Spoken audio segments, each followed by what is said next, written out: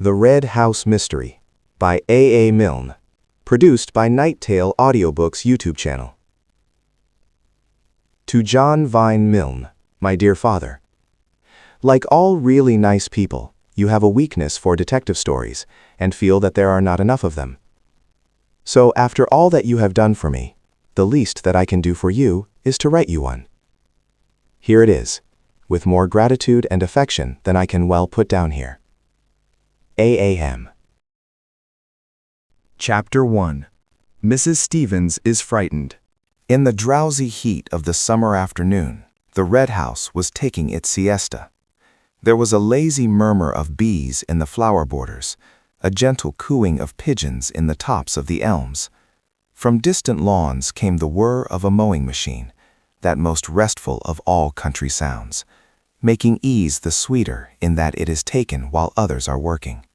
It was the hour when even those whose business it is to attend to the wants of others have a moment or two for themselves. In the housekeeper's room, Audrey Stevens, the pretty parlor-maid, retrimmed her best hat and talked idly to her aunt, the cook-housekeeper of Mr. Mark Ablett's bachelor home. "For Joe?" said Mrs. Stevens placidly, her eye on the hat. Audrey nodded. She took a pin from her mouth, found a place in the hat for it, and said, "He likes a bit of pink." "I don't say I mind a bit of pink myself," said her aunt. "Joe Turner isn't the only one." "It isn't everybody's color," said Audrey, holding the hat out at arm's length and regarding it thoughtfully. "Stylish, isn't it?" "Oh, it'll suit you all right, and it would have suited me at your age. A bit too dressy for me now, though, wearing better than some other people, I dare say. I was never the one to pretend to be what I wasn't. If I'm 55, I'm 55. That's what I say." 58, isn't it, Auntie?" "I was just giving that as an example," said Mrs. Stevens with great dignity. Audrey threaded a needle, held her hand out and looked at her nails critically for a moment, and then began to sew. "Funny thing that about Mr. Mark's brother. Fancy not seeing your brother for 15 years. She gave a self-conscious laugh and went on. "Wonder what I should do if I didn't see Joe for 15 years. "As I told you all this morning," said her aunt, "I've been here 5 years and never heard of a brother." "I could say that before everybody if I was going to die tomorrow. There's been no brother here while I've been here." "You could have knocked me down with a feather when he spoke about him at breakfast this morning. I didn't hear what went before, naturally, but they was all talking about the brother when I went in. Now, what was it I went in for? Hot milk, was it, or toast? Well, they was all talking, and Mr. Mark turns to me and says, you know his way. 'Stevens,' he says, 'my brother is coming to see me this afternoon. I'm expecting him about 3, he says. 'Show him into the office,' he says, just like that. 'Yes, sir,' I says, quite quietly, but I was never so surprised in my life, not knowing he had a brother. 'My brother from Australia,' he says. There, I'd forgotten that. From Australia." "Well, he may have been in Australia," said Mrs. Stevens judicially. "I can't say for that, not knowing the country, but what I do say is he's never been here." "Not while I've been here, and that's 5 years. Well, but, Auntie, he hasn't been here for 15 years. I heard Mr. Mark telling Mr. Cayley. 15 years, he says. Mr. Cayley having arsed him when his brother was last in England. Mr. Cayley knew of him, I heard him telling Mr. Beverley, but didn't know when he was last in England, see? So that's why he arsed Mr. Mark. I'm not saying anything about 15 years, Audrey. I can only speak for what I know, and that's 5 years Whitsuntide. I can take my oath he's not set foot in the house since 5 years Whitsuntide. And if he's been in Australia, as you say, well, I dare say he's had his reasons." "What reasons?" said Audrey lightly. "Never mind what reasons. Being in the place of a mother to you since your poor mother died, I say this, Audrey, when a gentleman goes to Australia, he has his reasons. And when he stays in Australia 15 years, as Mr. Mark says, and as I know for myself for 5 years, he has his reasons." And the respectably brought-up girl doesn't ask what reasons. "Got into trouble, I suppose," said Audrey carelessly. "They were saying at breakfast he'd been a wild one. Debts. I'm glad Joe isn't like that. He's got £15 in the post office savings bank. Did I tell you? But there was not to be any more talk of Joe Turner that afternoon. The ringing of a bell brought Audrey to her feet. No longer Audrey, but now Stevens. She arranged her cap in front of the glass. There, that's the front door, she said. That's him. Show him into the office, said Mr. Mark. I suppose he doesn't want the other ladies and gentlemen to see him. Well, they're all out at their golf anyhow. Wonder if he's going to stay. Perhaps he's brought back a lot of gold from Australia. I might hear something about Australia, because if anybody can get gold there, then I don't say but what Joe and I. Now, get on, Audrey. Just going, darling. She went out. To anyone who had just walked down the drive in the August sun, the open door of the Red House revealed a delightfully inviting hall, of which even the mere sight was cooling. It was a big, low-roofed, oak-beamed place, with cream-washed walls and diamond-paned windows, blue-curtained. On the right and left were doors leading into other living rooms, but on the side which faced you as you came in were windows again, looking onto a small grass court, and from open windows to open windows, such air as there was played gently.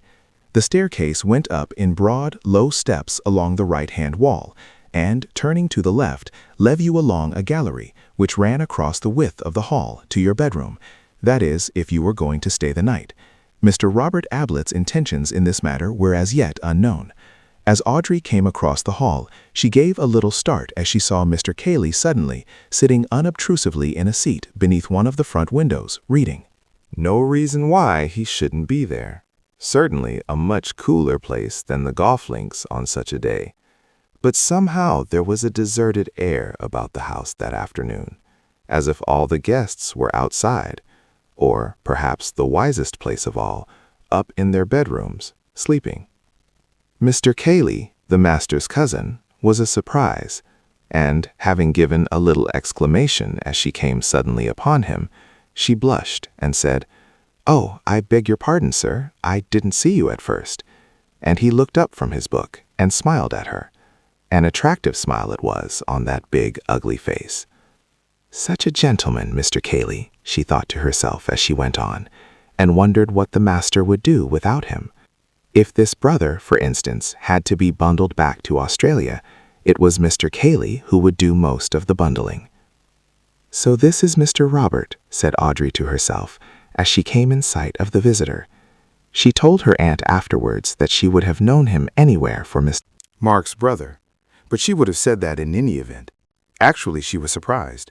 Dapper little Mark, with his neat pointed beard and his carefully curled mustache, with his quick darting eyes, always moving from one to the other of any company he was in, to register one more smile to his cred when he had said a good thing, one more expectant look when he was only waiting his turn to say it. He was a very different man from this rough-looking, ill-dressed colonial, staring at her so loweringly. "I want to see Mr. Mark Ablett," he growled. It sounded almost like a threat. Audrey recovered herself and smiled reassuringly at him. She had a smile for everybody. "Yes, sir, he is expecting you, if you will come this way." "Oh, so you know who I am, eh?" "Mr. Robert Ablett." "Aye, that's right. So he's expecting me, eh? He'll be glad to see me, eh?" "If you will come this way, sir," said Audrey primly. She went to the second door on the left and opened it. "Mr. Robert she began, and then broke off. The room was empty. She turned to the man behind her. "If you will sit down, sir, I will find the master. I know he's in because he told me that you were coming this afternoon." "Oh." He looked round the room. "What do you call this place, eh?" "The office, sir." "The office?" "The room where the master works, sir." "Works, eh? That's new. Didn't know he'd ever done a stroke of work in his life." "Where he writes, sir," said Audrey, with dignity. The fact that Mr. Mark wrote, though nobody knew what, was a matter of pride in the housekeeper's room. "Not well dressed enough for the drawing-room, eh?" "I will tell the master you are here, sir," said Audrey decisively. She closed the door and left him there.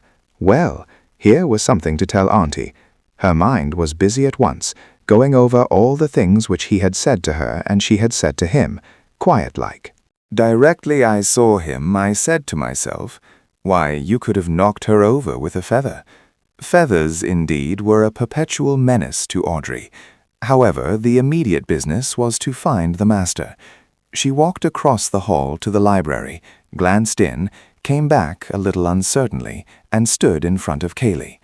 "If you please, sir," she said in a low, respectful voice, "can you tell me where the master is? It's Mr. Robert called." "What?" said Cayley, looking up from his book. "Who?" Audrey repeated her question. "I don't know. Isn't he in the office?" "He went up to the temple after lunch. I don't think I've seen him since." "Thank you, sir. I will go up to the temple." Cayley returned to his book.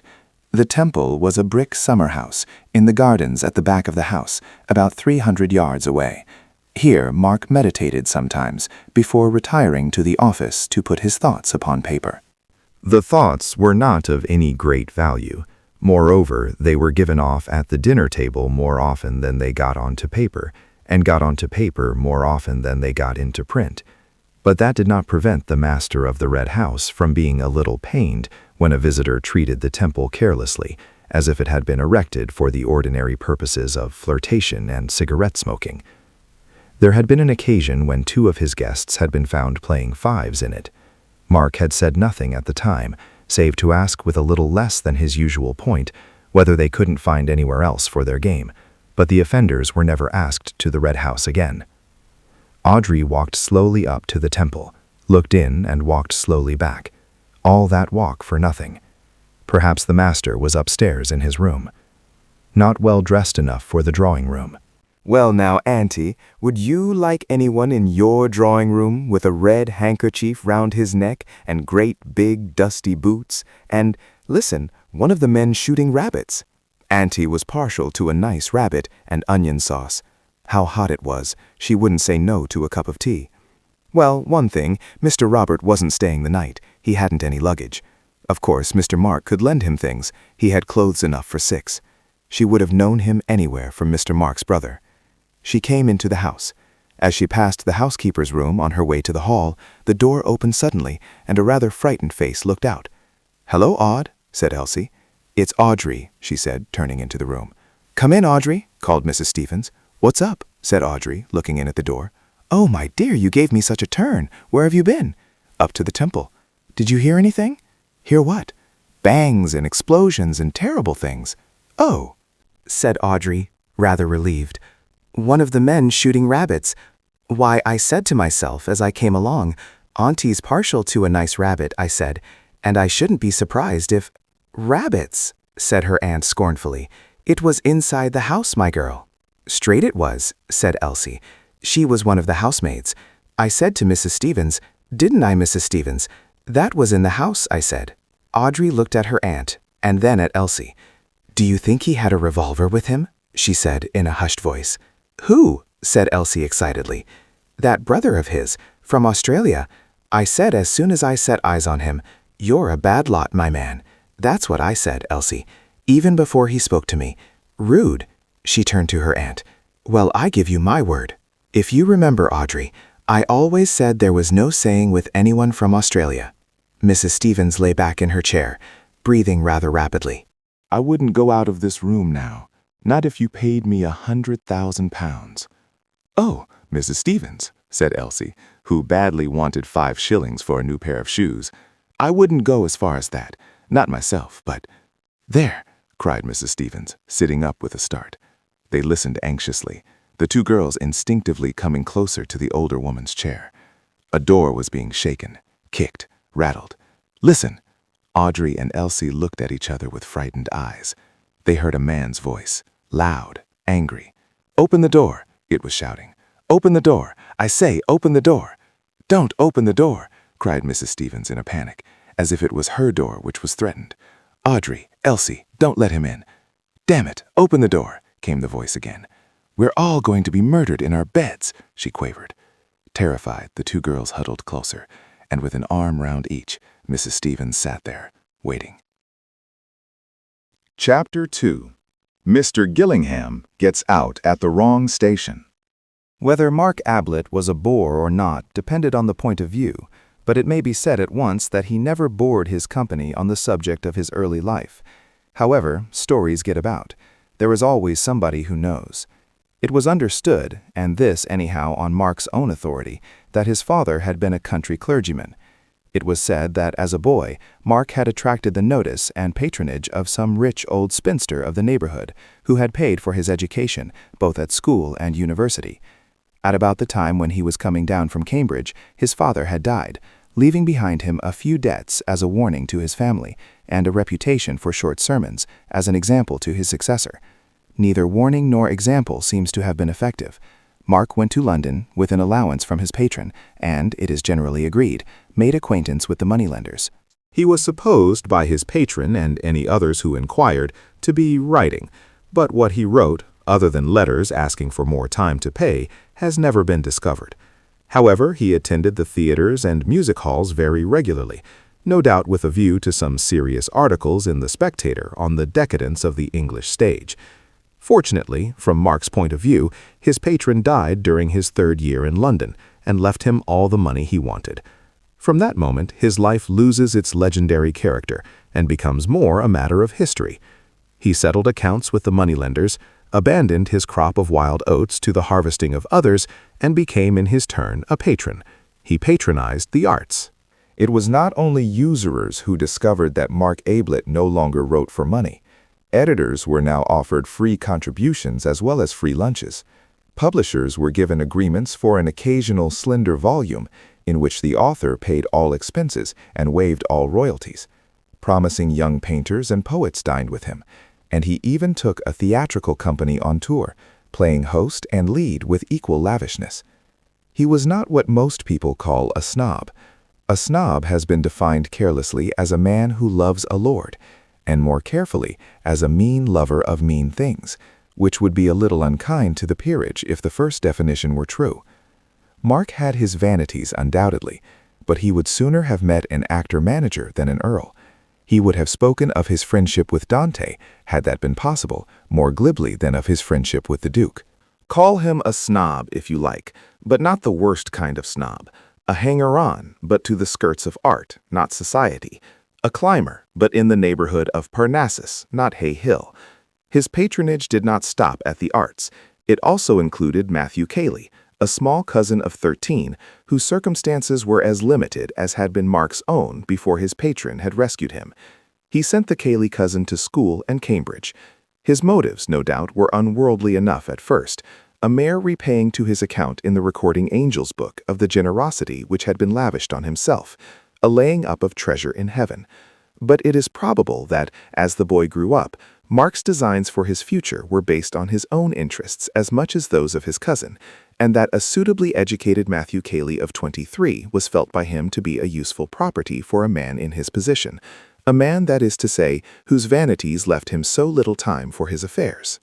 Cayley, then, at 23, looked after his cousin's affairs. By this time, Mark had bought the Red House and the considerable amount of land which went with it. Cayley superintended the necessary staff. His duties, indeed, were many.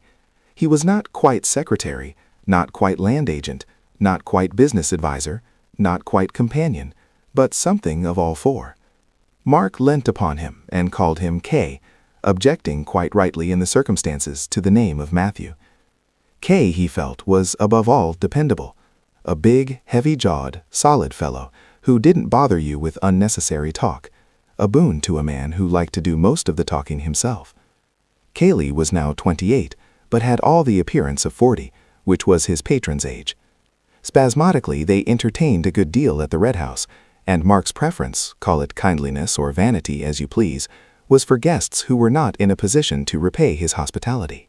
Let us have a look at them as they came down to that breakfast, of which Stevens the parlour-maid has already given us a glimpse. The first to appear was Major Wumbold, a tall, gray-haired, gray-mustached, silent man, wearing a Norfolk coat and gray flannel trousers, who lived on his retired pay and wrote natural history articles for the papers. He inspected the dishes on the side table, decided carefully on kedgeree, and got to work on it. He had passed on to a sausage by the time of the next arrival. This was Bill Beverley, a cheerful young man in white flannel trousers and a blazer. "Hello, Major," he said as he came in. How's the gout?" "It isn't gout," said the Major gruffly. "Well, whatever it is," the Major grunted. "I make a point of being polite at breakfast," said Bill, helping himself largely to porridge. "Most people are so rude. That's why I ask you. But don't tell me if it's a secret. Coffee?" he added as he poured himself out a cup. "No thanks." "I never drink till I've finished eating." "Quite right, Major. It's only manners." He sat down opposite to the other. "Well, we've got a good day for our game. It's going to be dashed hot, but that's where Betty and I score. On the 5th green, your old wound, the one you got in that frontier skirmish in '43, will begin to trouble you. On the 8th, your liver, undermined by years of curry, will drop to pieces. On the 12th, oh, shut up, you ass. Well, I'm only warning you. Hello, good morning, Miss Norris. I was just telling you what was going to happen to you and him this morning. Do you want any assistance, or do you prefer choosing your own breakfast?" "Please don't get up," said Miss Norris. "I'll help myself. Good morning, Major." She smiled pleasantly at him. The Major nodded. "Good morning. Going to be hot." "As I was telling him," began Bill, "that's where— Hello, here's Betty. Morning, Cayley." Betty Calladine and Cayley had come in together. Betty was the 18-year-old daughter of Mrs. John Calladine, widow of the painter, who was acting hostess on this occasion for Mark. Ruth Norris took herself seriously as an actress, and on her holidays, seriously as a golfer. She was quite competent as either. Neither the Stage Society nor Sandwich had any terrors for her. "By the way, the car will be round at 10:30, said Cayley, looking up from his letters. "You're lunching there and driving back directly afterwards. Isn't that right?" "I don't see why we shouldn't have 2 rounds, said Bill hopefully. "Much too hot in the afternoon," said the Major. "Get back comfortably for tea." Mark came in. He was generally the last. He greeted them and sat down to toast and tea. Breakfast was not his meal. The others chattered gently while he read his letters. "Good God," said Mark suddenly. There was an instinctive turning of heads towards him. "I beg your pardon, Miss Norris. Sorry, Betty." Miss Norris smiled her forgiveness. She often wanted to say it herself, particularly at rehearsals. "I say, Kay." He was frowning to himself, annoyed, puzzled. He held up a letter and shook it. "Who do you think this is from?" Cayley, at the other end of the table, shrugged his shoulders. How could he possibly guess? "Robert," said Mark. "Robert?" It was difficult to surprise Cayley. "Well?" "It's all very well to say well like that," said Mark peevishly. "He's coming here this afternoon." "I thought he was in Australia or somewhere." "Of course, so did I." He looked across at Rumbold. "Got any brothers, Major?" "No." "Well, take my advice and don't have any." "Not likely to now," said the Major. Bill laughed. Miss Norris said politely, "But you haven't any brothers, Mr. Ablett." "One," said Mark grimly. "If you're back in time, you'll see him this afternoon. He'll probably ask you to lend him £5. Don't." Everybody felt a little uncomfortable. "I've got a brother," said Bill helpfully, "but I always borrow from him." "Like Robert," said Mark. "When was he in England last?" asked Cayley. "About 15 years ago, wasn't it? You'd have been a boy, of course." "Yes, I remember seeing him once about then, but I didn't know if he had been back since." "No, not to my knowledge." Mark, still obviously upset, returned to his letter. "Personally," said Bill, "I think relations are a great mistake." "All the same," said Betty, a little daringly, "it must be rather fun having a skeleton in the cupboard." Mark looked up, frowning. "If you think it's fun, I'll hand him over to you, Betty. If he's anything like he used to be, and like his few letters have been, well, Kay knows." Cayley grunted. "All I knew was that one didn't ask questions about him." It may have been meant as a hint to any too curious guest not to ask more questions, or a reminder to his host not to talk too freely in front of strangers, although he gave it the sound of a mere statement of fact. But the subject dropped, to be succeeded by the more fascinating one of the coming foursome. Mrs. Calladine was driving over with the players in order to lunch with an old friend who lived near the links, and Mark and Cayley were remaining at home, on affairs. Apparently, affairs were now to include a prodigal brother, but that need not make the foursome less enjoyable. At about the time when the Major, for whatever reasons, was fluffing his tee shot at the 16th, and Mark and his cousin were at their business at the Red House, an attractive gentleman of the name of Antony Gillingham was handing up his ticket at Woodham Station and asking the way to the village. Having received directions, he left his bag with the station master and walked off leisurely. He is an important person to this story, so that it is as well we should know something about him before letting him loose in it. Let us stop him at the top of the hill on some excuse and have a good look at him. The first thing we realize is that he is doing more of the looking than we are. Above a clean-cut, clean-shaven face of the type usually associated with the Navy, he carries a pair of gray eyes which seem to be absorbing every detail of our person. To strangers, this look is almost alarming at first, until they discover that his mind is very often elsewhere, that he has, so to speak, left his eyes on guard, while he himself follows a train of thought in another direction. Many people do this, of course, when, for instance, they are talking to one person and trying to listen to another, but their eyes betray them. Antony's never did. He had seen a good deal of the world with those eyes, though never as a sailor. When at the age of 21 he came into his mother's money, £400 a year, old Gillingham looked up from the Stockbreeder's Gazette to ask what he was going to do. "See the world," said Antony. "Well, send me a line from America, or wherever you get to." "Right," said Antony. Old Gillingham returned to his paper. Antony was a younger son, and on the whole not so interesting to his father as the cadets of certain other families, Champion Burkitt's, for instance.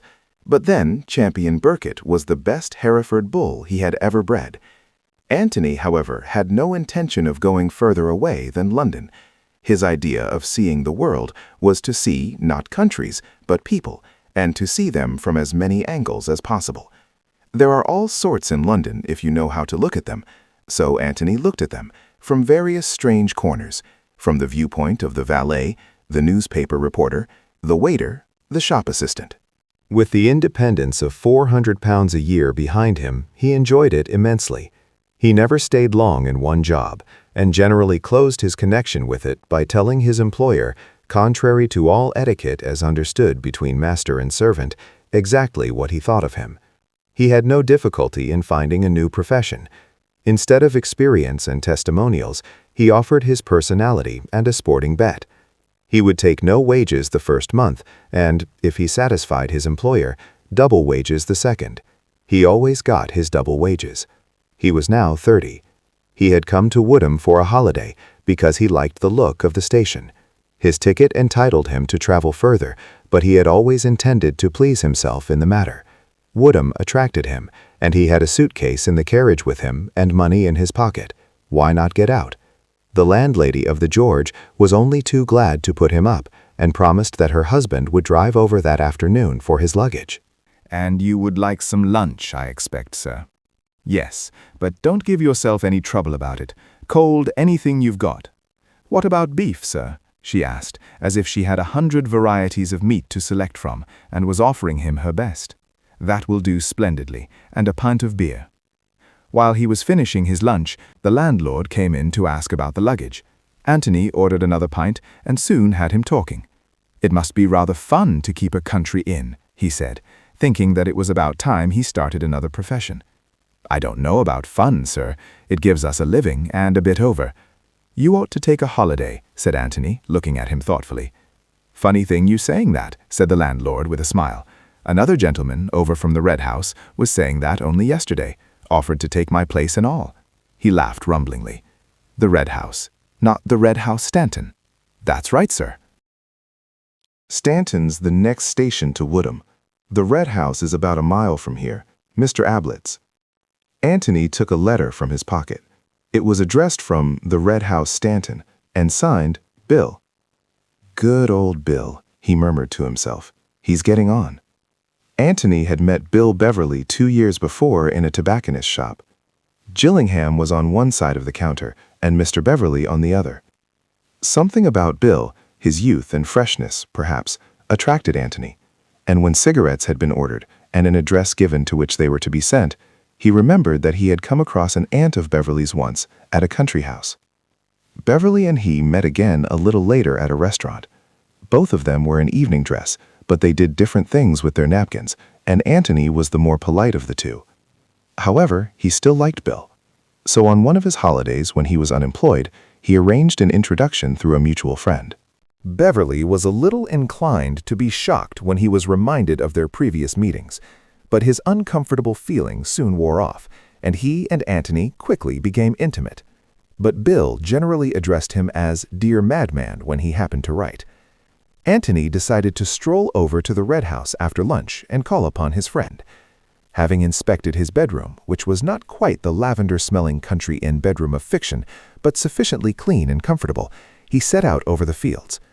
As he came down the drive and approached the old red brick front of the house, there was a lazy murmur of bees in the flower borders, a gentle cooing of pigeons in the tops of the elms, and from distant lawns the whir of a mowing machine, that most restful of all country sounds.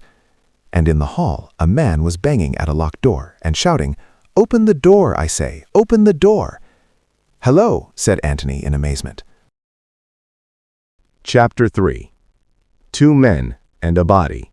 Cayley looked round suddenly at the voice. "Can I help?" said Antony politely. "Something's happened," said Cayley. He was breathing quickly. "I heard a shot. It sounded like a shot. I was in the library. A loud bang. I didn't know what it was. And the door's locked." He rattled the handle again and shook it. "Open the door," he cried. "I say, Mark, what is it? Open the door." "But he must have locked the door on purpose," said Antony. "So why should he open it just because you ask him to?" Cayley looked at him in a bewildered way. Then he turned to the door again. "We must break it in," he said, putting his shoulder to it. "Help me. Isn't there a window?" Cayley turned to him stupidly. "Window? Window? So much easier to break in a window," said Antony with a smile. He looked very cool and collected as he stood just inside the hall, leaning on his stick, and thinking, no doubt, that a great deal of fuss was being made about nothing. But then he had not heard the shot. Window? Of course. What an idiot I am. He pushed past Antony and began running out into the drive. Antony followed him.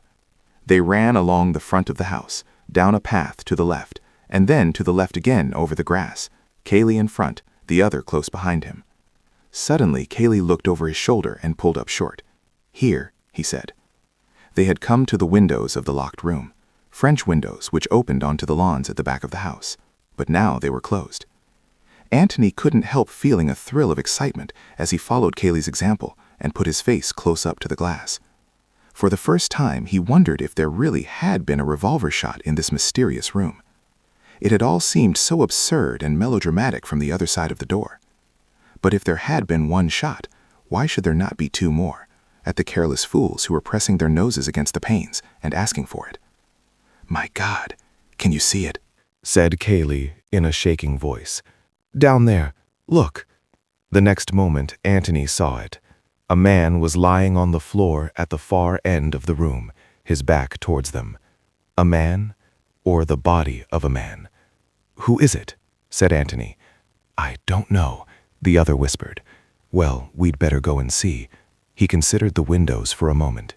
"I should think if you put your weight into it, just where they join, they'll give all right. Otherwise, we can kick the glass in." Without saying anything, Cayley put his weight into it. The window gave, and they went into the room.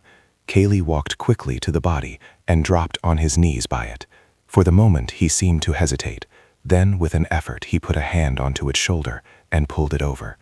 "Thank God," he murmured, and let the body go again. "Who is it?" said Antony. "Robert Ablett." "Oh," said Antony. "I thought his name was Mark," he added, more to himself than to the other. "Yes, Mark Ablett lives here. Robert is his brother." He shuddered and said, "I was afraid it was Mark." "Was Mark in the room too?"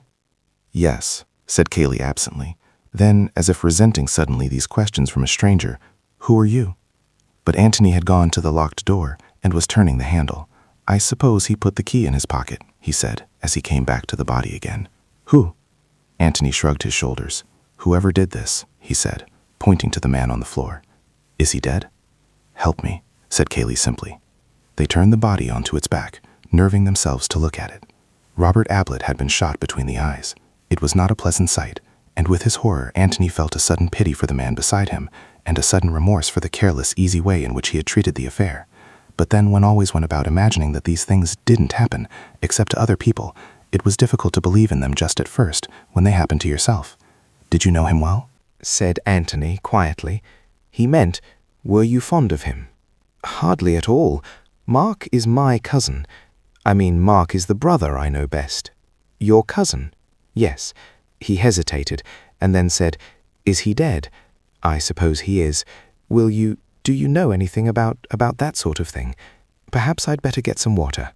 There was another door opposite to the locked one, which led, as Antony was to discover for himself directly, into a passage from which opened 2 more rooms.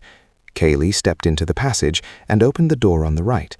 The door from the office through which he had gone remained open. The door at the end of the short passage was shut. Antony, kneeling by the body, followed Cayley with his eyes, and, after he had disappeared, kept his eyes on the blank wall of the passage. But he was not conscious of that at which he was looking, for his mind was with the other man, sympathizing with him. Not that water is any use to a dead body, he said to himself, but the feeling that you're doing something, when there's obviously nothing to be done, is a great comfort. Cayley came into the room again. He had a sponge in one hand, a handkerchief in the other. He looked at Antony. Antony nodded. Cayley murmured something and knelt down to bathe the dead man's face. Then he placed the handkerchief over it. A little sigh escaped Antony, a sigh of relief. They stood up and looked at each other. "If I can be of any help to you," said Antony, "please let me." "That's very kind of you. There will be things to do.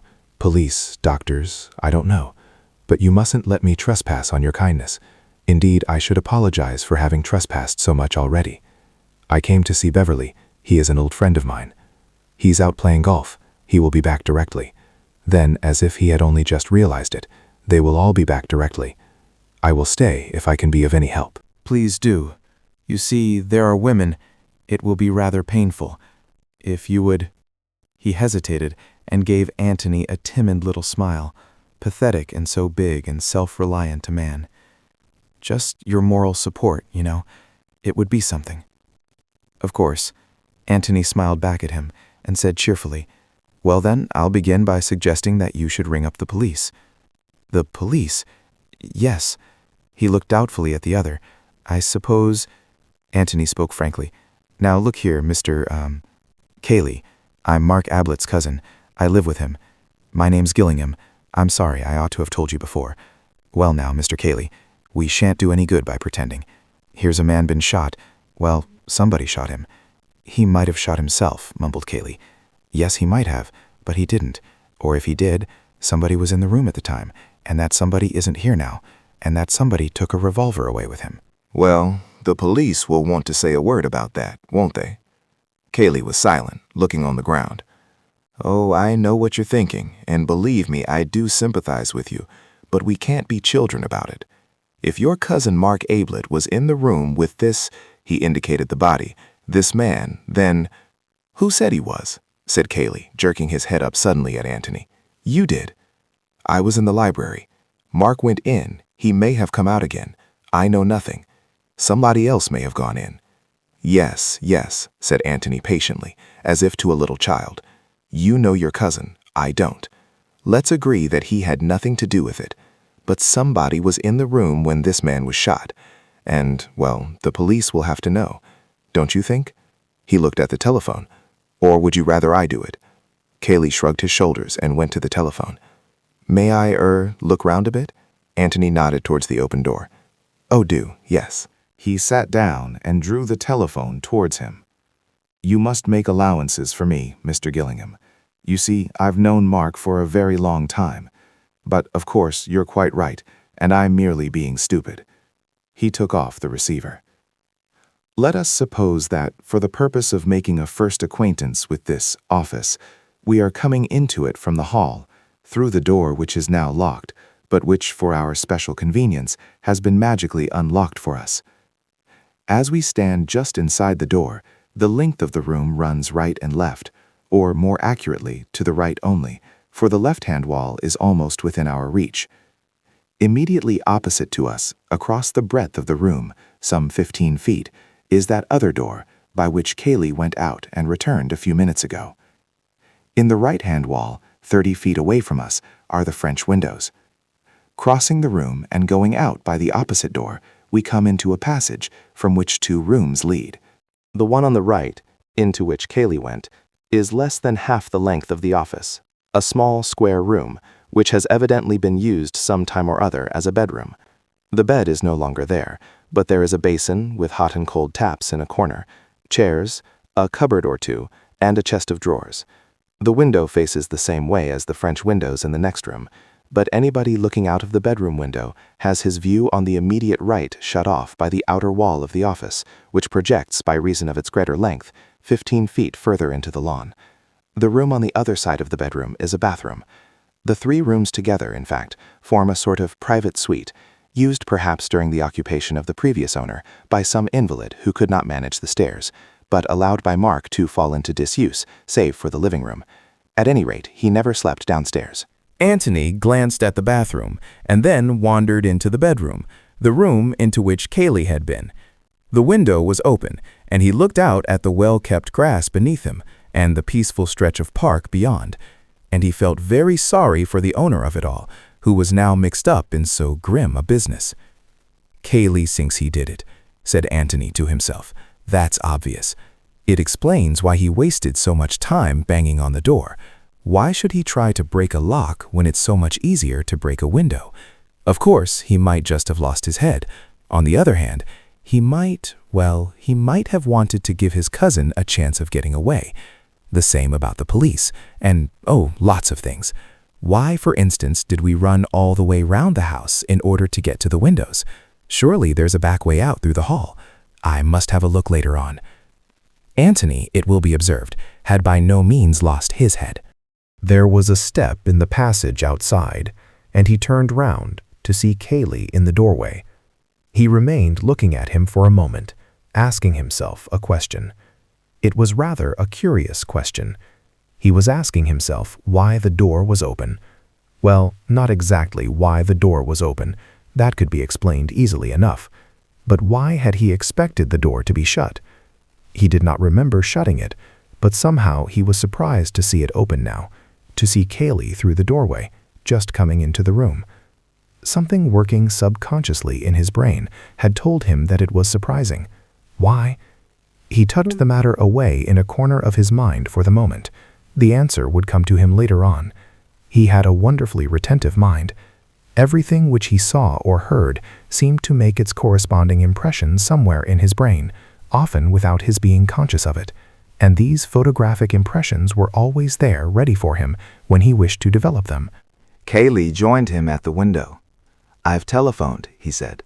"They're sending an inspector or someone from Middleston, and the local police and doctor from Stanton." He shrugged his shoulders. "We're in for it now." How far away is Middleston? It was the town for which Antony had taken a ticket that morning, only 6 hours ago. How absurd it seemed. About 20 miles. These people will be coming back soon. Beverley and the others? Yes, I expect they'll want to go away at once. Much better that they should. Yes. Cayley was silent for a little. Then he said, "You're staying near here?" "I'm at the George at Woodham." "If you're by yourself, I wish you'd put up here. You see," he went on awkwardly, "you'll have to be here for the inquest and so on. If I may offer you my cousin's hospitality in his, if he doesn't, if he really has—" Antony broke in hastily with his thanks and acceptance. "That's good. Perhaps Beverley will stay on if he's a friend of yours. He's a good fellow." Antony felt quite sure from what Cayley had said and had hesitated to say that Mark had been the last to see his brother alive. It didn't follow that Mark Ablett was a murderer. Revolvers go off accidentally, and when they have gone off, people lose their heads and run away, fearing that their story will not be believed. Nevertheless, when people run away, whether innocently or guiltily, one can't help wondering which way they went. "I suppose this way," said Antony aloud, looking out of the window. "Who?" said Cayley stubbornly. "Well, whoever it was," said Antony, smiling to himself. "The murderer, or let us say, the man who locked the door after Robert Ablett was killed. I wonder. Well, how else could he have got away? He didn't go by the windows in the next room because they were shut. Isn't that rather odd? Well, I thought so at first, but he pointed to the wall jutting out on the right. You see, you're protected from the rest of the house if you get out here, and you're quite close to the shrubbery. If you go out at the French windows, I imagine you're much more visible. All that part of the house, he waved his right hand, the west, well, northwest almost, where the kitchen parts are, you see, you're hidden from them here. Oh yes, he knew the house, whoever it was, and he was quite right to come out of this window. He'd be into the shrubbery at once. Cayley looked at him thoughtfully. It seems to me, Mr. Gillingham, that you know the house pretty well, considering that this is the first time you've been to it. Antony laughed. Oh, well, I notice things, you know. I was born noticing. But I'm right, aren't I, about why he went out this way? Yes, I think you are. Cayley looked away, towards the shrubbery. Do you want to go noticing in there now? He nodded at it. I think we might leave that to the police, said Antony gently. Well, there's no hurry. Cayley gave a little sigh, as if he had been holding his breath for the answer and could now breathe again. Thank you, Mr. Gillingham, he said. Chapter 4. The Brother from Australia. Guests at the Red House were allowed to do what they liked within reason, the reasonableness or otherwise of it being decided by Mark. But when once they, or Mark, had made up their minds as to what they wanted to do, the plan had to be kept. Mrs. Calladine, who knew this little weakness of their hosts, resisted, therefore, the suggestion of Bill that they should have a second round in the afternoon and drive home comfortably after tea. The other golfers were willing enough, but Mrs. Calladine, without actually saying that Mr. Ablett wouldn't like it, was firm on the point that having arranged to be back by 4, they should be back by 4. I really don't think Mark wants us, you know, said the Major. Having played badly in the morning, he wanted to prove to himself in the afternoon that he was really better than that. With this brother of his coming, he'll be only too glad to have us out of the way. Of course he will, Major. This from Bill. You'd like to play, wouldn't you, Miss Norris? Miss Norris looked doubtfully at the hostess. Of course, if you want to get back, dear, we mustn't keep you here. Besides, it's so dull for you, not playing. Just 9 holes, Mother, pleaded Betty. The car could take you back, and you could tell them that we were having another round, and then it could come back for us, said Bill brilliantly. It's certainly much cooler here than I expected, put in the Major. Mrs. Calladine fell. It was very pleasantly cool outside the golf house, and of course Mark would be rather glad to have them out of the way. So she consented to 9 holes, and the match having ended all square, and everybody having played much better than in the morning, they drove back to the Red House, very well pleased with themselves. Hello, said Bill to himself as they approached the house. Isn't that old Tony? Antony was standing in front of the house waiting for them.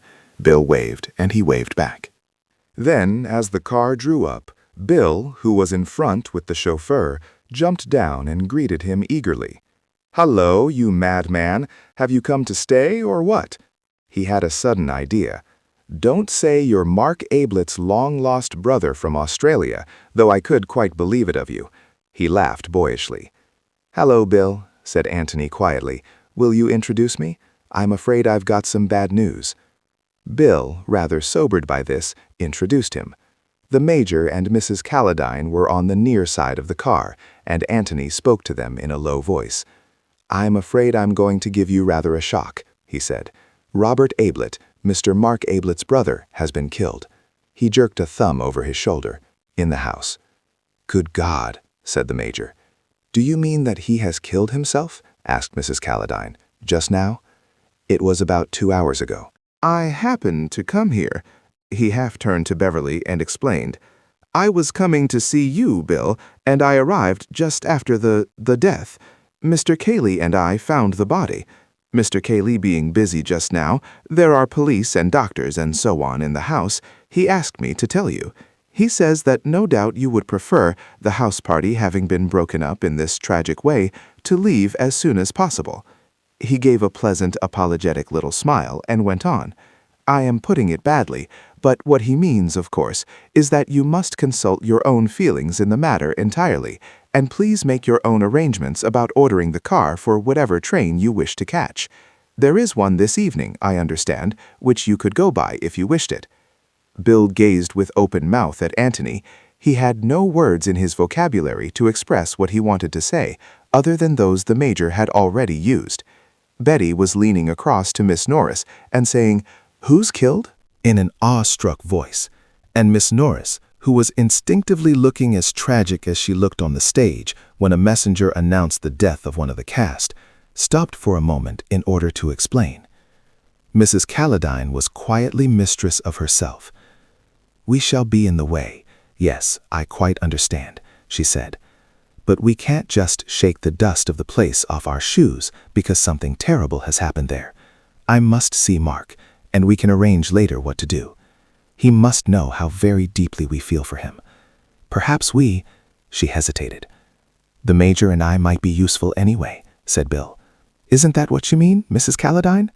"Where is Mark?" said the Major suddenly, looking hard at Antony. Antony looked back unwaveringly and said nothing. "I think," said the Major gently, leaning over to Mrs. Calladine, "that it would be better if you took Betty back to London tonight." "Very well," she agreed quietly. "You will come with us, Ruth?" "I'll see you safely there," said Bill in a meek voice. He didn't quite know what was happening, and having expected to stay at the Red House for another week, he had nowhere to go to in London. But London seemed to be the place that everyone was going to, and when he could get Tony alone for a moment, Tony no doubt would explain. "Cayley wants you to stay, Bill. You have to go anyhow tomorrow," Major rumbled. "Yes, I'll come with you, Mrs. Calladine. Mr. Cayley would wish me to say again that you will please not hesitate to give your own orders, both as regard the car and as regard any telephoning or telegraphing that you want done." He smiled again and added, "Please forgive me if I seem to have taken a good deal upon myself, but I just happened to be handy as a mouthpiece for Cayley." He bowed to them and went into the house. "Well," said Miss Norris dramatically. As Antony re-entered the hall, the inspector from Middleston was just crossing into the library with Cayley. The latter stopped and nodded to Antony. "Wait a moment, Inspector. Here's Mr. Gillingham. He'd better come with us." And then to Antony, "This is Inspector Birch." Birch looked inquiringly from one to the other. "Mr. Gillingham and I found the body together," explained Cayley. "Oh, well, come along, and let's get the facts sorted out a bit. I like to know where I am, Mr. Gillingham." "We all do." "Oh," he looked at Antony with interest. "Do you know where you are in this case?" "I know where I'm going to be." "Where's that?" "Put through it by Inspector Birch," said Antony with a smile. The inspector laughed genially. "Well, I'll spare you as much as I can. Come along." They went into the library. The inspector seated himself at a writing table, and Cayley sat in a chair by the side of it. Antony made himself comfortable in an armchair and prepared to be interested. "We'll start with the dead man," said the inspector. "Robert Ablett, didn't you say?" He took out his notebook. "Yes, brother of Mark Ablett, who lives here." "Ah," he began to sharpen a pencil. "Staying in the house?" "Oh, no." Antony listened attentively while Cayley explained all that he knew about Robert. This was news to him. "I see. Sent out of the country in disgrace. What had he done?" "I hardly know. I was only about 12 at the time, the sort of age when you're told not to ask questions. Inconvenient questions." "Exactly. So you don't really know whether he had been merely wild or wicked?" "No. Old Mr. Ablett was a clergyman," added Cayley. "Perhaps what might seem wicked to a clergyman might seem only wild to a man of the world." "I dare say, Mr. Cayley," smiled the inspector. "Anyhow, it was more convenient to have him in Australia." "Yes." "Mark Ablett never talked about him?" "Hardly ever. He was very much ashamed of him, and, well, very glad he was in Australia." "Did he write Mark sometimes?" "Occasionally, perhaps 3 or 4 times in the last 5 years." Asking for money? Something of the sort. I don't think Mark always answered them. As far as I know, he never sent any money. Now, your own private opinion, Mr. Cayley. Do you think that Mark was unfair to his brother? Unduly hard on him? They'd never liked each other as boys. There was never any affection between them. I don't know whose fault it was in the first place, if anybody's. Still, Mark might have given him a hand? I understand, said Cayley, that Robert spent his whole life asking for hands. The inspector nodded. I know that sort. Well now, we'll go on to this morning. This letter that Mark got, did you see it? Not at the time. He showed it to me afterwards. Any address? No, a half-sheet of rather dirty paper. Where is it now? I don't know. In Mark's pocket, I expect. Ah, he pulled at his beard. Well, we'll come to that. Can you remember what it said? As far as I remember, something like this. Mark, your loving brother, is coming to see you tomorrow, all the way from Australia. I give you warning so that you will be able to conceal your surprise, but not, I hope, your pleasure. Expect him at 3 or thereabouts. Ah, the inspector copied it down carefully. Did you notice the postmark? London. And what was Mark's attitude? Annoyance? Disgust? Cayley hesitated. Apprehension? No, not exactly. Or rather, apprehension of an unpleasant interview, not of any unpleasant outcome for himself. You mean that he wasn't afraid of violence or blackmail or anything of that sort? He didn't appear to be. Right. Now then, he arrived, you say, about 3 o'clock. Yes, about that. Who was in the house then? Mark and myself, and some of the servants. I don't know which. Of course, you will ask them directly, no doubt. With your permission. No guests. They were out all day playing golf, explained Cayley. Oh, by the way, he put in, if I may interrupt a moment, will you want to see them at all? It isn't very pleasant for them now, naturally, and I suggested, he turned to Antony, who nodded back to him. I understand that they want to go back to London this evening. There's no objection to that, I suppose. You will let me have their names and addresses in case I want to communicate with them? Of course. One of them is staying on, if you would like to see him later, but they only came back from their golf as we crossed the hall. That's all right, Mr. Cayley. Well, now then, let's go back to 3 o'clock. Where were you when Robert arrived? Cayley explained how he had been sitting in the hall, how Audrey had asked him where the master was, and how he had said that he had last seen him going up to the temple. She went away, and I went on with my book. There was a step on the stairs, and I looked up to see Mark coming down. He went into the office, and I went on with my book again. I went into the library for a moment to refer to another book, and when I was in there, I heard a shot. At least it was a loud bang. I wasn't sure if it was a shot. I stood and listened. Then I came slowly to the door and looked out. Then I went back again, hesitated a bit, and finally decided to go across to the office and make sure that it was all right. I turned the handle of the door and found it was locked. Then I got frightened, and I banged at the door and shouted, and, well, that was when Mr. Gillingham arrived. He went on to explain how they had found the body. The inspector looked at him with a smile. Yes, well, we shall have to go over some of that again, Mr. Cayley. Mr. Mark now, you thought he was in the temple. Could he have come in and gone up to his room without your seeing him? There are back stairs.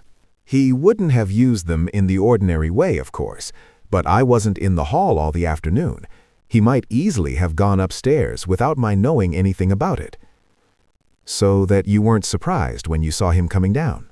Oh, not a bit. Well, did he say anything? He said, "Robert's here," or something of the sort. I suppose he'd heard the bell, or the voices in the hall. Which way does his bedroom face? Could he have seen him coming down the drive? He might have, yes. Well then, I said yes, and he gave a sort of shrug and said, "Don't go too far away, I might want you," and then went in. What did you think he meant by that? Well, he consults me a good deal, I'm his sort of unofficial solicitor in a kind of way. This was a business meeting rather than a brotherly one. Oh yes, that's how he regarded it, I'm sure. Yes. How long was it before you heard the shot? Very soon. 2 minutes, perhaps. The inspector finished his writing and then regarded Cayley thoughtfully. Suddenly he said, "What is your theory of Robert's death?" Cayley shrugged his shoulders. "You've probably seen more than I've seen," he answered. "It's your job. I can only speak as a layman and Mark's friend." "Well, then I should say that Robert came here meaning trouble and bringing a revolver with him. He produced it almost at once. Mark tried to get it from him. There was a little struggle, perhaps, and it went off. Mark lost his head, finding himself there with a revolver in his hand and a dead man at his feet. His one idea was to escape. He locked the door almost instinctively, and then, when he heard me hammering at it, went out of the window." "Yes. Well, that sounds reasonable enough. What do you say, Mr. Gillingham?" "I should hardly call it reasonable to lose your head," said Antony, getting up from his chair and coming towards them. Well, you know what I mean. It explains things. Oh, yes. Any other explanation would make them much more complicated. Have you any other explanation? Not I. Are there any points on which you would like to correct Mr. Cayley? Anything that he left out after you arrived here? No thanks. He described it all very accurately. Ah, well now about yourself. You're not staying in the house, I gather. Antony explained his previous movements. Yes. Did you hear the shot? Antony put his head on one side, as if listening. Yes, just as I came inside of the house. It didn't make any impression at the time, but I remember it now. Where were you then? Coming up the drive. I was just inside of the house. Nobody left the house by the front door after the shot? Antony closed his eyes and considered. Nobody, he said. No. You are certain of that? Absolutely, said Antony, as though rather surprised that he could be suspected of a mistake. Thank you. You're at the George if I want you? Mr. Gillingham is staying here until after the inquest, explained Cayley. Good. Well now, about these servants. Chapter 5. Mr. Gillingham chooses a new profession. As Cayley went over to the bell, Antony got up and moved to the door. Well, you won't want me, I suppose, Inspector, he said. No, thank you, Mr. Gillingham. You'll be about, of course? Oh, yes. The inspector hesitated. I think, Mr. Cayley, it would be better if I saw the servants alone. You know what they are. The more people about, the more they get alarmed. I expect I can get at the truth better by myself. Oh, quite so. In fact, I was going to ask you to excuse me. I feel rather responsible towards these guests of ours, although Mr. Gillingham very kindly. He smiled at Antony, who was waiting at the door, and left his sentence unfinished. Ah, that reminds me, said the inspector. Didn't you say that one of your guests, Mr. Beverley, was it? A friend of Mr. Gillingham's was staying on? Yes. Would you like to see him? Afterwards, if I may. I'll warn him. I shall be up in my room if you want me. I have a room upstairs where I work. Any of the servants will show you. Ah, Stevens, Inspector Birch would like to ask you a few questions. Yes, sir, said Audrey primly, but inwardly fluttering. The housekeeper's room had heard something of the news by this time, and Audrey had had a busy time explaining to other members of the staff exactly what he had said and what she had said. The details were not quite established yet, but this much at least was certain, that Mr. Mark's brother had shot himself and spirited Mr. Mark away, and that Audrey had seen at once that he was that sort of man when she opened the door to him. She had passed the remark to Mrs. Stevens, and Mrs. Stevens, if you remember Audrey, had always said that people didn't go away to Australia except for very good reasons. Elsie agreed with both of them, but she had a contribution of her own to make. She had actually heard Mr. Mark in the office, threatening his brother. You mean Mr. Robert, said the second parlor maid. She had been having a little nap in her room, but she had heard the bang. In fact, it had woken her up, just like something going off it was. It was Mr. Mark's voice, said Elsie firmly. Pleading for mercy, said an eager-eyed kitchen maid hopefully from the door, and was hurried out again by the others, wishing that she had not given her presence away. But it was hard to listen in silence, when she knew so well from her novelettes just what happened on these occasions. I shall have to give that girl a piece of my mind, said Mrs. Stevens. Well, Elsie? He said, I heard him say it with my own ears. It's my turn now, he said, triumphant-like. Well, if you think that's a threat, dear, you're very particular, I must say. But Audrey remembered Elsie's words when she was in front of Inspector Birch. She gave her own evidence with the readiness of one who had already repeated it several times, and was examined and cross-examined by the inspector with considerable skill. The temptation to say, never mind about what you said to him, was strong, but he resisted it, knowing that in this way he would discover best what he said to her. By this time, both his words and the looks he gave her were getting their full value from Audrey, but the general meaning of them seemed to be well established. Then you didn't see Mr. Mark at all?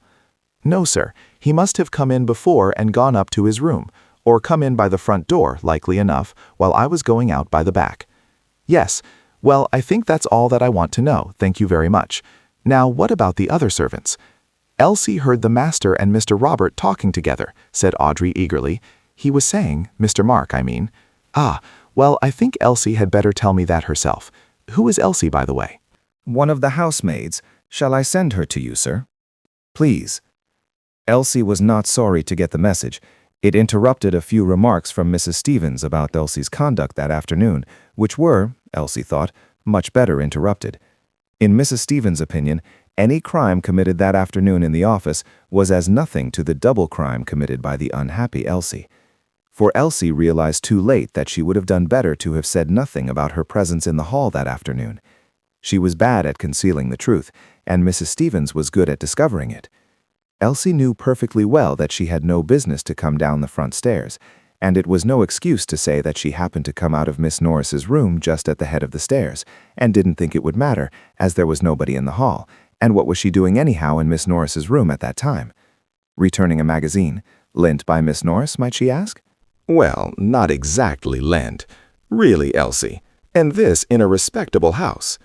In vain for poor Elsie to plead that a story by her favorite author was advertised on the cover, with a picture of the villain falling over the cliff. "That's where you'll go to, my girl, if you aren't careful," said Mrs. Stevens firmly. But of course, there was no need to confess all these crimes to Inspector Birch. All that interested him was that she was passing through the hall and heard voices in the office. And stopped to listen? Certainly not, said Elsie with dignity, feeling that nobody really understood her. I was just passing through the hall, just as you might have been yourself, and not supposing they was talking secrets, didn't think to stop my ears, as no doubt I ought to have done. And she sniffed slightly. Come, come, said the inspector soothingly. I didn't mean to suggest. Everyone is very unkind to me, said Elsie between sniffs. And there's that poor man lying dead there, and sorry they'd have been, if it had been me, to have spoken to me as they have done this day. Nonsense. We're going to be very proud of you. I shouldn't be surprised if your evidence were of very great importance. Now then, what was it you heard? Try to remember the exact words. Something about working in a passage, thought Elsie. Yes, but who said it? Mr. Robert. How do you know it was Mr. Robert? Had you heard his voice before? I don't take it upon myself to say that I had had any acquaintance with Mr. Robert, but seeing that it wasn't Mr. Mark, nor yet Mr. Cayley, nor any other of the gentlemen, and Miss Stevens had shown Mr. Robert into the office not 5 minutes before. Quite so, said the inspector hurriedly. Mr. Robert, undoubtedly. Working in a passage? That was what it sounded like, sir. Working a passage over. Could that have been it? That's right, sir, said Elsie eagerly. He'd worked his passage over. Well, and then Mr. Mark said loudly, sort of triumphant-like, "It's my turn now, you wait." Triumphantly, as much as to say his chance had come. And that's all you heard? That's all, sir, not standing there listening, but just passing through the hall, as it might be any time. Yes, well, that's really very important, Elsie, thank you. Elsie gave him a smile and returned eagerly to the kitchen. She was ready for Mrs. Stevens or anybody now. Meanwhile, Antony had been exploring a little on his own. There was a point which was puzzling him. He went through the hall to the front of the house and stood at the open door, looking out onto the drive. He and Cayley had run round the house to the left. Surely it would have been quicker to have run round to the right. The front door was not in the middle of the house, it was to the end. Undoubtedly they went the longest way round. But perhaps there was something in the way, if one went to the right, a wall, say.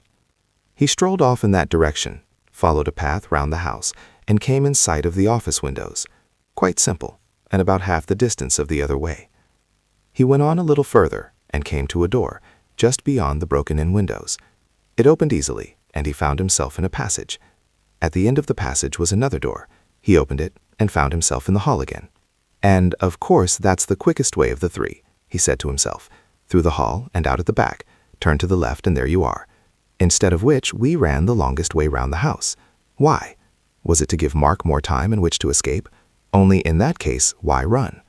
Also, how did Cayley know then that it was Mark who was trying to escape? If he had guessed, well, not guessed, but been afraid, that one had shot the other, it was much more likely that Robert had shot Mark. Indeed, he had admitted that this was what he thought. The first thing he had said when he turned the body over was, "Thank God, I was afraid it was Mark." But why should he want to give Robert time in which to get away? And again, why run if he did want to give him time? Antony went out of the house again to the lawns at the back, and sat down on a bench in view of the office windows. "Now then," he said, "let's go through Cayley's mind carefully and see what we get." Cayley had been in the hall when Robert was shown into the office. The servant goes off to look for Mark, and Cayley goes on with his book. Mark comes down the stairs, warns Cayley to stand by in case he is wanted, and goes to meet his brother. What does Cayley expect? Possibly that he won't be wanted at all. Possibly that his advice may be wanted in the matter, say of paying Robert's debts or getting him a passage back to Australia.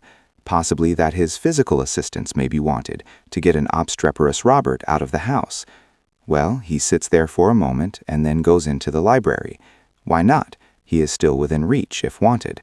Suddenly he hears a pistol shot. A pistol shot is the last noise you expect to hear in a country house. Very natural, then, that for the moment he would hardly realize what it was. He listens and hears nothing more. Perhaps it wasn't a pistol shot after all. After a moment or two, he goes to the library door again. The profound silence makes him uneasy now. Was it a pistol shot? Absurd. Still, no harm in going into the office on some excuse, just to reassure himself. So he tries the door and finds it locked. What are his emotions now? Alarm, uncertainty. Something is happening. Incredible though it seems, it must have been a pistol shot. He is banging at the door and calling out to Mark, and there is no answer. Alarm, yes, but alarm for whose safety? Mark's, obviously. Robert is a stranger. Mark is an intimate friend. Robert has written a letter that morning, the letter of a man in a dangerous temper. Robert is the tough customer, Mark the highly civilized gentleman. If there has been a quarrel, it is Robert who has shot Mark. He bangs at the door again. Of course, to Antony, coming suddenly upon this scene, Cayley's conduct had seemed rather absurd, but then, just for the moment, Cayley had lost his head. Anybody else might have done the same. But as soon as Antony suggested trying the windows, Cayley saw that that was the obvious thing to do. So he leads the way to the windows, the longest way.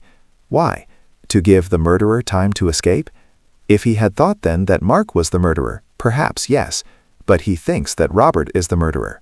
If he is not hiding anything, he must think so. Indeed, he says so when he sees the body. "I was afraid it was Mark," he says, when he finds that it is Robert who is killed.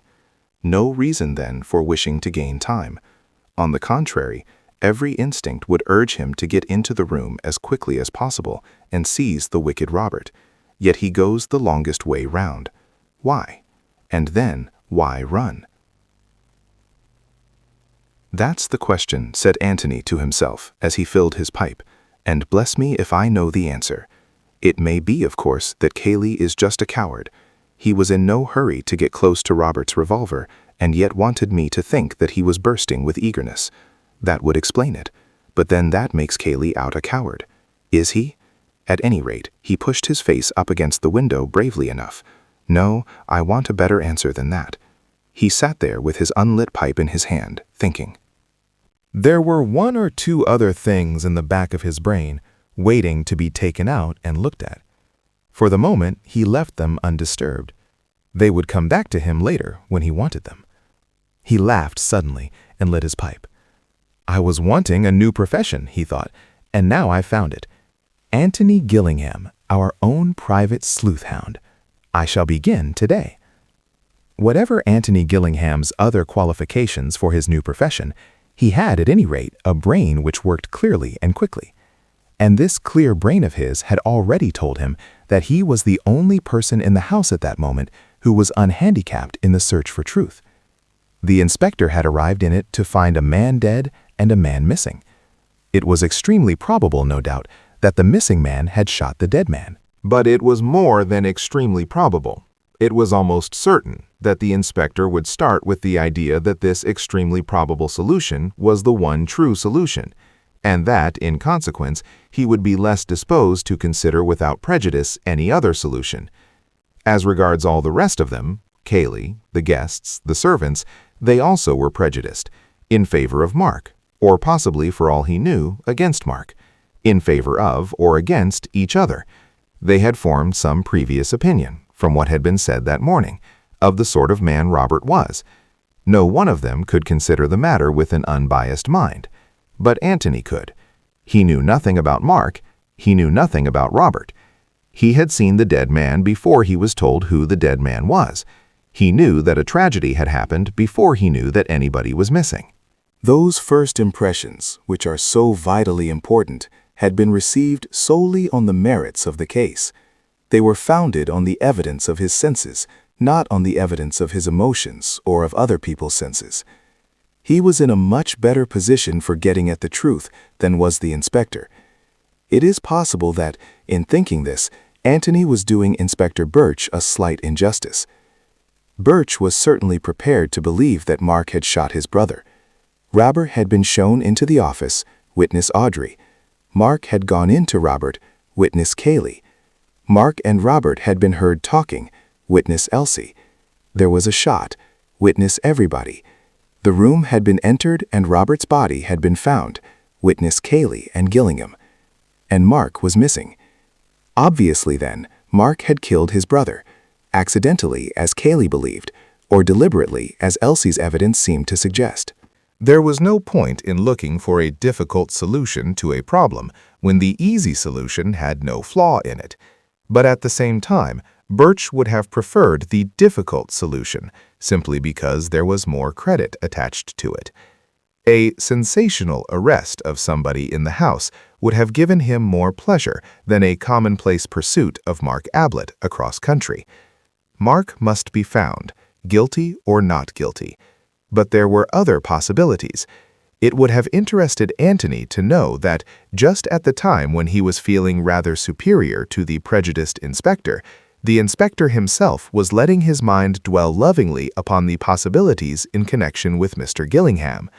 Was it only a coincidence that Mr. Gillingham had turned up just when he did? And Mr. Beverley's curious answers when asked for some account of his friend. An assistant in a tobacconist's, a waiter, an odd man, Mr. Gillingham, evidently. It might be as well to keep an eye on him. Chapter 6. Outside or inside? The guests had said goodbye to Cayley, according to their different manner. The major, gruff and simple. If you want me, command me. Anything I can do. Goodbye. Betty, silently sympathetic, with everything in her large eyes, which she was too much overawed to tell. Mrs. Calladine, protesting that she did not know what to say, but apparently finding plenty. And Miss Norris, crowding so much into one despairing gesture that Cayley's unvarying "thank you very much" might have been taken this time as gratitude for an artistic entertainment. Bill had seen them into the car, had taken his own farewells, with a special squeeze of the hand for Betty, and had wandered out to join Antony on his garden seat. "Well, this is a rum show," said Bill as he sat down. "Very rum, William." "And you actually walked right into it?" "Right into it," said Antony. "Then you're the man I want." "There are all sorts of rumors and mysteries about, and that inspector fellow simply wouldn't keep to the point when I wanted to ask him about the murder or whatever it is, but kept asking me questions about where I'd met you first, and all sorts of dull things like that.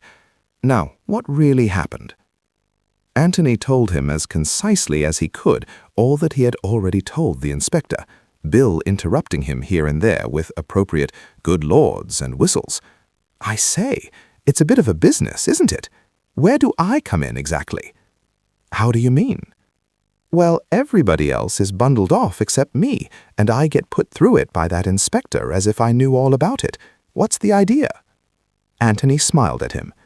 "Well, there's nothing to worry about, you know. Naturally, Birch wanted to see one of you so as to know what you'd all been doing all day. And Cayley was nice enough to think that you'd be company for me, as I knew you already. And, well, that's all." "You're staying here, in the house," said Bill eagerly. "Good man, that's splendid. It reconciles you to the departure of some of the others." Bill blushed. "Oh, well, I shall see her again next week anyway," he murmured. "I congratulate you. I liked her looks. And that gray dress. A nice, comfortable sort of woman." "You fool. That's her mother." "Oh, I beg your pardon. But anyhow, Bill, I want you more than she does just now, so try and put up with me." "I say, do you really?" said Bill, rather flattered. He had a great admiration for Antony, and was very proud to be liked by him. Yes, you see, things are going to happen here soon. Inquests and that sort of thing? Well, perhaps something before that. Hello, here comes Cayley.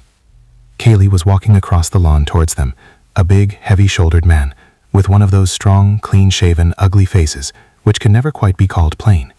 Bad luck on Cayley. I say, ought I to tell him how sorry I am and all that sort of thing? It seems so dashed inadequate. I shouldn't bother, said Antony. Cayley nodded as he came to them and stood there for a moment. We can make room for you, said Bill, getting up. Oh, don't bother, thanks. I just came to say, he went on to Antony, that naturally they've rather lost their heads in the kitchen, and dinner won't be till 8:30. Do just as you like about dressing, of course. And what about your luggage? I thought Bill and I would walk over to the inn directly and see about it. The car can go and fetch it as soon as it comes back from the station. It's very good of you, but I shall have to go over myself anyhow to pack up and pay my bill. Besides, it's a good evening for a walk. If you wouldn't mind it, Bill? I should love it. Well then, if you leave the bag there, I'll send the car round for it later. Thanks very much. Having said what he wanted to say, Cayley remained there a little awkwardly, as if not sure whether to go or to stay. Antony wondered whether he wanted to talk about the afternoon's happenings, or whether it was the one subject he wished to avoid. To break the silence, he asked carelessly if the inspector had gone. Cayley nodded. Then he said abruptly, "He's getting a warrant for Mark's arrest." Bill made a suitably sympathetic noise, and Antony said with a shrug of the shoulders, "Well, he was bound to do that, wasn't he? It doesn't follow that, well, it doesn't mean anything. They naturally want to get hold of your cousin, innocent or guilty." "Which do you think he is, Mr. Gillingham?" said Cayley, looking at him steadily. "Mark, it's absurd," said Bill impetuously. "Bill's loyal, you see, Mr. Cayley." "And you owe no loyalty to anyone concerned?" "Exactly. So perhaps I might be too frank."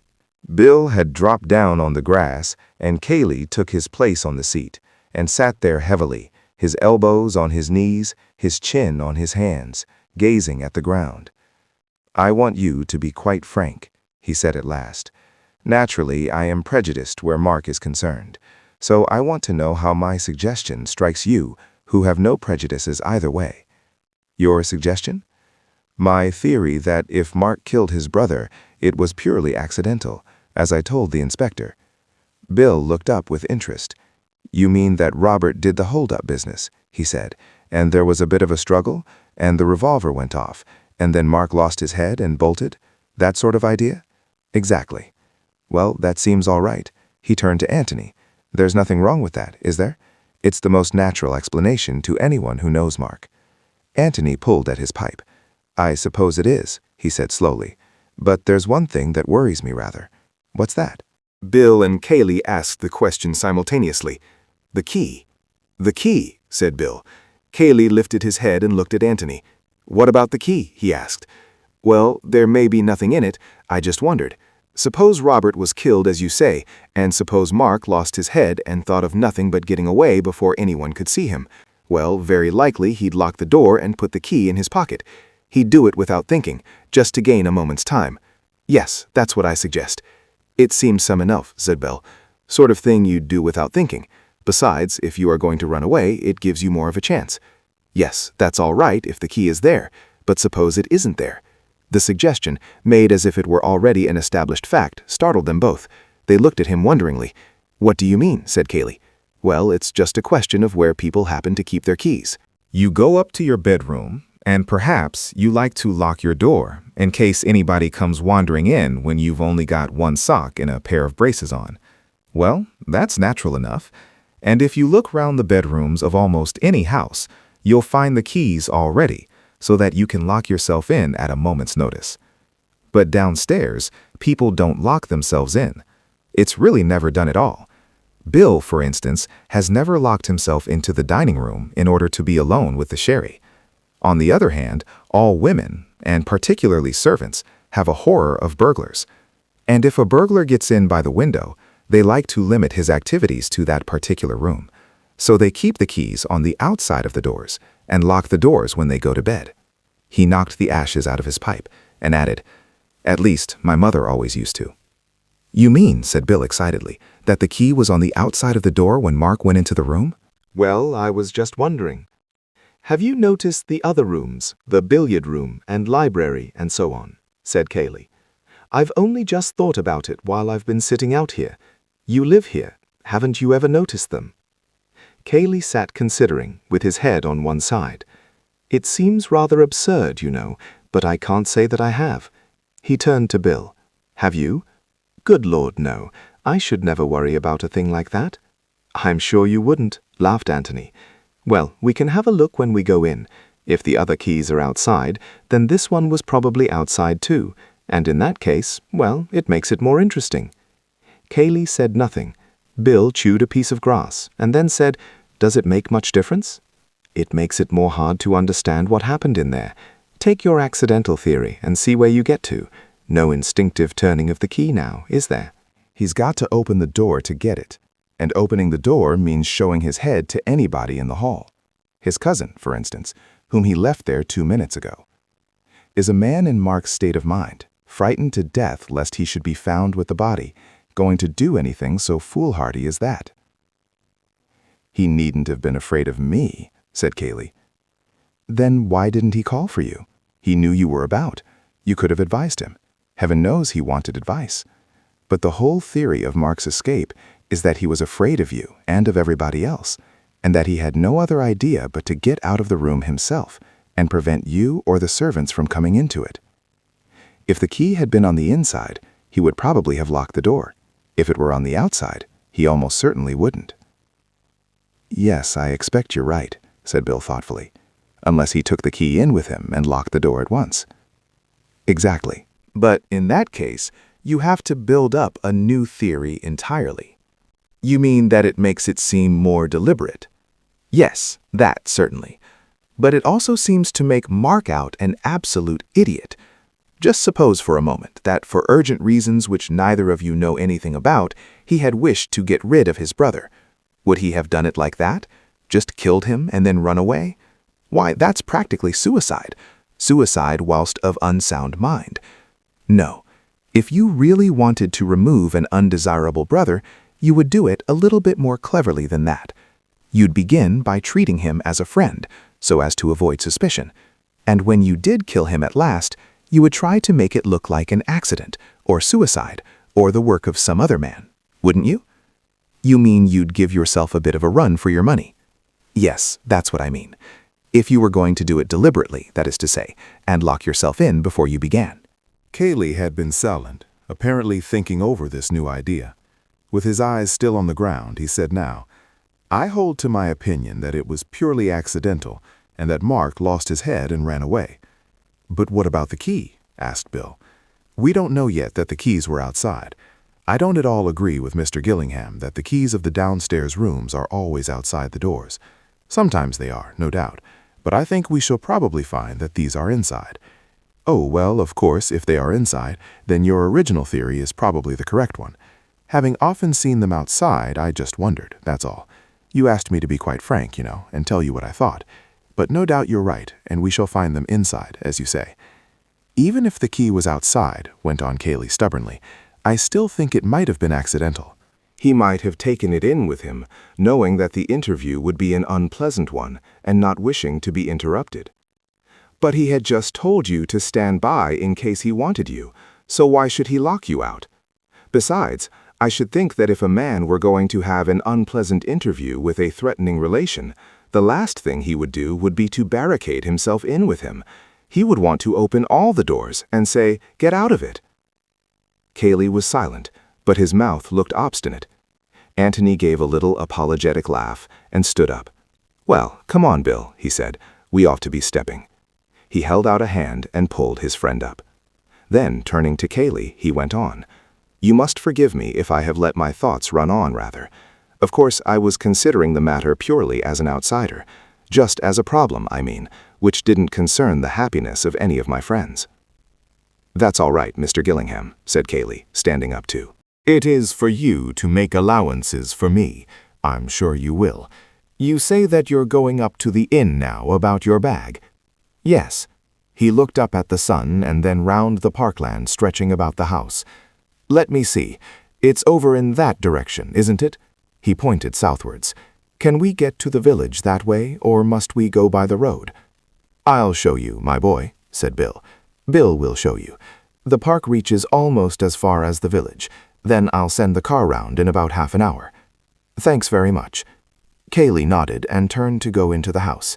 Antony took hold of Bill's arm and walked off with him in the opposite direction. Chapter 7. Portrait of a Gentleman. They walked in silence for a little, until they had left the house and gardens well behind them. In front of them and to the right, the park dipped and then rose slowly, shutting out the rest of the world. A thick belt of trees on the left divided them from the main road. "Ever been here before?" said Antony suddenly. "Oh, rather, dozens of times." "I meant just here, where we are now. Or do you stay indoors and play billiards all the time?" "Oh, Lord, no." "Well, tennis and things?" "So many people with beautiful parks never by any chance use them, and all the poor devils passing by on the dusty road think how lucky the owners are to have them, and imagine them doing all sorts of jolly things inside." He pointed to the right. "Ever been over there?" Bill laughed, as if a little ashamed. "Well, not very much. I've often been along here, of course, because it's the short way to the village." "Yes." "All right, now tell me something about Mark." "What sort of things?" Well, never mind about his being your host, or about you being a perfect gentleman, or anything like that. Cut out the manners for men, and tell me what you think of Mark, and how you like staying with him, and how many rows your little house party has had this week, and how you get on with Cayley, and all the rest of it. Bill looked at him eagerly. "I say, are you being the complete detective?" "Well, I wanted a new profession," smiled the other. "What fun! I mean," he corrected himself apologetically, "one oughtn't to say that when there's a man dead in the house, and one's host—" He broke off a little uncertainly, and then rounded off his period by saying again, "By Jove, what a rum show it is! Good Lord!" "Well," said Antony, "carry on, Mark. What do I think of him?" "Yes." Bill was silent, wondering how to put into words thoughts which had never formed themselves very definitely in his own mind. What did he think of Mark? Seeing his hesitation, Antony said, "I ought to have warned you that nothing that you say will be taken down by the reporters, so you needn't bother about a split infinitive or two. Talk about anything you like, how you like. Well, I'll give you a start. Which do you enjoy more, a weekend here or at the Barringtons, say?" "Well, of course that would depend. Take it that she was there in both cases." "Ass," said Bill, putting an elbow into Antony's ribs. "It's a little difficult to say," he went on. "Of course they do you awfully well here. Yes, I don't think I know any house where things are so comfortable. One's room, the food, drinks, cigars, the way everything's arranged, all that sort of thing. They look after you awfully well. Yes, yes." He repeated it slowly to himself, as if it had given him a new idea. "They look after you awfully well. Well, that's just what it is about Mark. That's one of his little ways. Weaknesses. Looking after you. Arranging things for you." Yes, of course it's a delightful house, and there's plenty to do, and opportunities for every game or sport that's ever been invented, and, as I say, one gets awfully well done. But with it all, Tony, there's a faint sort of feeling that, well, that one is on parade, as it were. You've got to do as you're told." "How do you mean?" "Well, Mark fancies himself rather at arranging things. He arranges things, and it's understood that the guests fall in with the arrangement. For instance, Betty, Miss Calladine, and I were going to play a single just before tea the other day. Tennis. She's frightfully hot stuff at tennis, and backed herself to take me on level. I'm rather erratic, you know. Mark saw us going out with our rackets and asked us what we were going to do. Well, he'd got up a little tournament for us after tea, handicaps all arranged by him, and everything ruled out neatly in red and black ink, prizes and all, quite decent ones, you know. He'd had the lawn specially cut and marked for it. Well, of course, Betty and I wouldn't have spoiled the court, and we'd have been quite ready to play again after tea. I had to give her half 15 according to his handicap. But somehow, Bill stopped and shrugged his shoulders. It didn't quite fit in? No, it spoiled the effect of his tournament. Took the edge off it just a little, I suppose he felt. So we didn't play. He laughed and added, "It would have been as much as our place was worth to have played." Do you mean you wouldn't have been asked here again? Probably. Well, I don't know. Not for some time, anyway. Really, Bill? Oh, rather. He's a devil for taking offense. That Miss Norris, did you see her? She's done for herself. I don't mind betting what you like that she never comes here again. Why? Bill laughed to himself. We were all in it, really. At least Betty and I were. There's supposed to be a ghost attached to the house. Lady Ann Patten. Ever heard of her? Never. Mark told us about her at dinner one night. He rather liked the idea of there being a ghost in his house, you know, except that he doesn't believe in ghosts. I think he wanted all of us to believe in her, and yet he was annoyed with Betty and Mrs. Calladine for believing in ghosts at all. Rum chap. Well, anyhow, Miss Norris, she's an actress, some actress too, dressed up as the ghost and played the fool a bit, and poor Mark was frightened out of his life, just for a moment, you know. What about the others? Well, Betty and I knew. In fact, I told her, Miss Norris, I mean, not to be a silly ass, knowing Mark. Mrs. Calladine wasn't there. Betty wouldn't let her be. As for the Major, I don't believe anything would frighten him. Where did the ghost appear? Down by the bowling green. That's supposed to be its haunt, you know. We were all down there in the moonlight, pretending to wait for it. Do you know the bowling green? No. I'll show it to you after dinner. I wish you would. Was Mark very angry afterwards? Oh, Lord, yes. Sulked for a whole day. Well, he's just like that.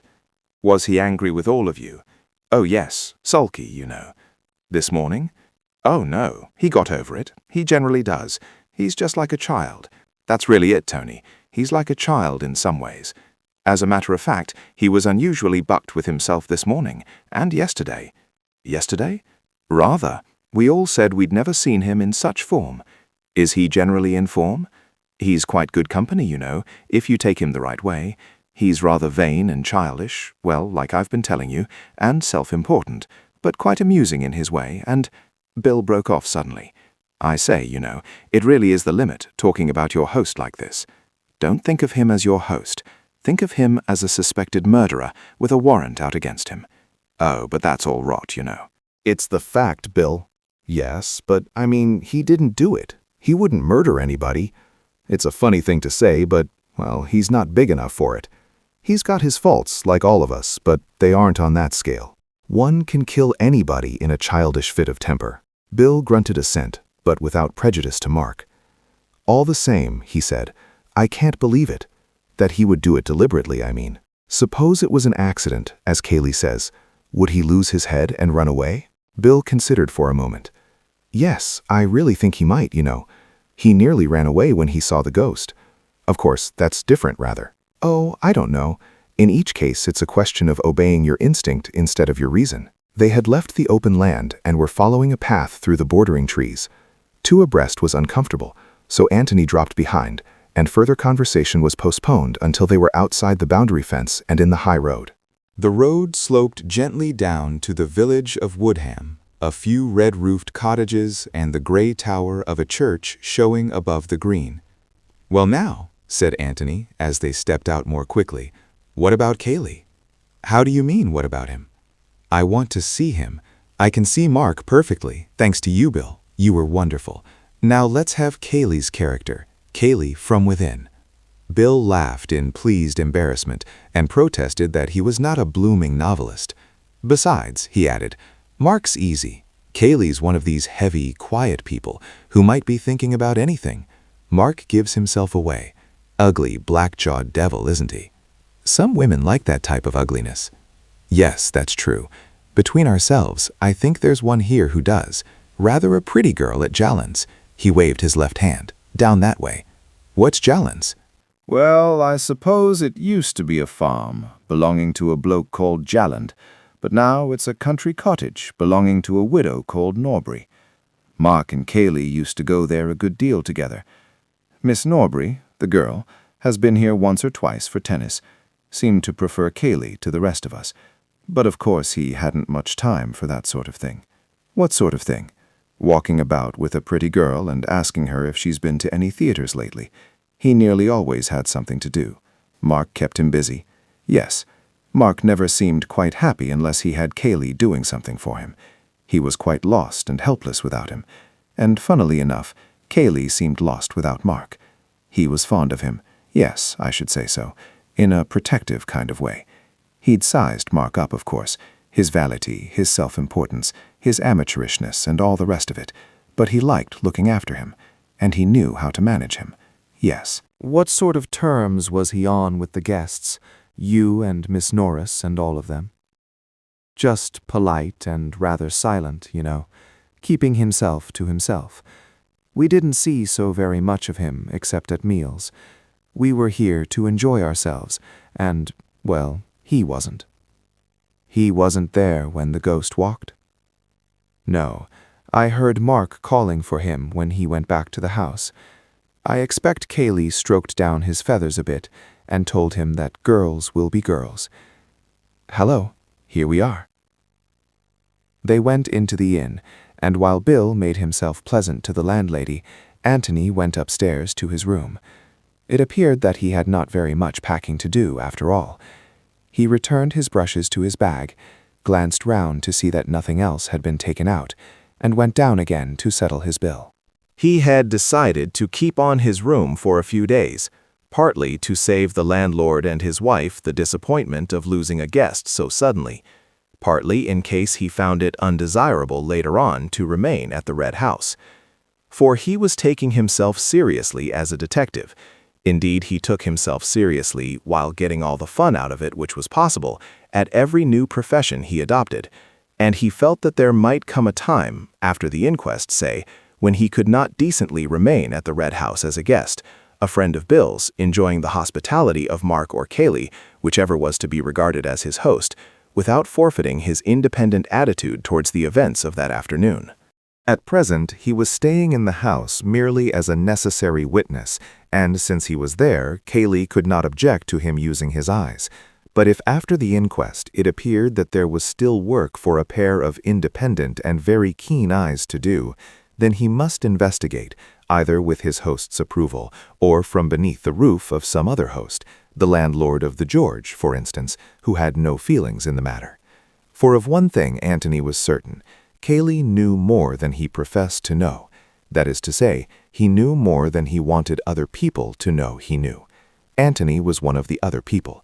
If therefore he was for trying to find out what it was that Cayley knew, he could hardly expect Cayley's approval of his labors.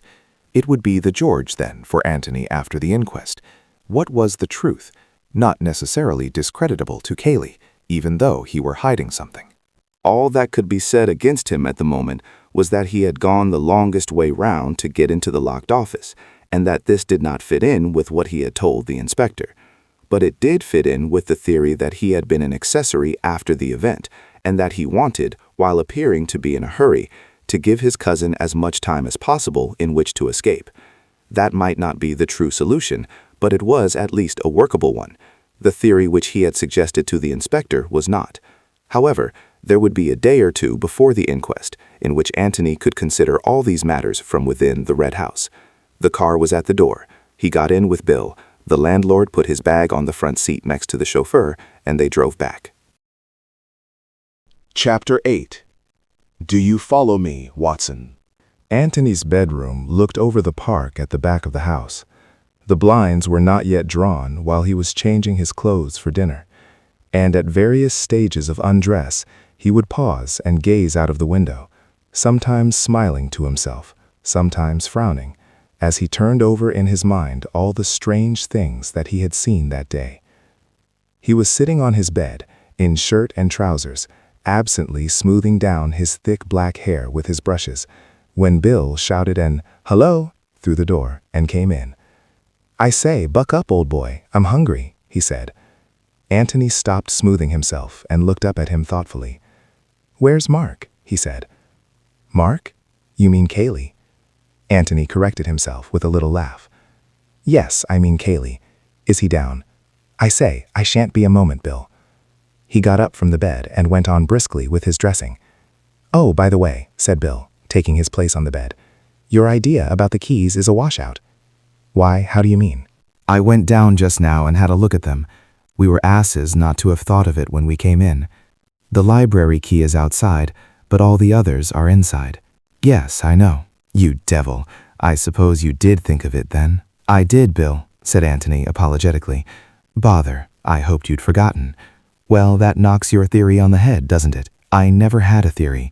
I only said that if they were outside, it would probably mean that the office key was outside, and that in that case, Cayley's theory was knocked on the head. Well, now it isn't, and we don't know anything.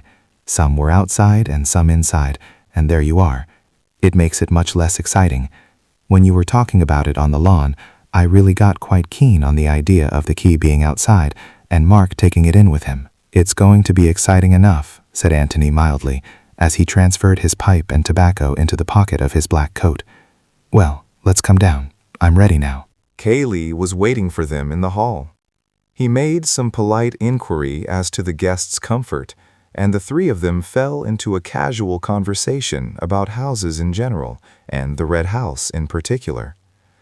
"You were quite right about the keys," said Bill during a pause.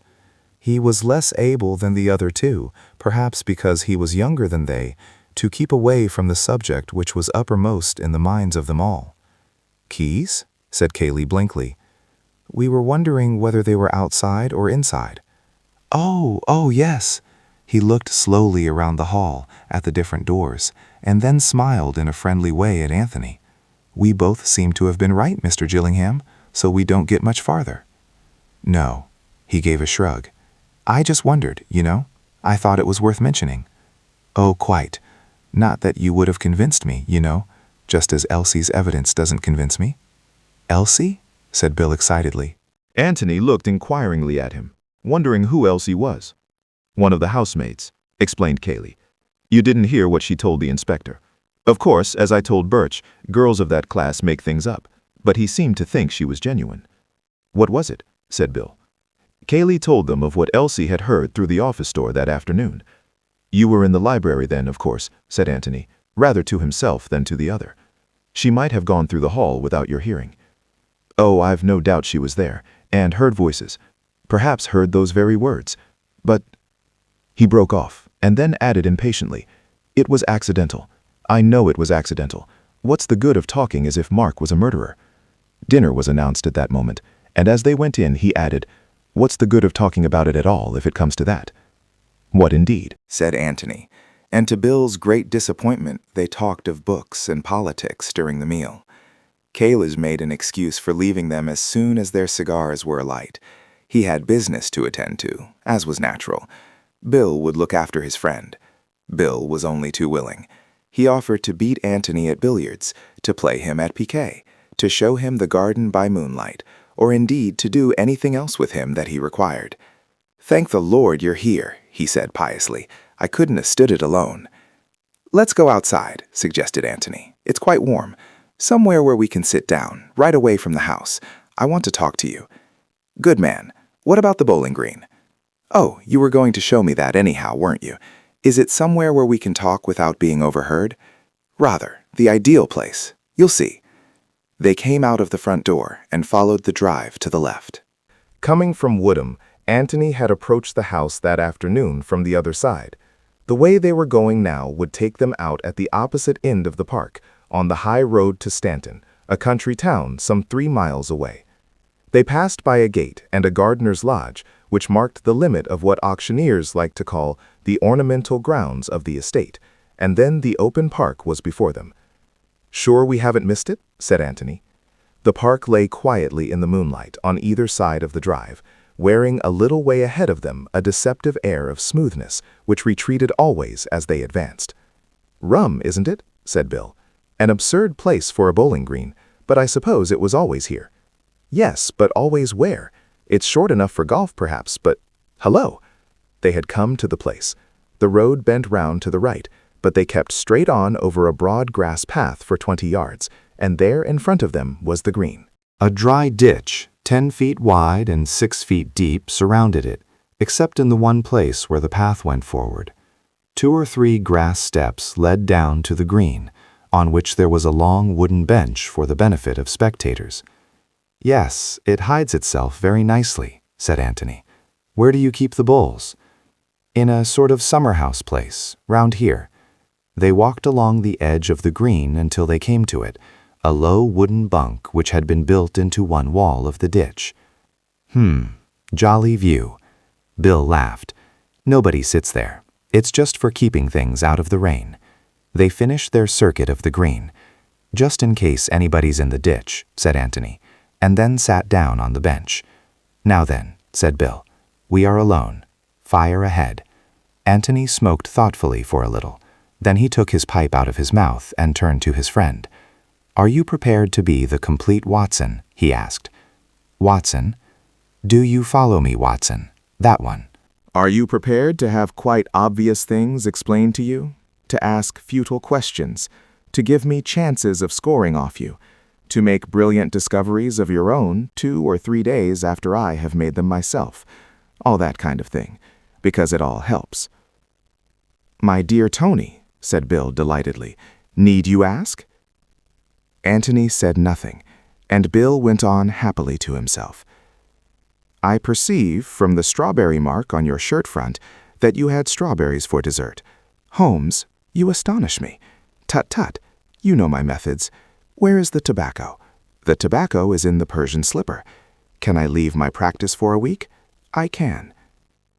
Antony smiled and went on smoking. After waiting hopefully for a minute or two, Bill said in a firm voice, Well then, Holmes, I feel bound to ask you if you have deduced anything. Also, whom do you suspect? Antony began to talk. Do you remember, he said, one of Holmes's little scores over Watson about the number of steps up to the Baker Street lodging? Poor old Watson had been up and down them 1,000 times, but he had never thought of counting them, whereas Holmes had counted them as a matter of course and knew that there were 17. And that was supposed to be the difference between observation and non-observation. Watson was crushed again, and Holmes appeared to him more amazing than ever.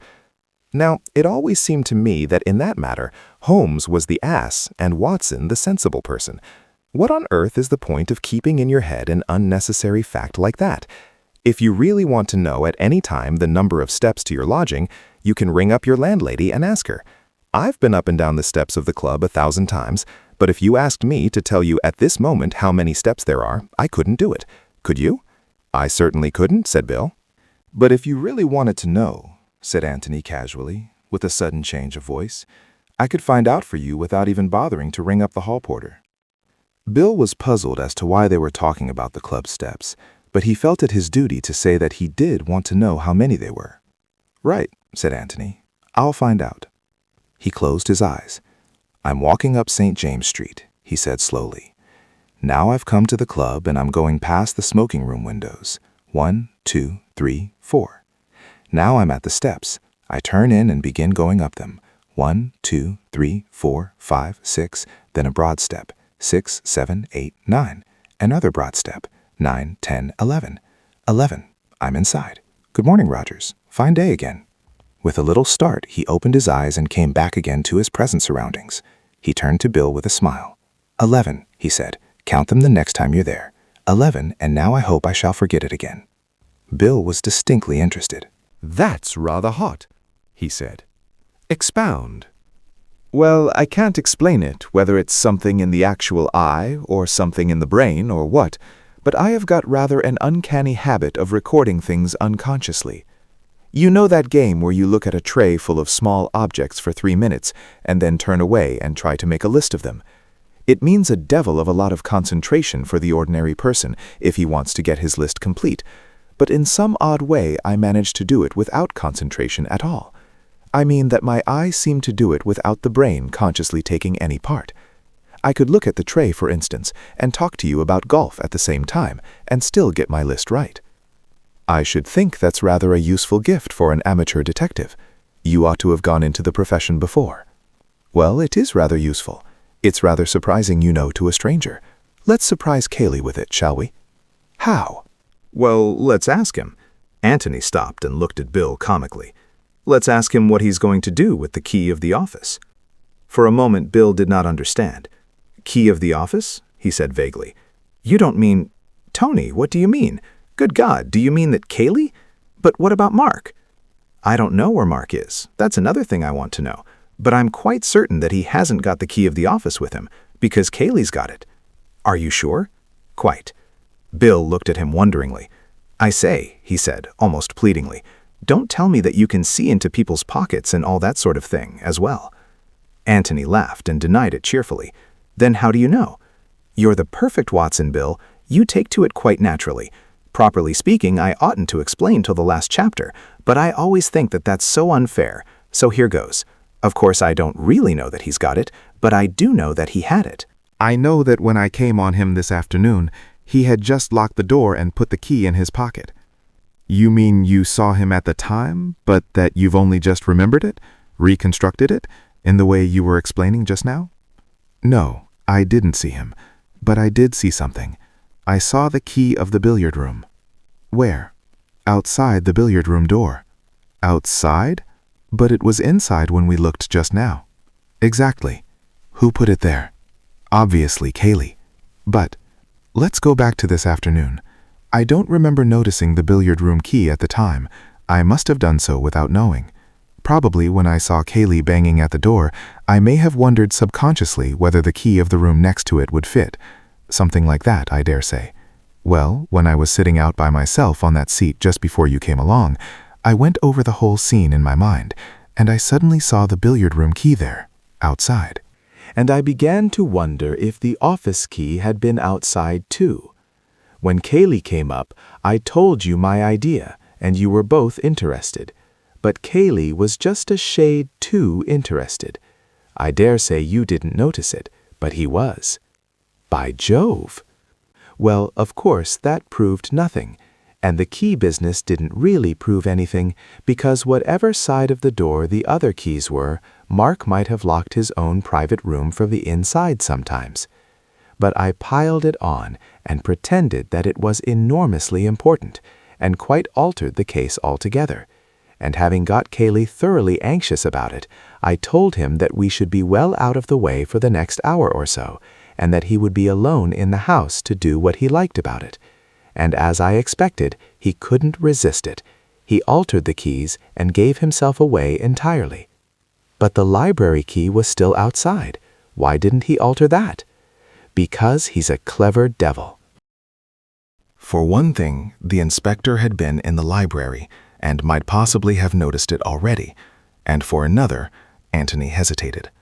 "What?" said Bill after waiting for him to go on.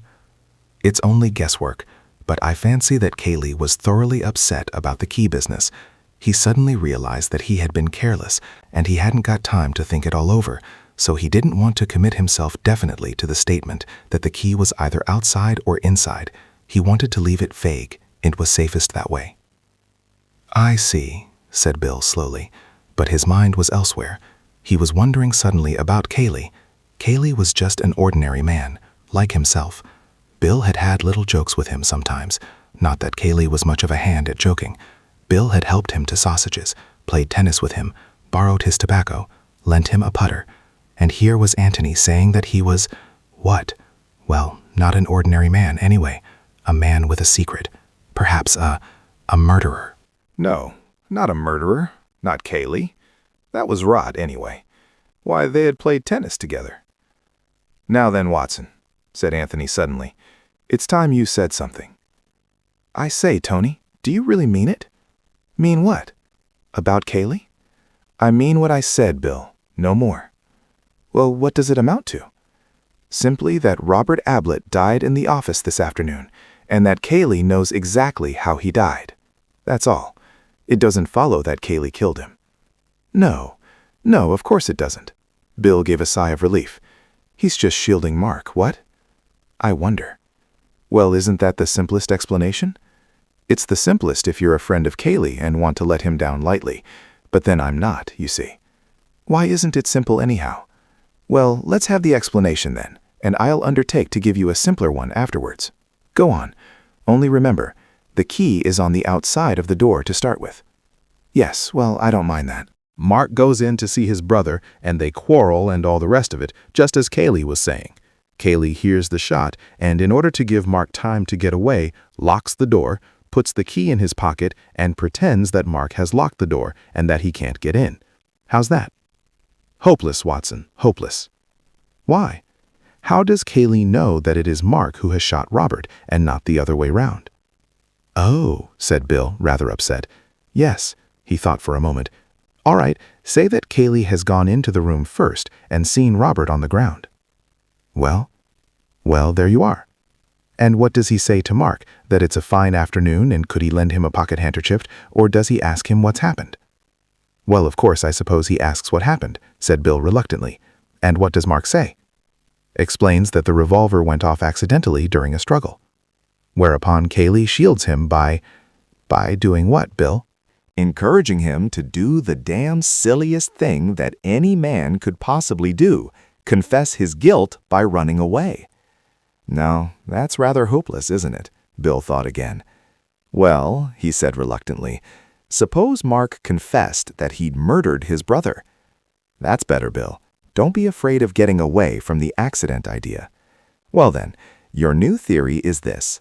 Mark confesses to Cayley that he shot Robert on purpose, and Cayley decides, even at the risk of committing perjury and getting into trouble himself, to help Mark to escape. Is that right? Bill nodded. Well then, I want to ask you 2 questions. First, is it possible, as I said before dinner, that any man would commit such an idiotic murder, a murder that puts the rope so very tightly round his neck? Secondly, if Cayley is prepared to perjure himself for Mark, as he has to anyway now, wouldn't it be simpler for him to say that he was in the office all the time and that Robert's death was accidental? Bill considered this carefully, and then nodded slowly again. Yes, my simple explanation is a washout, he said. Now let's have yours. Antony did not answer him. He had begun to think about something quite different. Chapter 9. Possibilities of a Croquet Set. What's the matter? Said Bill sharply. Antony looked round at him with raised eyebrows. You've thought of something suddenly, said Bill. What is it? Antony laughed. My dear Watson, he said, you aren't supposed to be as clever as this. Oh, you can't take me in. No. Well, I was wondering about this ghost of yours, Bill. It seems to me— Oh, that. Bill was profoundly disappointed. What on earth has the ghost got to do with it? I don't know, said Antony apologetically. I don't know what anything has got to do with it. I was just wondering. You shouldn't have brought me here if you hadn't wanted me to think about the ghost. This is where she appeared, isn't it? Yes. Bill was distinctly short about it. How? What? I said how. How? How do ghosts appear? I don't know. They just appear. Over 400 or 500 yards of open park? Well, but she had to appear here, because this is where the original one, Lady Anne, you know, was supposed to walk. Oh, never mind Lady Anne. A real ghost can do anything. But how did Miss Norris appear suddenly, over 500 yards of bare park? Bill looked at Antony with open mouth. I don't know, he stammered. We never thought of that. You would have seen her long before, wouldn't you, if she had come the way we came? Of course we should. And that would have spoilt it rather. You would have had time to recognize her walk. Bill was interested now. That's rather funny, you know, Tony. We none of us thought of that. You're sure she didn't come across the park when none of you were looking?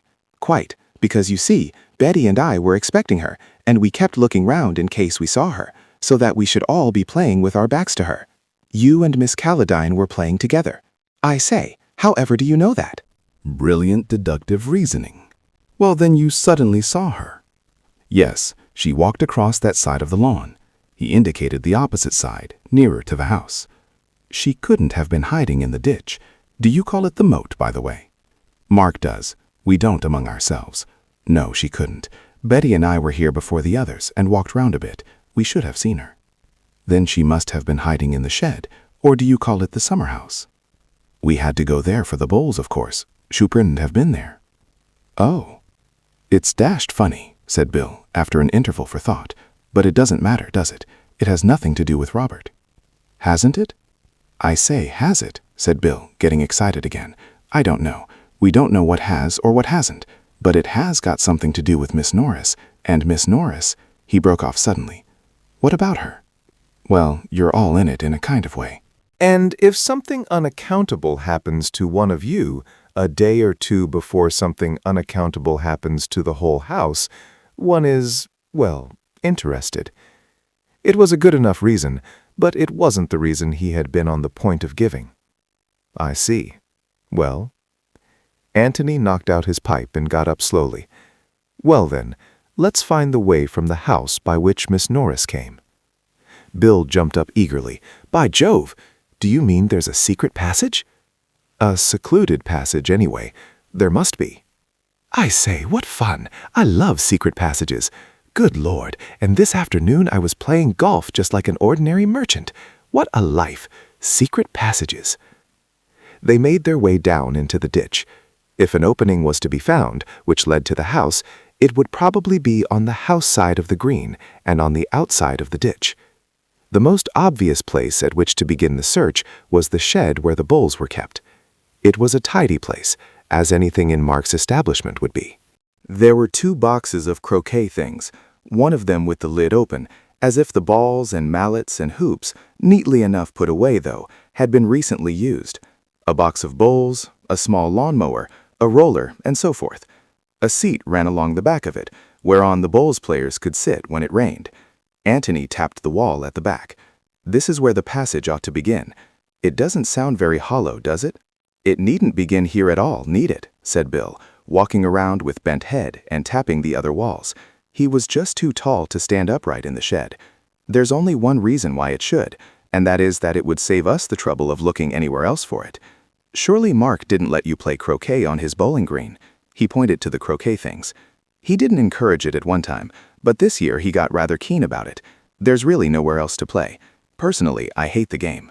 He wasn't very keen on bowls, you know, but he liked calling it the bowling green and surprising his visitors with it. Antony laughed. I love you on Mark, he said. You're priceless. He began to feel in his pockets for his pipe and tobacco, and then suddenly stopped and stiffened to attention. For a moment he stood listening, with his head on one side, holding up a finger to bid Bill listen too. What is it? Whispered Bill. Antony waved him to silence and remained listening. Very quietly he went down on his knees and listened again. Then he put his ear to the floor. He got up and dusted himself quickly, walked across to Bill and whispered in his ear. Footsteps. Somebody coming. When I begin to talk, back me up. Bill nodded. Antony gave him an encouraging pat on the back and stepped firmly across to the box of bowls, whistling loudly to himself. He took the bowls out, dropped one with a loud bang on the floor, said, "Oh, Lord," and went on. I say, Bill, I don't think I want to play bowls after all. Well, why did you say you did? Grumbled Bill. Antony flashed a smile of appreciation at him. Well, I wanted to when I said I did, and now I don't want to. Then what do you want to do? Talk. Oh, right-o, said Bill eagerly. There's a seat on the lawn, I saw it. Let's bring these things along in case we want to play after all. Right-o, said Bill again. He felt safe with that, not wishing to commit himself until he knew what he was wanted to say. As they went across the lawn, Antony dropped the bowls and took out his pipe. Got a match? He said loudly. As he bent his head over the match, he whispered, There'll be somebody listening to us. You take the Cayley view. And then went on in his ordinary voice, I don't think much of your matches, Bill, and struck another. They walked over to the seat and sat down. What a heavenly night, said Antony. Ripping. I wonder where that poor devil Mark is now. It's a rum business. You agree with Cayley that it was an accident? Yes. You see, I know Mark. Antony produced a pencil and a piece of paper and began to write on his knee, but while he wrote, he talked. He said that he thought Mark had shot his brother in a fit of anger, and that Cayley knew, or anyhow guessed, this, and had tried to give his cousin a chance of getting away. Mind you, I think he's right. I think it's what any of us would do. I shan't give it away, of course, but somehow there are one or two little things which make me think that Mark really did shoot his brother. I mean, other than accidentally. Murdered him. Well, manslaughtered him anyway. I may be wrong. Anyway, it's not my business. But why do you think so? Because of the keys? Oh, the keys are a washout. Still, it was a brilliant idea of mine, wasn't it? And it would have been rather a score for me if they had all been outside. He had finished his writing, and now passed the paper over to Bill. In the clear moonlight, the carefully printed letters could easily be read. Go on talking as if I were here.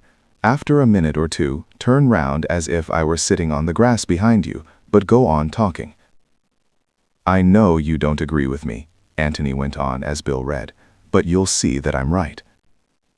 Bill looked up and nodded eagerly. He had forgotten golf and Betty and all the other things which had made up his world lately. This was the real thing. This was life. Well, he began deliberately, the whole point is that I know Mark. Now, Mark. But Antony was off the seat and letting himself gently down into the ditch. His intention was to crawl round it until the shed came in sight. The footsteps which he had heard seemed to be underneath the shed. Probably there was a trapdoor of some kind in the floor. Whoever it was would have heard their voices and would probably think it worthwhile to listen to what they were saying. He might do this merely by opening the door a little without showing himself, in which case Antony would have found the entrance to the passage without any trouble to himself. But when Bill turned his head and talked over the back of the seat, it was probable that the listener would find it necessary to put his head outside in order to hear, and then Antony would be able to discover who it was. Moreover, if he should venture out of his hiding place altogether and peep at them over the top of the bank, the fact that Bill was talking over the back of the seat would mislead the watcher into thinking that Antony was still there, sitting on the grass, no doubt, behind the seat, swinging his legs over the side of the ditch. He walked quickly but very silently along the half length of the bowling green to the first corner, passed cautiously round, and then went even more carefully along the width of it to the second corner. He could hear Bill hard at it, arguing from his knowledge of Mark's character that this, that, and the other must have happened, and he smiled appreciatively to himself. Bill was a great conspirator, worth 100 Watsons. As he approached the second corner, he slowed down and did the last few yards on hands and knees. Then, lying at full length, inch by inch, his head went round the corner. The shed was 2 or 3 yards to his left, on the opposite side of the ditch. From where he lay, he could see almost entirely inside it. Everything seemed to be as they left it. The bowls box, the lawnmower, the roller, the open croquet box, the... By Jove, said Antony to himself, that's neat. The lid of the other croquet box was open too. Bill was turning round now. His voice became more difficult to hear. You see what I mean, he was saying. If Cayley... And out of the second croquet box came Cayley's black head. Antony wanted to shout his applause. It was neat, devilish neat. For a moment he gazed, fascinated, at that wonderful new kind of croquet ball which had appeared so dramatically out of the box, and then reluctantly wriggled himself back. There was nothing to be gained by staying there, and a good deal to be lost, for Bill showed signs of running down. As quickly as he could, Antony hurried round the ditch and took up his place at the back of the seat. Then he stood up with a yawn, stretched himself, and said carelessly, "Well, don't worry yourself about it, Bill, old man. I dare say you're right. You know Mark, and I don't, and that's the difference. Shall we have a game, or shall we go to bed?" Bill looked at him for inspiration, and receiving it, said, "Oh, just let's have one game, shall we?" Right you are, said Antony. But Bill was much too excited to take the game which followed very seriously. Antony, on the other hand, seemed to be thinking of nothing but bowls. He played with great deliberation for 10 minutes and then announced that he was going to bed. Bill looked at him anxiously. "It's all right," laughed Antony. "You can talk if you want to. Just let's put 'em away first, though." They made their way down to the shed, and while Bill was putting the bowls away, Antony tried the lid of the closed croquet box. As he expected, it was locked. "Now then," said Bill, as they were walking back to the house again, "I'm simply bursting to know. Who was it?" "Cayley." "Good Lord! Where?" "Inside one of the croquet boxes." "Don't be an ass." "It's quite true, Bill. He told the other what he had seen. But aren't we going to have a look at it?" asked Bill in great disappointment. "I'm longing to explore, aren't you?" "Tomorrow and tomorrow and tomorrow." "We shall see Cayley coming along this way directly. Besides, I want to get in from the other end if I can. I doubt very much if we can do it this end without giving ourselves away. Look, there's Cayley." They could see him coming along the drive towards them. When they were a little closer, they waved to him, and he waved back. "I wondered where you were," he said, as he got up to them. "I rather thought you might be along this way. What about bed?" "Bed it is," said Antony. "We've been playing bowls," added Bill, and talking, and playing bowls. Ripping night, isn't it? But he left the rest of the conversation as they wandered back to the house to Antony. He wanted to think. There seemed to be no doubt now that Cayley was a villain. Bill had never been familiar with a villain before. It didn't seem quite fair of Cayley somehow. He was taking rather a mean advantage of his friends. Lot of funny people there were in the world. Funny people with secrets. Look at Tony. That first time he had met him in a tobacconist's shop. Anybody would have thought he was a tobacconist's assistant. And Cayley. Anybody would have thought that Cayley was an ordinary, decent sort of person.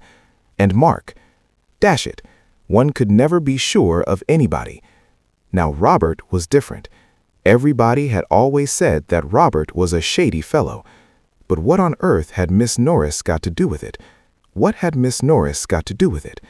This was a question which Antony had already asked himself that afternoon, and it seemed to him now that he had found the answer. As he lay in bed that night, he reassembled his ideas and looked at them in the new light which the events of the evening threw upon the dark corners in his brain. Of course, it was natural that Cayley should want to get rid of his guests as soon as the tragedy was discovered. He would want this for their own sake as well as for his. But he had been a little too quick about suggesting it, and about seeing the suggestion carried out. They had been bustled off as soon as they could be packed. The suggestion that they were in his hands, to go or stay as he wished, could have been left safely to them. As it was, they had been given no alternative, and Miss Norris, who had proposed to catch an after-dinner train at the junction, in the obvious hope that she might have in this way a dramatic cross-examination at the hands of some keen-eyed detective, was encouraged tactfully, but quite firmly, to travel by the earlier train with the others. Antony had felt that Cayley, in the tragedy which had suddenly befallen the house, ought to have been equally indifferent to her presence or absence, but he was not, and Antony assumed from this that Cayley was very much alive to the necessity for her absence. Why? Well, that question was not to be answered offhand. But the fact that it was so had made Antony interested in her, and it was for this reason that he had followed up so alertly Bill's casual mention of her in connection with the dressing-up business. He felt that he wanted to know a little more about Miss Norris and the part she had played in the Red House circle. By sheer luck, as it seemed to him, he had stumbled on the answer to his question. Miss Norris was hurried away because she knew about the secret passage. The passage, then, had something to do with the mystery of Robert's death. Miss Norris had used it in order to bring off her dramatic appearance as the ghost. Possibly she had discovered it for herself. Possibly Mark had revealed it to her secretly one day, never guessing that she would make so unkind a use of it later on. Possibly Cayley, having been led into the joke of the dressing up, had shown her how she could make her appearance on the bowling green even more mysterious and supernatural. One way or another, she knew about the secret passage, so she must be hurried away. Why? Because if she stayed and talked, she might make some innocent mention of it, and Cayley did not want any mention of it. Why, again? Obviously, because the passage, or even the mere knowledge of its existence, might provide a clue. I wonder if Mark's hiding there, thought Antony, and he went to sleep. Chapter 10. Mr. Gillingham Talks Nonsense. Antony came down in a very good humor to breakfast next morning and found that his host was before him. Cayley looked up from his letters and nodded. "Any word of Mr. Ablett? Of Mark?" said Antony, as he poured out his coffee. "No. The inspector wants to drag the lake this afternoon." "Oh, is there a lake?" There was just the flicker of a smile on Cayley's face, but it disappeared as quickly as it came. "Well, it's really a pond," he said, "but it was called the lake." "By Mark," thought Antony. Aloud he said, "What do they expect to find?" "They think that Mark," he broke off and shrugged his shoulders, "may have drowned himself, knowing that he couldn't get away, and knowing that he had compromised himself by trying to get away at all." "Yes, I suppose so," said Cayley slowly. "I should have thought he would have given himself more of a run for his money. After all, he had a revolver. If he was determined not to be taken alive, he could always have prevented that." Couldn't he have caught a train to London before the police knew anything about it? He might just have managed it. There was a train. They would have noticed him at Woodham, of course, but he might have managed it at Stanton. He's not so well known there, naturally. The inspector has been inquiring. Nobody seems to have seen him. There are sure to be people who will say they did later on.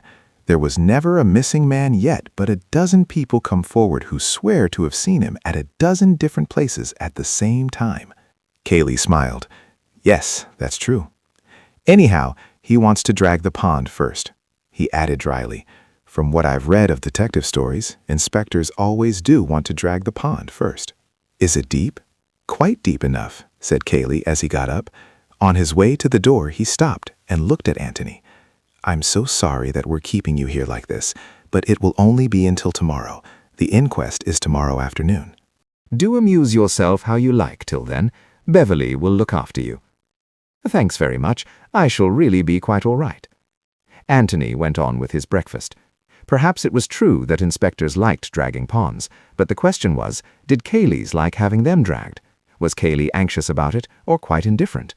He certainly did not seem to be anxious, but he could hide his feelings very easily beneath that heavy, solid face, and it was not often that the real Cayley peeped out. Just a little too eager once or twice, perhaps, but there was nothing to be learned from it this morning. Perhaps he knew that the pond had no secrets to give up. After all, inspectors were always dragging ponds. Bill came in noisily. Bill's face was an open book. Excitement was written all over it. Well, he said eagerly as he sat down to the business of the meal, what are we going to do this morning? Not talk so loudly, for one thing, said Antony. Bill looked about him apprehensively. Was Cayley under the table, for example? After last night, one never knew. He raised his eyebrows. No, but one doesn't want to shout. One should modulate the voice, my dear William, while breathing gently from the hips. Thus one avoids those chest notes which have betrayed many a secret. In other words, pass the toast. You seem bright this morning. I am, very bright. Cayley noticed it. Cayley said, were it not that I have other business, I would come gathering nuts and may with thee. Fain would I gyrate round the mulberry bush and hop upon the little hills. But the waters of Jordan encompass me, and Inspector Birch tarries outside with his shrimping net. My friend William Beverley will attend thee anon. Farewell, a long farewell to all thy grape nuts. He then left up center. Enter W. Beverley, R. Are you often like this at breakfast? Almost invariably, said he with his mouth full. Exit W. Beverley, L. It's a touch of the sun, I suppose, said Bill, shaking his head sadly. It's the sun and the moon and the stars, all acting together on an empty stomach. Do you know anything about the stars, Mr. Beverley? Do you know anything about Orion's belt, for instance? And why isn't there a star called Beverley's belt? Or a novel, said he, masticating. Re-enter W. Beverley through trapdoor. Talking about trapdoors. Don't, said Antony, getting up. Some talk of Alexander and some of Hercules, but nobody talks about, what's the Latin for trapdoor? Mensa, a table. You might get it from that. Well, Mr. Beverley, and he slapped him heartily on the back as he went past him, I shall see you later. Cayley says that you will amuse me, but so far you have not made me laugh once. You must try and be more amusing when you have finished your breakfast, but don't hurry. Let the upper mandibles have time to do the work. With those words, Mr. Gillingham then left the spacious apartment. Bill continued his breakfast with a slightly bewildered air. He did not know that Cayley was smoking a cigarette outside the windows behind him, not listening, perhaps, possibly not even overhearing, but within sight of Antony, who was not going to take any risks. So he went on with his breakfast, reflecting that Antony was a rum fellow, and wondering if he had dreamed only of the amazing things which had happened the day before. Antony went up to his bedroom to fetch his pipe. It was occupied by a housemaid, and he made a polite apology for disturbing her. Then he remembered. "Is it Elsie?" he asked, giving her a friendly smile. "Yes, sir," she said, shy but proud.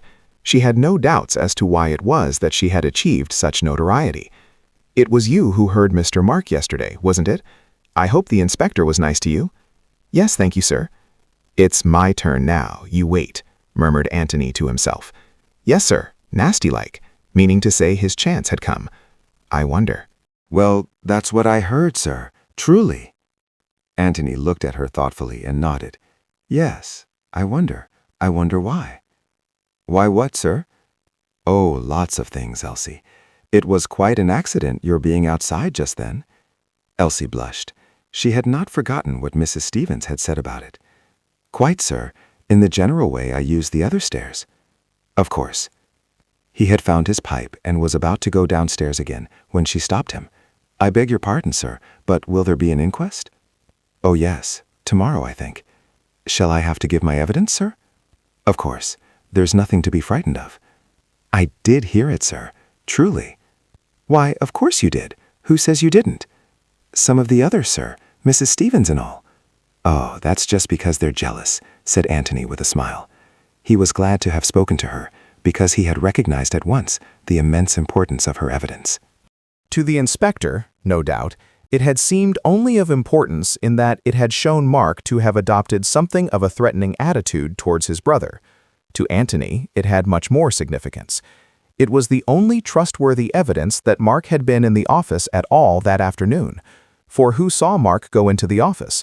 Only Cayley. And if Cayley had been hiding the truth about the keys, why should he not be hiding the truth about Mark's entry into the office? Obviously, all Cayley's evidence went for nothing. Some of it, no doubt, was true, but he was giving it, both truth and falsehood, with a purpose. What the purpose was, Antony did not know as yet. To shield Mark, to shield himself, even to betray Mark. It might be any of these. But since his evidence was given for his own ends, it was impossible that it could be treated as the evidence of an impartial and trustworthy onlooker, such, for instance, as Elsie appeared to be. Elsie's evidence, however, seemed to settle the point. Mark had gone into the office to see his brother. Elsie had heard them both talking, and then Antony and Cayley had found the body of Robert, and the inspector was going to drag the pond. But certainly Elsie's evidence did not prove anything more than the mere presence of Mark in the room. It's my turn now, you wait. That was not an immediate threat. It was a threat for the future. If Mark had shot his brother immediately afterwards, it must have been an accident, the result of a struggle, say, provoked by that nasty-like tone of voice. Nobody would say, you wait, to a man who is just going to be shot. You wait meant, you wait and see what's going to happen to you later on. The owner of the Red House had had enough of his brother's sponging, his brother's blackmail. Now it was Mark's turn to get a bit of his own back. Let Robert just wait a bit, and he would see. The conversation which Elsie had overheard might have meant something like this. It couldn't have meant murder. Anyway, not murder of Robert by Mark. It's a funny business, thought Antony. The one obvious solution is so easy and yet so wrong. And I've got 100 things in my head, and I can't fit them together. And this afternoon will make 101. I mustn't forget this afternoon. He found Bill in the hall and proposed a stroll. Bill was only too ready. Where do you want to go? He asked. I don't mind much. Show me the park. Righto. They walked out together. Watson, old man, said Antony, as soon as they were away from the house, you really mustn't talk so loudly indoors. There was a gentleman outside, just behind you, all the time. Oh, I say, said Bill, going pink. I'm awfully sorry. So that's why you were talking such rot. Partly, yes, and partly because I do feel rather bright this morning. We're going to have a busy day. Are we really? What are we going to do? They're going to drag the pond, beg its pardon, the lake. Where's the lake? We're on the way to it now, if you'd like to see it. We may as well look at it. Do you haunt the lake much in the ordinary way? Oh, no, rather not. There's nothing to do there. You can't bathe? Well, I shouldn't care to. Too dirty. I see. This is the way we came yesterday, isn't it? The way to the village? Yes. We go off a bit to the right directly. What are they dragging it for? Mark? Oh, rot, said Bill uneasily. He was silent for a little, and then, forgetting his uncomfortable thoughts in his sudden remembrance of the exciting times they were having, said eagerly, I say, when are we going to look for that passage? We can't do very much while Cayley's in the house. What about this afternoon when they're dragging the pond? He's sure to be there. Antony shook his head. There's something I must do this afternoon, he said. Of course, we might have time for both. Has Cayley got to be out of the house for the other thing, too? Well, I think he ought to be. I say, is it anything rather exciting? I don't know. It might be rather interesting. I dare say I could do it at some other time, but I rather fancy it at 3 o'clock somehow. I've been specially keeping it back for then. I say, what fun. You do want me, don't you? Of course I do. Only Bill don't talk about things inside the house unless I begin. There's a good Watson. I won't. I swear I won't. They had come to the pond, Mark's lake, and they walked silently round it. When they had made the circle, Antony sat down on the grass and we lit his pipe. Bill followed his example. Well, Mark isn't there, said Antony. No, said Bill. At least I don't quite see why you know he isn't. It isn't knowing, it's guessing, said Antony rapidly. It's much easier to shoot yourself than to drown yourself, and if Mark had wanted to shoot himself in the water, with some idea of not letting the body be found, he'd have put big stones in his pockets, and the only big stones are near the water's edge, and they would have left marks, and they haven't, and therefore he didn't, and, oh, bother the pond, that can wait till this afternoon. Bill, where does the secret passage begin? Well, that's what we've got to find out, isn't it? Yes, you see, my idea is this. He explained his reasons for thinking that the secret of the passage was concerned in some way with the secret of Robert's death, and went on. My theory is that Mark discovered the passage about a year ago, the time when he began to get keen on croquet. The passage came out into the floor of the shed, and probably it was Cayley's idea to put a croquet box over the trapdoor so as to hide it more completely. You know, when once you've discovered a secret yourself, it always seems as if it must be so obvious to everybody else. I can imagine that Mark loved having this little secret all to himself, and to Cayley, of course, but Cayley wouldn't count. And they must have had great fun fixing it up and making it more difficult for other people to find out. Well then, when Miss Norris was going to dress up, Cayley gave it away. Probably he told her that she could never get down to the bowling green without being discovered, and then perhaps showed that he knew there was one way in which she could do it, and she wormed the secret out of him somehow. But this was 2 or 3 days before Robert turned up. Exactly. I am not suggesting that there was anything sinister about the passage in the first place. It was just a little private bit of romance and adventure for Mark, 3 days ago. He didn't even know that Robert was coming. But somehow the passage has been used since in connection with Robert. Perhaps Mark escaped that way. Perhaps he's hiding there now. And if so, then the only person who could give him away was Miss Norris. And she, of course, would only do it innocently, not knowing that the passage had anything to do with it. So it was safer to have her out of the way? Yes. But look here, Tony, why do you want to bother about this end of it? We can always get in at the bowling green end. I know, but if we do that, we shall have to do it openly. It will mean breaking open the box and letting Cayley know that we've done it. You see, Bill, if we don't find anything out for ourselves in the next day or two, we've got to tell the police what we have found out, and then they can explore the passage for themselves. But I don't want to do that yet. Rather not. So we've got to carry on secretly for a bit. It's the only way. He smiled and added, and it's much more fun. Rather. Bill chuckled to himself. Very well. Where does the secret passage begin? Chapter 11. The Reverend Theodore Ussher. There's one thing which we have got to realize at once, said Antony, and that is that if we don't find it easily, we shan't find it at all. You mean that we shan't have time? Neither time nor opportunity, which is rather a consoling thought to a lazy person like me. But it makes it much harder if we can't really look properly. Harder to find, yes, but so much easier to look. For instance, the passage might begin in Cayley's bedroom. Well, now we know that it doesn't. We don't know anything of the sort, protested Bill. We know for the purposes of our search. Obviously, we can't go tailing into Cayley's bedroom and tapping his wardrobes. And obviously, therefore, if we are going to look for it at all, we must assume that it doesn't begin there. Oh, I see. Bill chewed a piece of grass thoughtfully. Anyhow, it wouldn't begin on an upstairs floor, would it? Probably not. Well, we're getting on. You can wash out the kitchen and all that part of the house, said Bill, after more thought. We can't go there. Right. And the cellars, if there are any. Well, that doesn't leave us much. No, of course it's only a 100 to 1 chance that we find it, but what we want to consider is which is the most likely place of the few places in which we can look safely. All it amounts to, said Bill, is the living rooms downstairs. Dining room, library, hall, billiard room, and the office rooms. Yes, that's all. Well, the office is the most likely, isn't it? Yes, except for one thing. What's that? Well, it's on the wrong side of the house. One would expect the passage to start from the nearest place to which it is going. Why make it longer by going under the house first? Yes, that's true. Well then, you think the dining room or the library? Yes, and the library for choice. I mean for our choice. There are always servants going into dining rooms. We shouldn't have much of a chance of exploring properly in there. Besides, there's another thing to remember. Mark has kept this a secret for a year. Could he have kept it a secret in the dining room? Could Miss Norris have gotten into the dining room and used the secret door just after dinner without being seen? It would have been much too risky. Bill got up eagerly. "Come along," he said. "Let's try the library. If Cayley comes in, we can always pretend we're choosing a book." Antony got up slowly, took his arm, and walked back to the house with him. The library was worth going into, passages or no passages. Antony could never resist another person's bookshelves.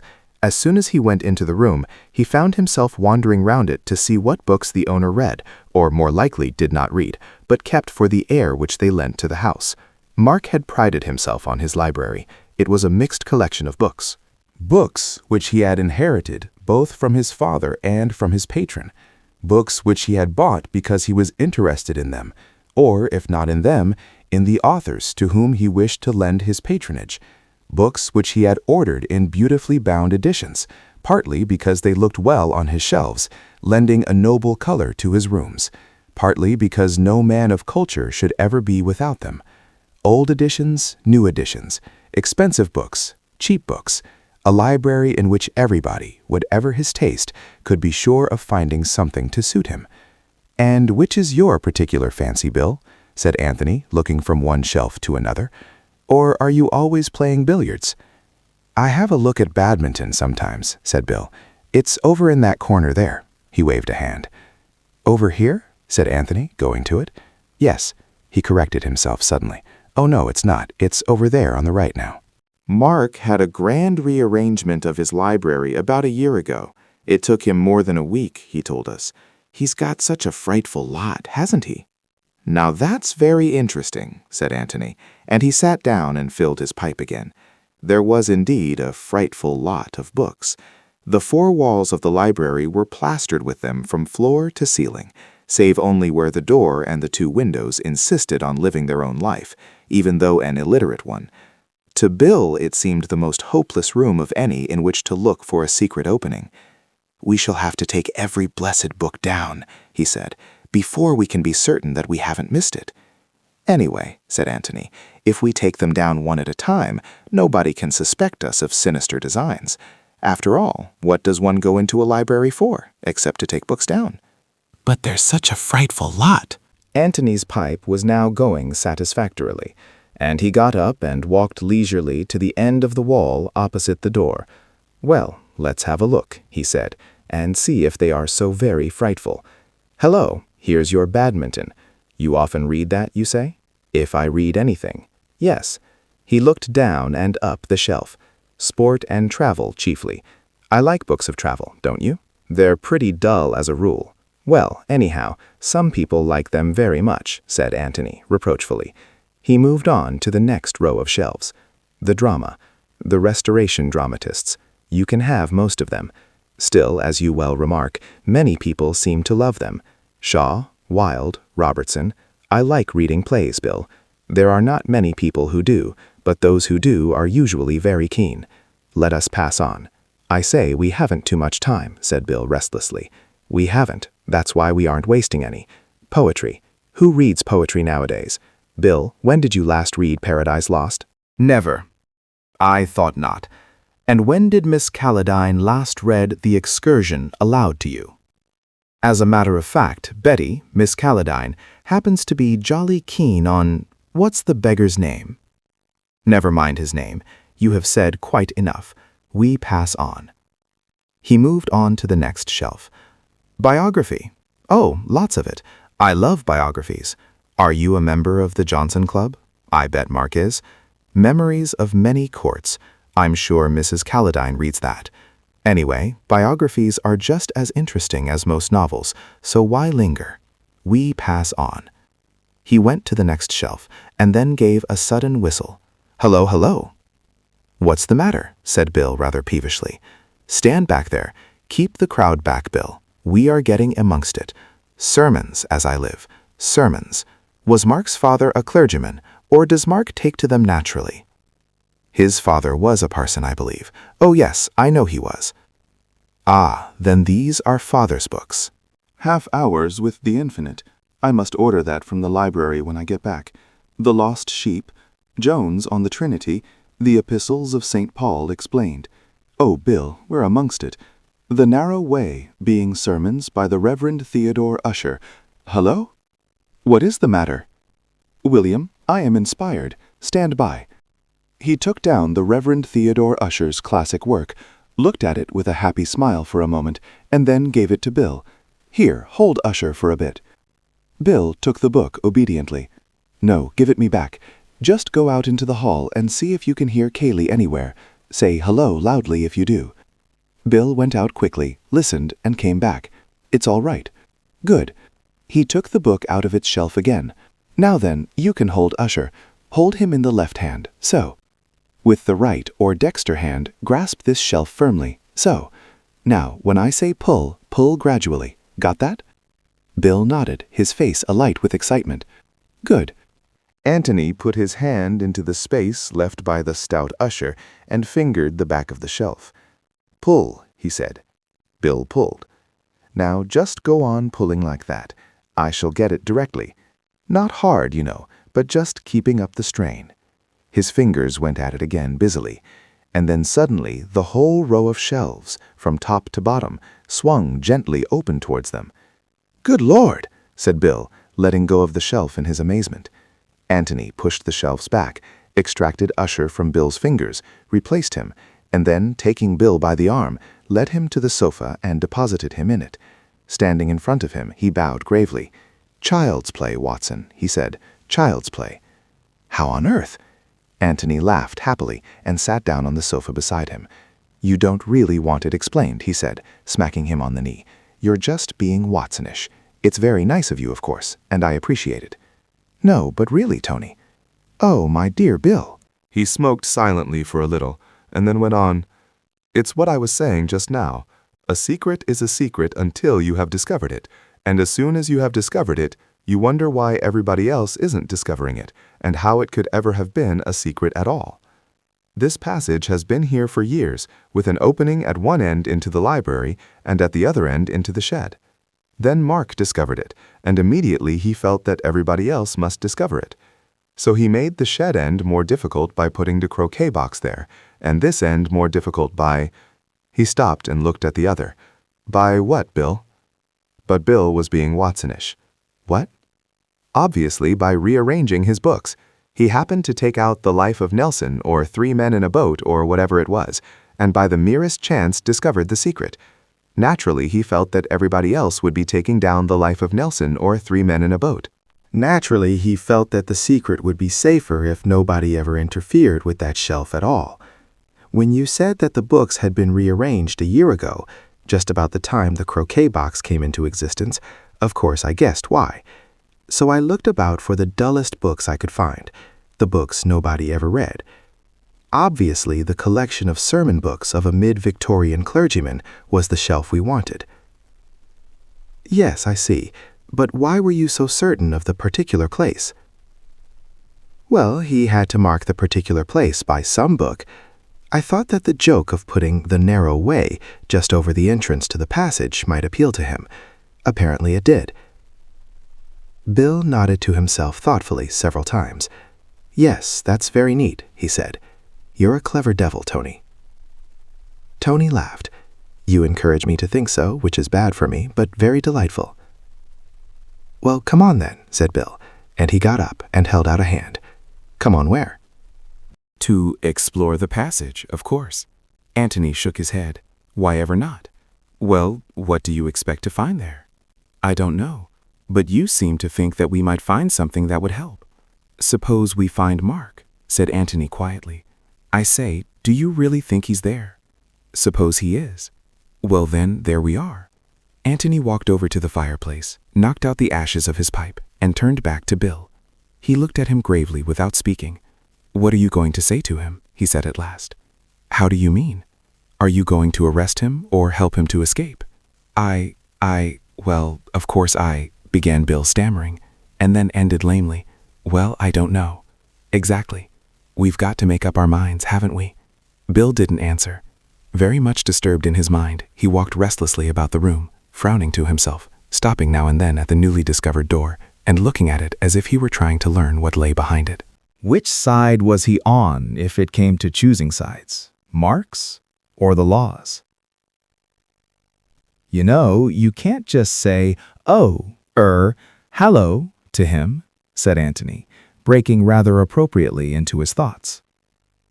Bill looked up at him with a start. Nor, went on Antony, can you say, "This is my friend Mr. Gillingham, who is staying with you. We were just going to have a game of bowls." Yes, it's dashed difficult. I don't know what to say. I've been rather forgetting about Mark. He wandered over to the window and looked out onto the lawns. There was a gardener clipping the grass edges. No reason why the lawn should be untidy just because the master of the house had disappeared. It was going to be a hot day again. Dash it, of course he had forgotten Mark. How could he think of him as an escaped murderer, a fugitive from justice, when everything was going on just as it did yesterday, and the sun were shining just as it did when they all drove off to their golf, only 24 hours ago? How could he help feeling that this was not real tragedy, but merely a jolly kind of detective game that he and Antony were playing? He turned back to his friend. All the same, he said, you wanted to find the passage, and now you found it. Aren't you going into it at all? Antony took his arm. Let's go outside again, he said. We can't go into it now, anyhow. It's too risky, with Cayley about.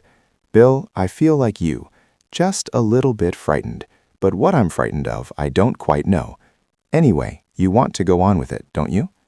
Yes, said Bill firmly. We must. Then we'll explore the passage this afternoon if we get the chance. And if we don't get the chance, then we'll try it tonight. They walked across the hall and out into the sunlight again. Do you really think we might find Mark hiding there? Asked Bill. It's possible, said Antony. Either Mark or... He pulled himself up quickly. No, he murmured to himself. I won't let myself think that. Not yet, anyway. It's too horrible. Chapter 12. A Shadow on the Wall. In the 20 hours or so at his disposal, Inspector Birch had been busy. He had telegraphed to London a complete description of Mark in the brown flannel suit, which he had last been seen wearing. He had made inquiries at Stanton as to whether anybody answering to this description had been seen leaving by the 4:20, and though the evidence which had been volunteered to him had been inconclusive, it made it possible that Mark had indeed caught that train and had arrived in London before the police at the other end had been ready to receive him. But the fact that it was market day at Stanton, and that the little town would be more full than usual of visitors, made it less likely that either the departure of Mark by the 4:20 or the arrival of Robert by the 2:10 earlier in the afternoon would have been particularly noticed. As Antony had said to Cayley, there would always be somebody ready to hand the police a circumstantial story of the movements of any man in whom the police were interested. That Robert had come by the 2:10 seemed fairly certain. To find out more about him in time for the inquest would be difficult. All that was known about him in the village where he and Mark had lived as boys bore out the evidence of Cayley. He was an unsatisfactory son, and he had been hurried off to Australia, nor had he been seen since in the village. Whether there were any more substantial grounds of quarrel between the two brothers than that the younger one was at home and well-to-do, while the elder was poor and an exile, was not known, nor, as far as the inspector could see, was it likely to be known until Mark was captured. The discovery of Mark was all that mattered immediately. Dragging the pond might not help towards this, but it would certainly give the impression in court tomorrow that Inspector Birch was handling the case with zeal. And if only the revolver with which the deed was done was brought to the surface, his trouble would be well repaid. Inspector Birch produces the weapon would make an excellent headline in the local paper. He was feeling well satisfied with himself, therefore, as he walked to the pond, where his men were waiting for him, and quite in the mood for a little pleasant talk with Mr. Gillingham and his friend Mr. Beverley. He gave them a cheerful good afternoon and added with a smile, "Coming to help us?" "You don't really want us," said Antony, smiling back at him. "You can come if you like." Antony gave a little shudder. "You can tell me afterwards what you find," he said. "By the way," he added, "I hope the landlord at the George gave me a good character." The inspector looked at him quickly. "Now, how on earth do you know anything about that?" Antony bowed to him gravely. "Because I guessed that you were a very efficient member of the force." The inspector laughed. "Well, you came out all right, Mr. Gillingham. You got a clean bill, but I had to make certain about you." "Of course you did. Well, I wish you luck, but I don't think you'll find much at the pond. It's rather out of the way, isn't it, for anybody running away?" "That's just what I told Mr. Cayley when he called my attention to the pond. However, we shan't do any harm by looking. It's the unexpected that's the most likely in this sort of case." "You're quite right, Inspector. Well, we mustn't keep you. Good afternoon." And Antony smiled pleasantly at him. "Good afternoon, sir." "Good afternoon," said Bill. Antony stood looking after the inspector as he strode off, silent for so long that Bill shook him by the arm at last and asked him rather crossly what was the matter. Antony shook his head slowly from side to side. "I don't know. Really, I don't know. It's too devilish, what I keep thinking. He can't be as cold-blooded as that." "Who?" Without answering, Antony led the way back to the garden seat on which they had been sitting. He sat there with his head in his hands. "Oh, I hope they find something," he murmured. "Oh, I hope they do." "In the pond?" "Yes." "But what?" "Anything, Bill, anything." Bill was annoyed. "I say, Tony, this won't do. You really mustn't be so damn mysterious. What's happened to you suddenly?" Antony looked up at him in surprise. "Didn't you hear what he said?" "What particularly?" "That it was Cayley's idea to drag the pond." Oh, I say." Bill was rather excited again. "You mean that he's hidden something there, some false clue which he wants the police to find?" "I hope so," said Antony earnestly, "but I'm afraid—" He stopped short. "Afraid of what?" "Afraid that he hasn't hidden anything there." Afraid that, well, what's the safest place in which to hide anything very important? Somewhere where nobody will look. There's a better place than that. What? Somewhere where everybody has already looked. By Jove! You mean that as soon as the pond has been dragged, Cayley will hide something there? Yes, I'm afraid so. But why afraid? Because I think that it must be something very important, something which couldn't easily be hidden anywhere else. "What?" asked Bill eagerly. Antony shook his head. "No, I'm not going to talk about it yet. We can wait and see what the inspector finds. He may find something, I don't know what, something that Cayley has put there for him to find. But if he doesn't, then it will be because Cayley is going to hide something there tonight." "What?" asked Bill again. "You will see what, Bill," said Antony, "because we shall be there." "Are we going to watch him?" "Yes, if the inspector finds nothing." "That's good," said Bill. If it were a question of Cayley or the law, he was quite decided as to which side he was taking. Previous to the tragedy of yesterday, he had gotten on well enough with both of the cousins, without being in the least intimate with either. Indeed, of the two he preferred, perhaps, the silent, solid Cayley to the more volatile Mark. Cayley's qualities, as they appeared to Bill, may have been chiefly negative, but even if this merit lay in the fact that he never exposed whatever weaknesses he may have had, this is an excellent quality in a fellow guest, or, if you like, fellow host, in a house where one is continually visiting. Mark's weaknesses, on the other hand, were very plain to the eye, and Bill had seen a good deal of them. Yet, though he had hesitated to define his position that morning in regard to Mark, he did not hesitate to place himself on the side of the law against Cayley. Mark, after all, had done him no harm, but Cayley had committed an unforgivable offense. Cayley had listened secretly to a private conversation between himself and Tony. Let Cayley hang, if the law demanded it. Antony looked at his watch and stood up. "Come along," he said. "It's time for that job I spoke about." "The passage?" said Bill eagerly. "No, the thing which I said that I had to do this afternoon." "Oh, of course. What is it?" Without saying anything, Antony led the way indoors to the office. It was 3 o'clock, and at 3 o'clock yesterday, Antony and Cayley had found the body. At a few minutes after 3, he had been looking out of the window of the adjoining room and had been surprised suddenly to find the door open and Cayley behind him. He had vaguely wondered at the time why he had expected the door to be shut, but he had had no time then to worry the thing out, and he had promised himself to look into it at his leisure afterwards. Possibly it meant nothing. Possibly, if it meant anything, he could have found out its meaning by a visit to the office that morning. But he had felt that he would be more likely to recapture the impressions of yesterday if he chose as far as possible the same conditions for his experiment. So he had decided that 3 o'clock that afternoon should find him once more in the office. As he went into the room, followed by Bill, he felt it almost as a shock that there was now no body of Robert lying there between the 2 doors. But there was a dark stain, which showed where the dead man's head had been, and Antony knelt down over it, as he had knelt 24 hours before. "I want to go through it again," he said. "You must be Cayley.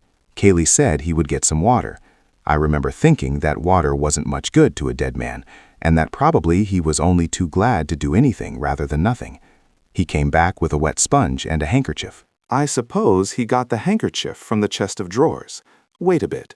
He got up and went into the adjoining room, looked round it, pulled open a drawer or two, and, after shutting all the doors, came back to the office. The sponge is there, and there are handkerchiefs in the top right-hand drawer. Now then, Bill, just pretend you're Cayley. You've just said something about water, and you get up." Feeling that it was all a little uncanny, Bill, who had been kneeling beside his friend, got up and walked out.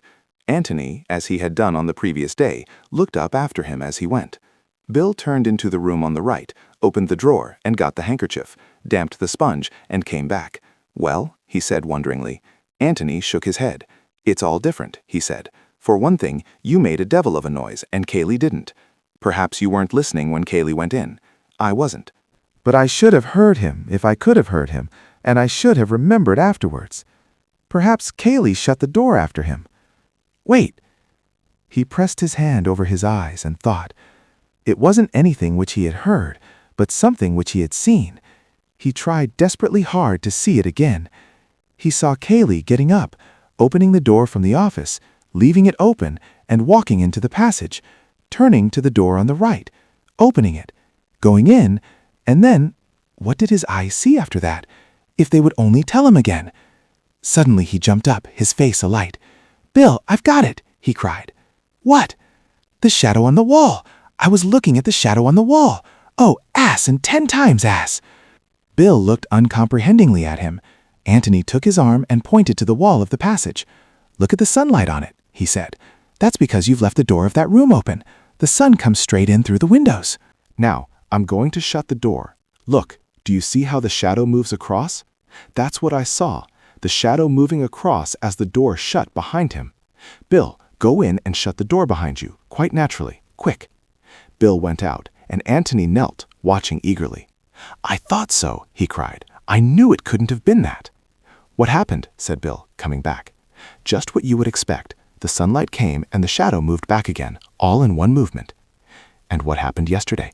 "The sunlight stayed there, and then the shadow came very slowly back, and there was no noise of the door being shut." Bill looked at him with startled eyes. "By Jove, you mean that Cayley closed the door afterwards as an afterthought, and very quietly, so that you couldn't hear?" Antony nodded. "Yes, that explains why I was surprised afterwards when I went into the room to find the door open behind me. You know how those doors with springs on them close?" The sort which old gentlemen have to keep out draughts. Yes.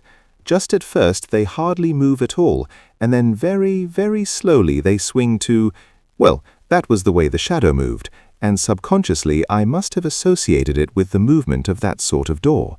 By Jove! He got up and dusted his knees. "Now, Bill, just to make sure, go in and close the door like that, as an afterthought, you know, and very quietly so that I don't hear the click of it."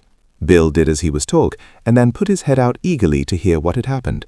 "That was it," said Antony with absolute conviction. "That was just what I saw yesterday." He came out of the office and joined Bill in the little room. "And now," he said, "let's try and find out what it was that Mr. Cayley was doing in here, and why he had to be so very careful that his friend Mr. Gillingham didn't overhear him." Chapter 13. The Open Window. Anthony's first thought was that Cayley had hidden something, something perhaps which he had found by the body, but that was absurd. In the time at his disposal, he could have done no more than put it away in a drawer, where it would be much more open to discovery by Antony than if he had kept it in his pocket.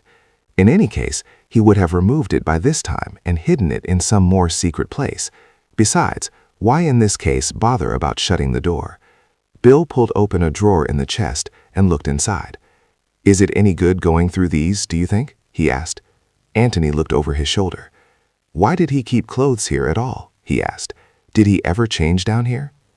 "My dear Tony, he had more clothes than anybody in the world. He just kept them here in case they might be useful, I expect. When you and I go from London to the country, we carry our clothes about with us. Mark never did." In his flat in London, he had everything all over again, which he has here. It was a hobby with him, collecting clothes. If he'd had half a dozen houses, they would all have been full of a complete gentleman's town and country outfit. I see. Of course, it might be useful sometimes, when he was busy in the next room, not to have to go upstairs for a handkerchief or a more comfortable coat. I see, yes. He was walking round the room as he answered, and he lifted the top of the linen basket which stood near the wash basin and glanced in. He seems to have come in here for a collar lately. Bill peered in. There was one collar at the bottom of the basket. Yes, I dare say he would, he agreed, if he suddenly found that the one he was wearing was uncomfortable or a little bit dirty or something. He was very finicky. Antony leaned over and picked it out. "It must have been uncomfortable this time," he said, after examining it carefully. "It couldn't very well be cleaner." He dropped it back again. "Anyway, he did come in here sometimes." "Oh, yes, rather." "Yes, but what did Cayley come in for so secretly?" "What did he want to shut the door for?" said Bill. "That's what I don't understand. You couldn't have seen him, anyhow." "No, so it follows that I might have heard him. He was going to do something which he didn't want me to hear." "By Jove, that's it," said Bill eagerly. "Yes, but what?" Bill frowned hopefully to himself, but no inspiration came. "Well, let's have some air anyway," he said at last, exhausted by the effort, and he went to the window, opened it, and looked out. Then, struck by an idea, he turned back to Antony and said, "Do you think I had better go up to the pond to make sure that they're still at it? Because—" He broke off suddenly at the sight of Antony's face. "Oh, idiot, idiot!" Antony cried. "Oh, most super excellent of Watsons! Oh, you lamb, you blessing! Oh, Gillingham, you incomparable ass!" "What on earth?" "The window! The window!" cried Antony, pointing to it. Bill turned back to the window, expecting it to say something. As it said nothing, he looked at Antony again. "He was opening the window!" cried Antony. "Who?" "Cayley, of course." Very gravely and slowly he expounded. "He came in here in order to open the window. He shut the door so that I shouldn't hear him open the window. He opened the window. I came in here and found the window open. I said, 'This window is open. My amazing powers of analysis tell me that the murderer must have escaped by this window.'" "Oh," said Cayley, raising his eyebrows. "Well," said he, "I suppose you must be right." Said I proudly, "I am, for the window is open," I said. "Oh, you incomparable ass." He understood now. It explained so much that had been puzzling him. He tried to put himself in Cayley's place. Cayley, when Antony had first discovered him, hammering at the door and crying, "Let me in." Whatever had happened inside the office, whoever had killed Robert, Cayley knew all about it, and knew that Mark was not inside and had not escaped by the window. But it was necessary to Cayley's plans, to Mark's plans if they were acting in concert, that he should be thought so to have escaped. At some time then, while he was hammering, the key in his pocket, at the locked door, he must suddenly have remembered, with what a shock, that a mistake had been made. A window had not been left open. Probably it would just have been a horrible doubt at first. Was the office window open? Surely it was open. Was it? Would he have time now to unlock the door, slip in, open the French windows, and slip out again? No. At any moment the servants might come. It was too risky, fatal if he were discovered. But servants were stupid. He could get the windows safely open while they were crowding round the body. They wouldn't notice. He could do it somehow. And then Antony's sudden appearance.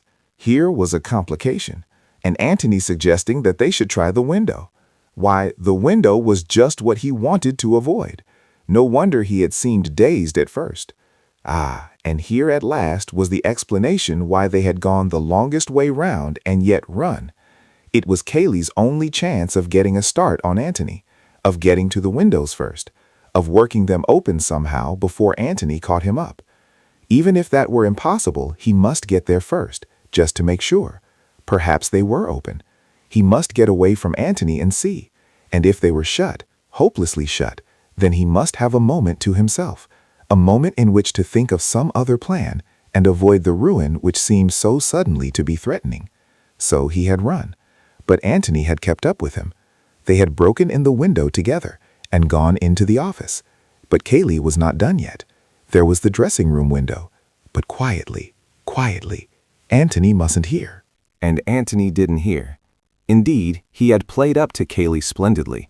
Not only had he called attention to the open window, but he had carefully explained to Cayley why Mark had chosen this particular window in preference to the office window, and Cayley had agreed that probably that was the reason. How he must have chuckled to himself. But he was still a little afraid that Antony would examine the shrubbery. Why? Obviously because there was no trace of anyone having broken through the shrubbery. No doubt Cayley had provided the necessary traces since and had helped the inspector to find them. Had he even gone as far as footmarks in Mark's shoes? But the ground was very hard. Perhaps footmarks were not necessary. Antony smiled as he thought of the big Cayley trying to squeeze into the dapper little Mark's shoes. Cayley must have been glad that footmarks were not necessary. No, the open window was enough. The open window and a broken twig or two. But quietly, quietly. Antony mustn't hear. And Antony had not heard. But he had seen a shadow on the wall. They were outside on the lawn again now, Bill and Antony, and Bill was listening open-mouthed to his friend's theory of yesterday's happenings. It fitted in, it explained things, but it did not get them any further. It only gave them another mystery to solve. "What's that?" said Antony. "Mark. Where's Mark? If he never went into the office at all, then where is he now?" "I don't say that he never went into the office. In fact, he must have gone. Elsie heard him." He stopped and repeated slowly. "She heard him. At least she says she did. But if he was there, he came out again by the door." "Well, but where does that lead you?" "Where it led Mark. The passage." "Do you mean that he's been hiding there all the time?" Antony was silent until Bill had repeated his question, and then with an effort he came out of his thoughts and answered him. "I don't know. But look here. Here is a possible explanation. I don't know if it is the right one. I don't know, Bill. I'm rather frightened. Frightened of what may have happened, of what may be going to happen. However, here is an explanation. See if you can find any fault with it." With his legs stretched out and his hands deep in his pockets, he lay back on the garden seat, looking up to the blue summer sky above him, and just as if he saw up there the events of yesterday being enacted over again, he described them slowly to Bill as they happened. "We'll begin at the moment when Mark shoots Robert. Call it an accident. Probably it was. Mark would say it was, anyhow. He is in a panic, naturally, but he doesn't lock the door and run away. For one thing, the key is on the outside of the door. For another, he is not quite such a fool as that. But he is in a horrible position. He is known to be on bad terms with his brother. He has just uttered some foolish threat to him, which may possibly have been overheard." What is he to do? He does the natural thing, the thing which Mark would always do in such circumstances. He consults Cayley, the invaluable, inevitable Cayley. Cayley is just outside. Cayley must have heard the shot. Cayley will tell him what to do. He opens the door just as Cayley is coming to see what is the matter. He explains rapidly. "What's to be done, Kay? What's to be done? It was an accident. I swear it was an accident. He threatened me. He would have shot me if I hadn't. Think of something, quick." Cayley has thought of something. "Leave it to me," he says. "You clear out altogether. I shot him if you like. I'll do all the explaining. Get away. Hide. Nobody saw you go in. Into the passage, quick. I'll come to you there as soon as I can." Good Cayley. Faithful Cayley. Mark's courage comes back. Cayley will explain all right. Cayley will tell the servants that it was an accident. He will ring up the police. Nobody will suspect Cayley. Cayley has no quarrel with Robert. And then Cayley will come into the passage and tell him that it is all right, and Mark will go out by the other end and saunter slowly back to the house. He will be told the news by one of the servants. Robert accidentally shot? Good heavens! So, greatly reassured, Mark goes into the library, and Cayley goes to the door of the office and locks it, and then he bangs on the door and shouts, "Let me in!" Antony was silent. Bill looked at him and shook his head. "Yes, Tony, but that doesn't make sense. What's the point of Cayley behaving like that?" Antony shrugged his shoulders without answering. "And what has happened to Mark since?" Antony shrugged his shoulders again. "Well, the sooner we go into that passage, the better," said Bill. "You're ready to go?" "Quite," said Bill, surprised. "You're quite ready for what we may find? You're being dashed mysterious, old boy." "I know I am." He gave a little laugh and went on. "Perhaps I'm being an ass, just a melodramatic ass. Well, I hope I am." He looked at his watch. "It's safe, is it? They're still busy at the pond?" "We'd better make certain. Could you be a sleuth hound, Bill? One of those that travel on their stomachs very noiselessly? I mean, could you get near enough to the pond to make sure that Cayley is still there without letting him see you?" "Rather." He got up eagerly. "You wait." Antony's head shot up suddenly. "Why, that was what Mark said," he cried. "Mark?" "Yes. What else he heard him say." "Oh, that. Yes. I suppose she couldn't have made a mistake, Bill. She did hear him." "She couldn't have mistaken his voice, if that's what you mean." "Oh?" "Mark had an extraordinary characteristic voice." "Oh?" "Rather high-pitched, you know, and, well, one can't explain, but, yes? Well, rather like this, you know, or even more so, if anything." He rattled these words off in Mark's rather monotonous, high-pitched voice, and then laughed, and added in his natural voice, "I say, that was really rather good." Antony nodded quickly. "That was like it?" he said. "Exactly." "Yes." He got up and squeezed Bill's arm. "Well, just go and see about Cayley, and then we'll get moving. I shall be in the library." "Right." Bill nodded and walked off in the direction of the pond. This was glorious fun. This was life. The immediate program could hardly be bettered. First of all, he was going to stalk Cayley. There was a little copse above the level of the pond, and about 100 yards away from it. He would come into this from the back, creep cautiously through it, taking care that no twigs cracked, and then, drawing himself on his stomach to the edge, peer down upon the scene below him. People were always doing that sort of thing in books, and he had been filled with a hopeless envy of them. Well, now he was actually going to do it himself. What fun! And then, when he had got back unobserved to the house and reported to Antony, they were going to explore the secret passage. Again, what fun! Unfortunately, there seemed to be no chance of buried treasure, but there might be buried clues. Even if you found nothing, you couldn't get away from the fact that a secret passage was a secret passage, and anything might happen in it. But even that wasn't the end of this exciting day. They were going to watch the pond that night. They were going to watch Cayley under the moonlight, watch him as he threw into the silence of the pond. What? The revolver? Well, anyhow, they were going to watch him. What fun! To Antony, who was older and who realized into what deep waters they were getting, it did not seem fun, but it was amazingly interesting.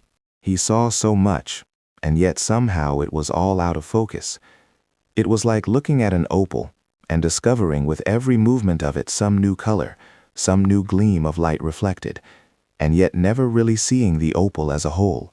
He was too near it, or too far away. He strained his eyes, and he relaxed his eyes. It was no good. His brain could not get hold of it. But there were moments when he almost had it, and then turned away from it.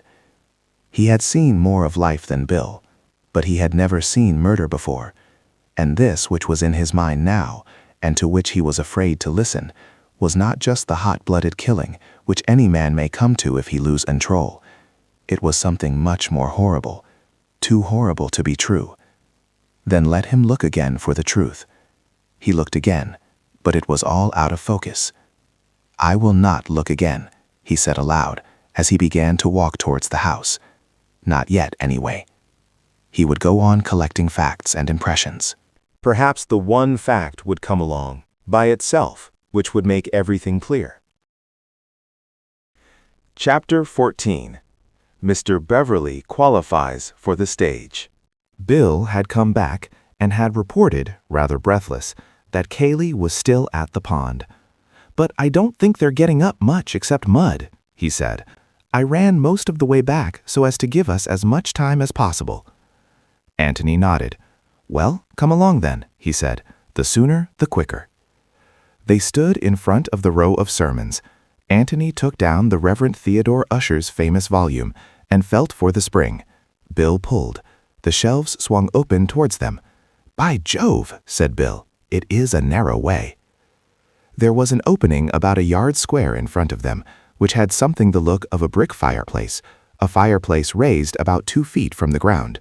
But save for one row of bricks in front, the floor of it was emptiness.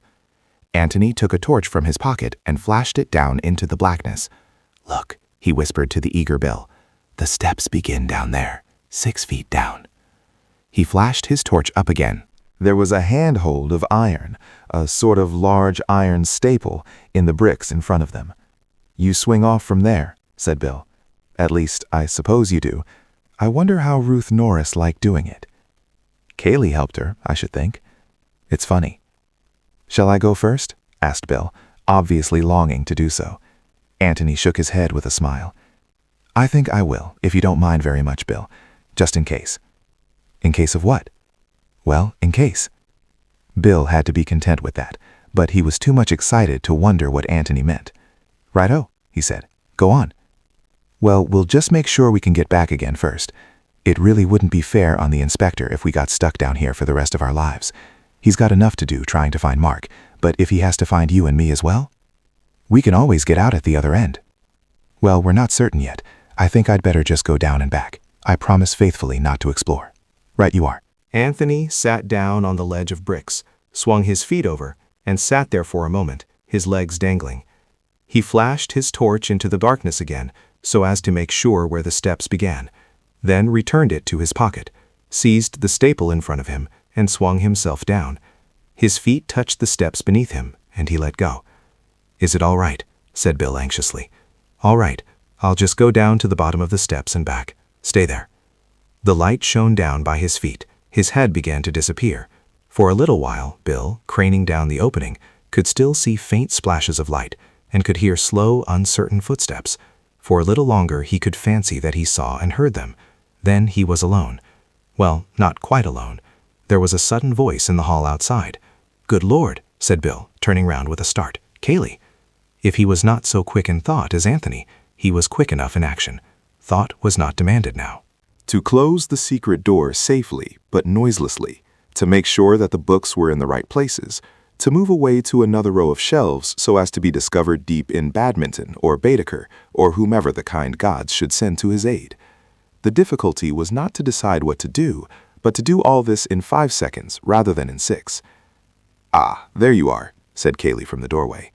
"Hello?" said Bill in surprise, looking up from the 4th volume of The Life and Works of Samuel Taylor Coleridge. "Have they finished?" "Finished what?" "The pond," said Bill, wondering why he was reading Coleridge on such a fine afternoon. Desperately he tried to think of a good reason. Verifying a quotation, an argument with Antony, that would do. But what quotation? "Oh, no, they're still at it. Where's Gillingham?" "The Ancient Mariner. Water, water everywhere." Or was that something else? And where was Gillingham? Water, water everywhere. "Tony, oh, he's about somewhere." "We're just going down to the village. They aren't finding anything at the pond, are they?" "No, but they like doing it. Something off their minds when they can say they've done it." Bill, deep in his book, looked up and said, "Yes," and went back to it again. He was just getting to the place. "What's the book?" said Cayley, coming up to him. Out of the corner of his eye, he glanced at the shelf of sermons as he came. Bill saw that glance and wondered, was there anything there to give away the secret? "I was just looking up a quotation," he drawled. "Tony and I had a bet about it. You know that thing about water, water everywhere, and not a drop to drink." But what on earth, he wondered to himself, were they betting about? "Nor any drop to drink, to be accurate." Bill looked at him in surprise. Then a happy smile came on his face. "Quite sure?" he said. "Of course." "Then you've saved me a lot of trouble. That's what the bet was about." He closed the book with a slam, put it back in its shelf, and began to feel for his pipe and tobacco. "I was a fool to bet with Tony," he added. "He always knows that sort of thing." So far, so good. But here was Cayley still in the library, and there was Antony, all unsuspecting, in the passage. When Antony came back, he would not be surprised to find the door closed, because the whole object of his going had been to see if he could open it easily from the inside. At any moment, then, the bookshelf might swing back and show Antony's head in the gap. A nice surprise for Cayley. "Come with us," he said casually, as he struck a match. He pulled vigorously at the flame as he waited for the answer, hoping to hide his anxiety, for if Cayley assented, he was done. "I've got to go into Stanton." Bill blew out a great cloud of smoke with an expiration which covered also a heartfelt sigh of relief. "Oh, a pity. You're driving, I suppose?" "Yes. The car will be here directly." "There's a letter I must write first." He sat down at a writing table and took out a sheet of notepaper. He was facing the secret door. If it opened, he would see it. At any moment now it might open. Bill dropped into a chair and thought. Antony must be warned, obviously. But how? How did one signal to anybody? By code? Morse code? Did Antony know it? Did Bill know it himself, if it came to that? He had picked up a bit in the army. Not enough to send a message, of course. But a message was impossible anyhow. Cayley would hear him tapping it out. It wouldn't do to send more than a single letter. What letters did he know? And what letter would convey anything to Antony? He pulled at his pipe, his eyes wandering from Cayley at his desk to the Reverend Theodore Ussher in his shelf. What letter? C for Cayley. Would Antony understand? Probably not, but it was just worth trying. What was C? Long, short, umpty-itty, umpty-itty. Was that right? C, yes, that was C. He was sure of that. See, umpty-itty, umpty-itty. Hands in pockets, he got up and wandered across the room, humming vaguely to himself, the picture of a man waiting for another man, as it might be his friend Gillingham, to come in and take him away for a walk or something. He wandered across to the books at the back of Cayley and began to tap absent-mindedly on the shelves as he looked at the titles. Umpty-itty, umpty-itty. Not that it was much like that at first. He couldn't get the rhythm of it. Umpty-itty, umpty-itty. That was better. He was back at Samuel Taylor Coleridge now. Antony would begin to hear him soon. Umpty-itty, umpty-itty. Just the aimless tapping of a man who was wondering what book he will take out with him to read on the lawn. Would Antony hear?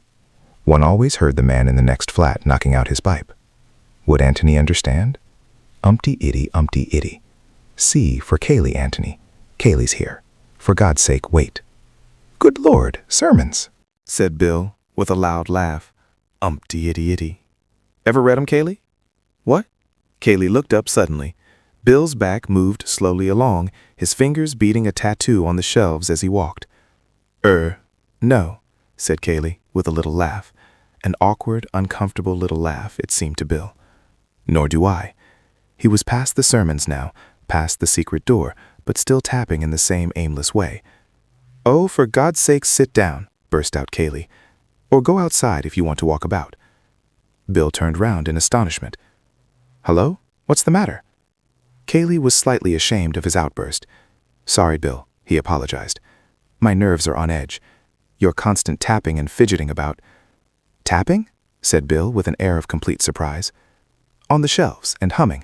Sorry, it got on my nerves. My dear old chap, I'm awfully sorry. I'll go out in the hall. It's all right, said Cayley, and went on with his letter. Bill sat down in his chair again. Had Antony understood? Well, anyhow, there was nothing to do now but wait for Cayley to go. And if you ask me, said Bill to himself, much pleased, I ought to be on the stage. That's where I ought to be, the complete actor. A minute, 2 minutes, 3 minutes, 5 minutes. It was safe now. Antony had guessed. Is the car there? Asked Cayley as he sealed up his letter. Bill strolled into the hall, called back, yes, and went out to talk to the chauffeur. Cayley joined him, and they stood there for a moment. Hello, said a pleasant voice behind them. They turned round and saw Antony. Sorry to keep you waiting, Bill. With a tremendous effort, Bill restrained his feelings and said casually enough that it was all right. "Well, I must be off," said Cayley. "You're going down to the village?" "That's the idea. I wonder if you take this letter to Jallan's for me." "Of course. Thanks very much. Well, I'll see you later." He nodded and got into the car. As soon as they were alone, Bill turned eagerly to his friend. "Well," he said excitedly, "come into the library." They went in, and Tony sank down into a chair. "You must give me a moment," he panted. "I've been running." "Running?" "Well, of course. How do you think I got back here?" "You don't mean you went out at the other end?" Antony nodded. "I say, did you hear me tapping?" "I did indeed. Bill, you're a genius." Bill blushed. "I knew you'd understand," he said. "You guessed that I meant Cayley?" "I did. It was the least I could do after you had been so brilliant. You must have had rather an exciting time." "Exciting? Good Lord, I should think it was. Tell me about it." As modestly as possible, Mr. Beverley explained his qualifications for a life on the stage. "Good man," said Antony at the end of it. "You are the most perfect Watson that ever lived." "Bill, my lad," he went on dramatically, rising and taking Bill's hand in both of his, "there is nothing that you and I could not accomplish together if we gave our minds to it." Silly old ass. That's what you always say when I'm being serious. Well, anyway, thanks awfully. You really saved us this time. Were you coming back? Yes, at least I think I was. I was just wondering when I heard you tapping. The fact of the door being shut was rather surprising. Of course, the whole idea was to see if it could be opened easily from the other side, but I felt somehow that you wouldn't shut it until the last possible moment, until you saw me coming back. Well, then I heard the taps, and I knew it must mean something, so I sat tight. Then when C began to come along, I said, "Cayley, Pajove." Right, aren't I? And I simply hared to the other end of the passage for all I was worth, and hared back again, because I thought you might be getting rather involved in explanations about where I was and so on. You didn't see Mark then? No, nor his... No, I didn't see anything. Nor what? Antony was silent for a moment. I didn't see anything, Bill. Or rather, I did see something. I saw a door in the wall, a cupboard, and it's locked, so if there's anything we want to find, that's where it is. Could Mark be hiding there? I called through the keyhole in a whisper, "Mark, are you there?" He would have thought it was Cayley. There was no answer. Well, let's go down and try again. We might be able to get the door open. Antony shook his head. "Aren't I going at all?" said Bill in great disappointment. When Antony spoke, it was to ask another question. "Can Cayley drive a car?" "Yes, of course. Why?" Then he might easily drop the chauffeur at his lodge and go off to Stanton or wherever he wanted to on his own. "I suppose so, if he wanted to." "Yes." Antony got up. "Well, look here. As we said, we were going into the village, and as we promised to leave that letter, I almost think we'd better do it." "Oh? Oh, very well. Jallan's. What were you telling me about that?" "Oh, yes, the widow Norbury. That's right. Cayley used to be rather keen on the daughter. The letter's for her." "Yes, well, let's take it, just to be on the safe side." "Am I going to be done out of that secret passage altogether?" asked Bill fretfully. "There's nothing to see, really, I promise you." "You're very mysterious. What's upset you? You did see something down there, I'm certain of it." "I did, and I've told you about it." "No, you haven't. You only told me about the door in the wall."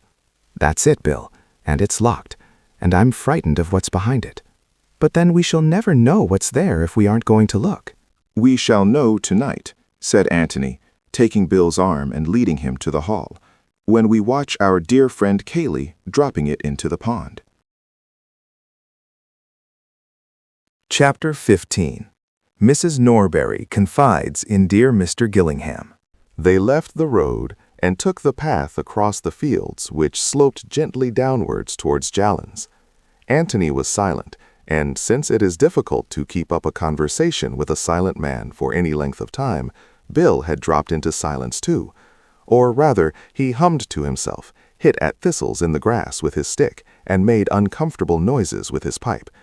But he noticed that his companion kept looking back over his shoulder, almost as if he wanted to remember for a future occasion the way by which they were coming. Yet there was no difficulty about it, for they remained all the time in view of the road, and the belt of trees above the long park wall which bordered its further side stood out clearly against the sky. Antony, who had just looked round again, turned back with a smile. "What's the joke?" said Bill, glad of the more social atmosphere. "Cayley, didn't you see?" "See what?" "The car, going past on the road there." "So that's what you were looking for." You've got jolly good eyes, my boy, if you recognize the car at this distance after only seeing it twice. Well, I have got jolly good eyes. I thought he was going to Stanton. He hoped you'd think so, obviously. Then where is he going? The library, probably, to consult our friend Ussher, after making quite sure that his friends Beverley and Gillingham really were going to Jallan's, as they said. Bill stopped suddenly in the middle of the path. "I say, do you think so?" Antony shrugged his shoulders. "I shouldn't be surprised. We must be devilishly inconvenient for him, hanging about the house. Any moment he can get, when we're definitely somewhere else, must be very useful to him. Useful for what? Well, useful for his nerves, if for nothing else. We know he's mixed up in this business. We know he's hiding a secret or two. Even if he doesn't suspect that we're on his tracks, he must feel that at any moment we might stumble on something." Bill gave a grunt of assent, and they went slowly on again. "What about tonight?" he said, after a lengthy blow at his pipe. "Try a piece of grass," said Antony, offering it to him. Bill pushed it through the mouthpiece, blew again, said, "That's better," and returned the pipe to his pocket. "How are we going to get out without Cayley knowing?" "Well, that wants thinking over. It's going to be difficult. I wish we were sleeping at the inn. Is this Miss Norbury, by any chance?" Bill looked up quickly. They were close to Jallan's now, an old thatched farmhouse which, after centuries of sleep, had woken up to a new world, and had forthwith sprouted wings. Wings, however, of so discreet a growth that they had not brought with them any obvious change of character. And Jallan's, even with a bathroom, was still Jallan's. To the outward view, at any rate. Inside, it was more clearly Mrs. Norbury's. "Yes, Angela Norbury," murmured Bill. "Not bad looking, is she?" The girl who stood by the little white gate of Jallan's was something more than not bad looking, but in this matter Bill was keeping his superlatives for another. In Bill's eyes, she must be judged and condemned by all that distinguished her from Betty Calladine. To Antony, unhampered by these standards of comparison, she seemed quite simply beautiful. "Cayley asked us to bring a letter along," explained Bill, when the necessary handshakings and introductions were over. "Here you are. You will tell him, won't you, how dreadfully sorry I am about what has happened. It seems so hopeless to say anything, so hopeless even to believe it, if it is true what we've heard." Bill repeated the outline of events of yesterday. "Yes. And Mr. Ablett hasn't been found yet?" She shook her head in distress. "It still seems to have happened to somebody else, somebody we didn't know at all." Then, with a sudden grave smile, which included both of them, "But you must come and have some tea." "It's awfully decent of you," said Bill awkwardly, "but You will, won't you?" she said to Antony. "Thank you very much." Mrs. Norbury was delighted to see them, as she always was to see any man in her house who came up to the necessary standard of eligibility. When her life work was completed and summed up in those beautiful words, "A marriage has been arranged and will shortly take place between Angela, daughter of the late John Norbury," then she would utter a grateful Nunc Dimittis and depart in peace, to a better world if heaven insisted, but preferably to her new son-in-law's more dignified establishment. For there was no doubt that eligibility meant not only eligibility as a husband. But it was not as eligibles that the visitors from the Red House were received with such eagerness today. And even if her special smile for possibles was there, it was instinctive rather than reasoned. All that she wanted at this moment was news of Mark. For she was bringing it off at last, and if the engagement columns of the Morning Post were preceded, as in the case of its obituary columns, by a premonitory bulletin, the announcement of yesterday would have cried triumphantly to the world, or to such part of the world as mattered. A marriage has very nearly been arranged by Mrs. Norbury, and will certainly take place between Angela, only daughter of the late John Norbury, and Mark Ablett of the Red House. And coming across it on his way to the sporting page, Bill would have been surprised, for he had thought that, if anybody, it was Cayley. To the girl, it was neither. She was often amused by her mother's ways, sometimes ashamed of them, sometimes distressed by them. The Mark Ablett affair had seemed to her particularly distressing, for Mark was so obviously in league with her mother against her. Other suitors, upon whom her mother had smiled, had been embarrassed by that championship. Mark appeared to depend on it as much as on his own attractions, great though he thought these to be. They went a-wooing together. It was a pleasure to turn to Cayley, that hopeless and eligible. But alas, Cayley had misunderstood her. She could not imagine Cayley in love until she saw it, and tried too late to stop it. That was 4 days ago. She had not seen him since, and now here was this letter. She dreaded opening it. It was a relief to feel that at least she had an excuse for not doing so while her guests were in the house. Mrs. Norbury recognized at once that Antony was likely to be the more sympathetic listener, and when tea was over and Bill and Angela had been dispatched to the garden with the promptness and efficiency of the expert, dear Mr. Gillingham found himself on the sofa beside her, listening to many things which were of even greater interest to him than she could possibly have hoped. "It is terrible, terrible," she said, "and to suggest that dear Mr. Ablett—" Antony made suitable noises. "You've seen Mr. Ablett for yourself. A kinder, more warm-hearted man." Antony explained that he had not seen Mr. Ablett. "Of course, yes, I was forgetting. But believe me, Mr. Gillingham, you can trust a woman's intuition in these matters." Antony said that he was sure of this. "Think of my feelings as a mother." Antony was thinking of Miss Norbury's feelings as a daughter, and wondering if she guessed that her affairs were now being discussed with a stranger. Yet what could he do? What, indeed, did he want to do, except listen, in the hope of learning? Mark engaged, or about to be engaged. Had that any bearing on the events of yesterday? What, for instance, would Mrs. Norbury have thought of Brother Robert, that family skeleton? Was this another reason for wanting Brother Robert out of the way? "I never liked him, never." "Never liked?" said Antony, bewildered.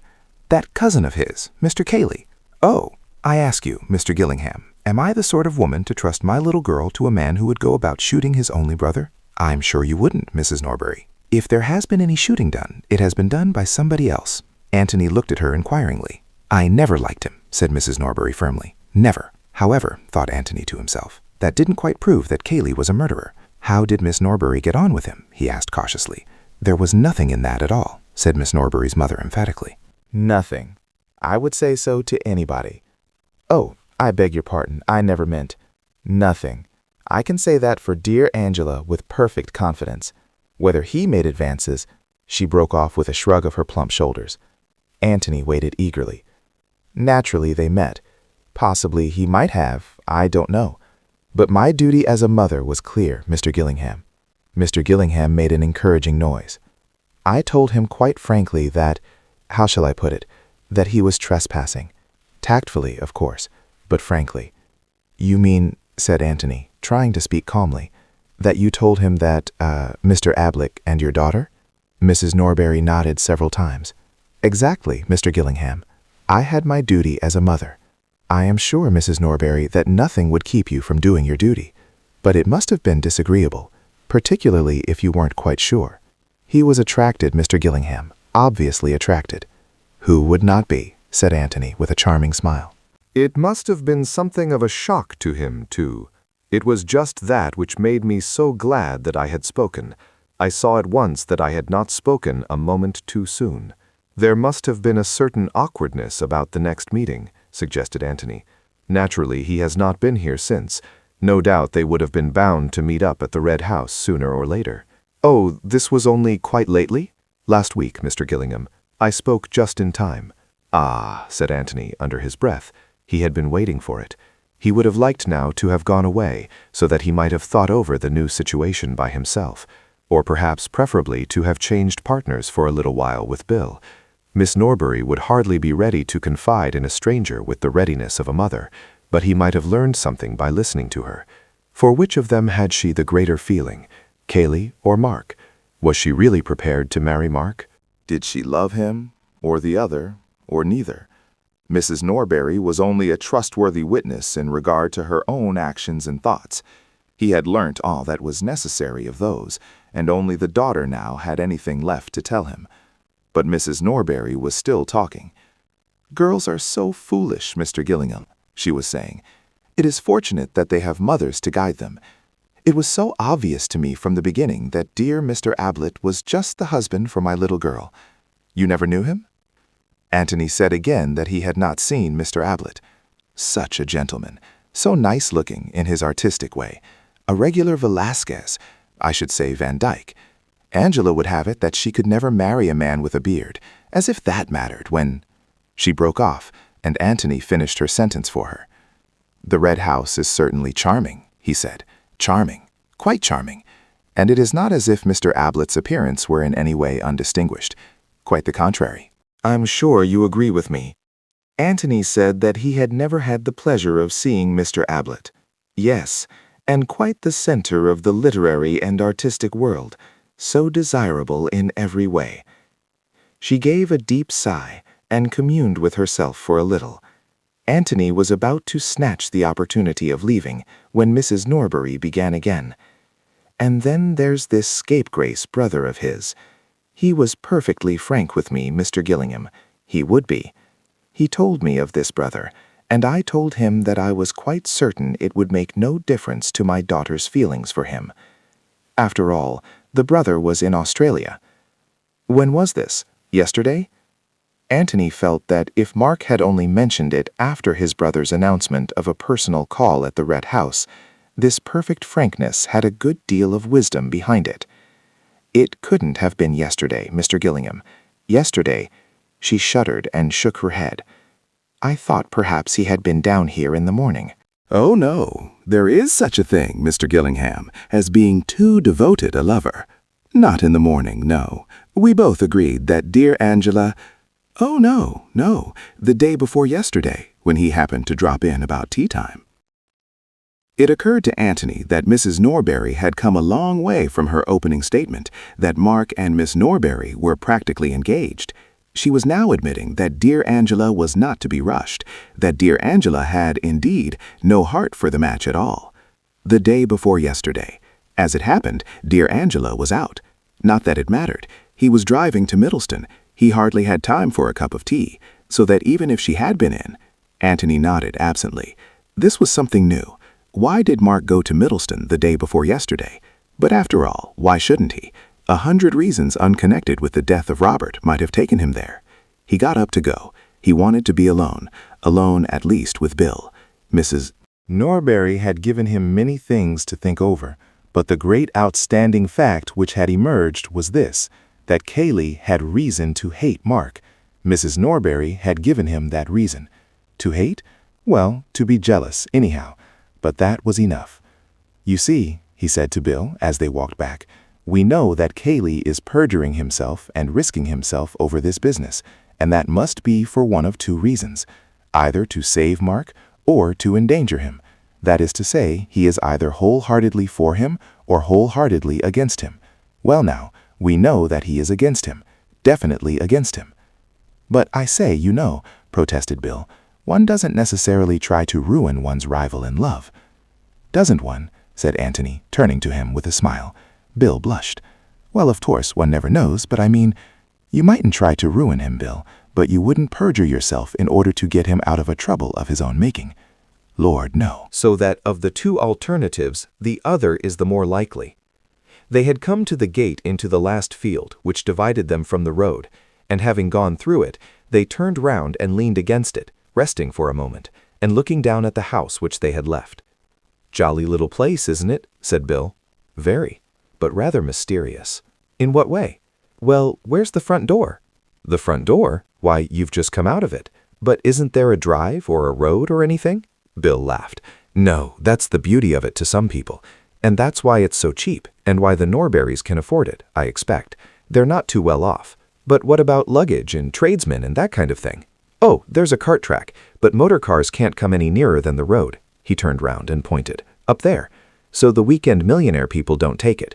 At least they'd have to build a road and a garage and all the rest of it if they did." "I see," said Antony carelessly. and they turned round and continued their walk up to the road. But later on he remembered this casual conversation at the gate and saw the importance of it.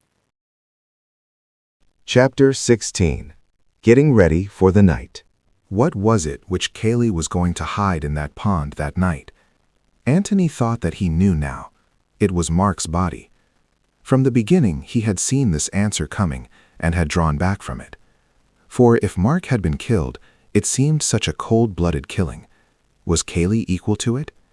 Bill would have said no, but that was because he had had breakfast with Cayley, and lunch with him, and dinner with him, had ragged him and played games with him. Bill would have said no, because Bill wouldn't have killed anybody in cold blood himself, and because he took it for granted that other people behaved pretty much as he did. But Antony had no such illusions. Murders were done. Murder had actually been done here, for there was Robert's dead body.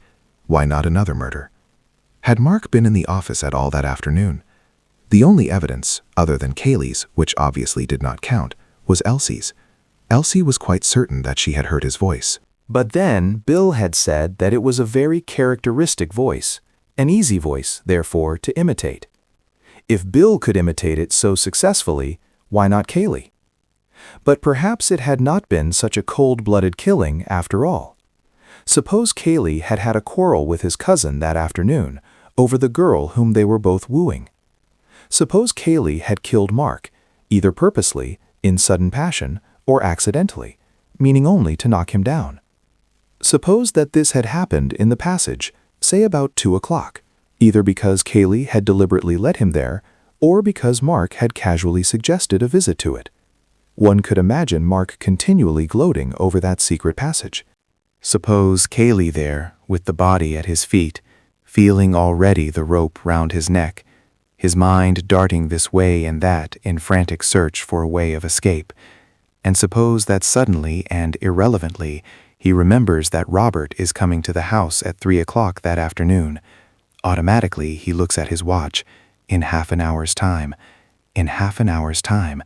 He must think of something quickly, quickly. Shall he bury the body in the passage and let it be thought that Mark ran away, frightened at the mere thought of his brother's arrival? But there was the evidence of the breakfast table.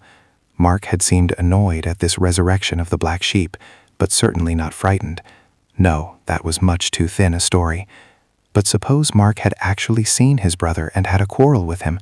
Suppose it could be made to look as if Robert had killed Mark. Antony pictured to himself Cayley in the passage, standing over the dead body of his cousin and working it out. How could Robert be made to seem the murderer if Robert were alive to deny it? But suppose Robert were dead, too. He looks at his watch again. Only 25 minutes now. Suppose Robert were dead, too. Robert dead in the office and Mark dead in the passage. How does that help? Madness. But if the bodies were brought together somehow and Robert's death looked like suicide, was it possible? Madness again. Too difficult. Only 20 minutes now. Too difficult to arrange in 20 minutes.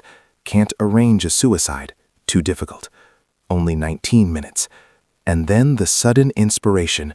Robert dead in the office, Mark's body hidden in the passage. Impossible to make Robert seem the murderer. But how easy to make Mark. Robert dead and Mark missing. Why, it jumped to the eye at once. Mark had killed Robert. Accidentally. Yes, that would be more likely. And then had run away. Sudden panic. He looks at his watch again. 15 minutes. But plenty of time now. The thing arranges itself. Was that the solution, Antony wondered. It seemed to fit in with the facts as they knew them, but then so did that other theory which he had suggested to Bill in the morning. Which one? Said Bill. They had come back from Jallan's through the park and were sitting in the copse above the pond, from which the inspector and his fishermen had now withdrawn. Bill had listened with open mouth to Antony's theory, and save for an occasional "By Jove," had listened in silence. "Smart man, Cayley," had been his only comment at the end. Which other theory? They left the road and took the path across the fields which sloped gently downwards towards Jallan's. Antony was silent, and since it is difficult to keep up a conversation with a silent man for any length of time, Bill had dropped into silence too. Or rather, he hummed to himself, hid at thistles in the grass with his stick, and made uncomfortable noises with his pipe. But he noticed that his companion kept looking back over his shoulder, almost as if he wanted to remember for a future occasion the way by which they were coming.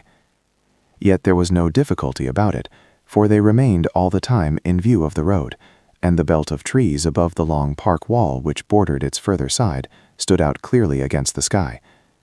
Antony, who had just looked round again, turned back with a smile. "What's the joke?" said Bill, glad of the more social atmosphere. "Cayley, didn't you see?" "See what?" "The car, going past on the road there. So that's what you were looking for." You've got jolly good eyes, my boy, if you recognize the car at this distance after only seeing it twice. Well, I have got jolly good eyes. I thought he was going to Stanton. He hoped you'd think so, obviously. Then where is he going? The library, probably, to consult our friend Ussher, after making quite sure that his friends Beverley and Gillingham really were going to Jallan's, as they said. Bill stopped suddenly in the middle of the path. "I say, do you think so?"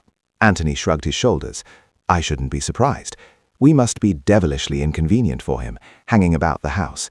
Any moment he can get when we're definitely somewhere else must be very useful to him.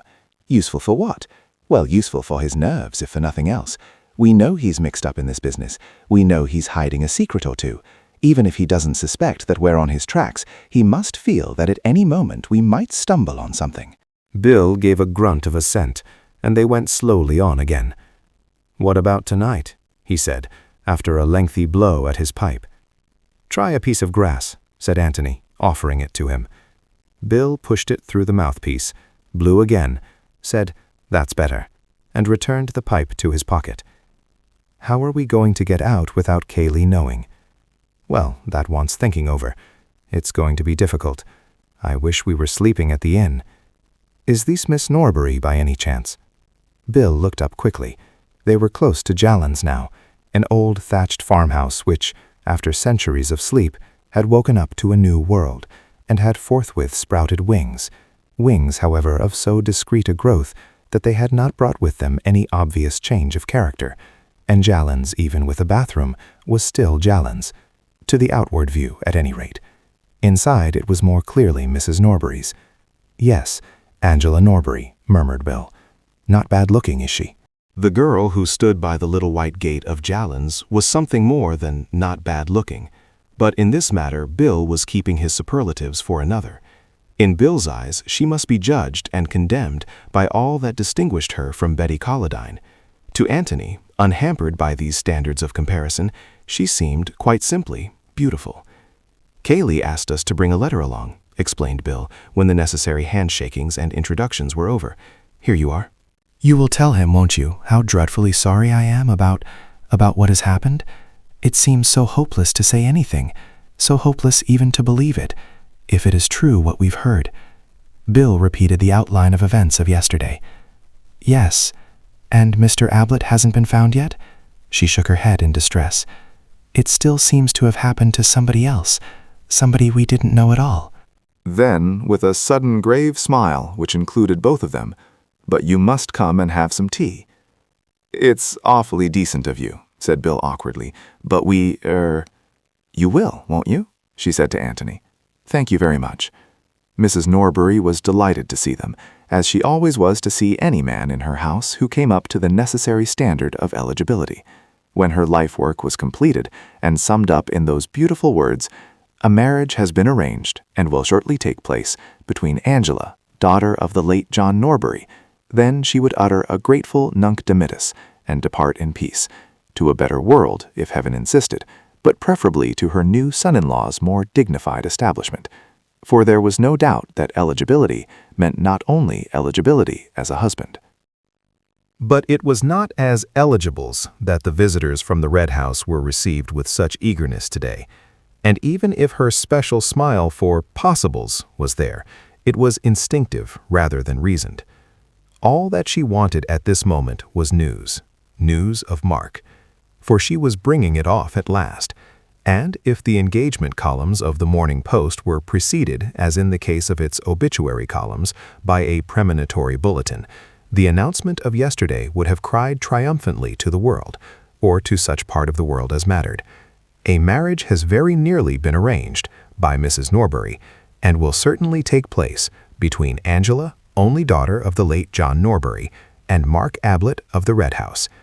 And coming across it on his way to the sporting page, Bill would have been surprised, for he had thought that, if anybody, it was Cayley. To the girl, it was neither.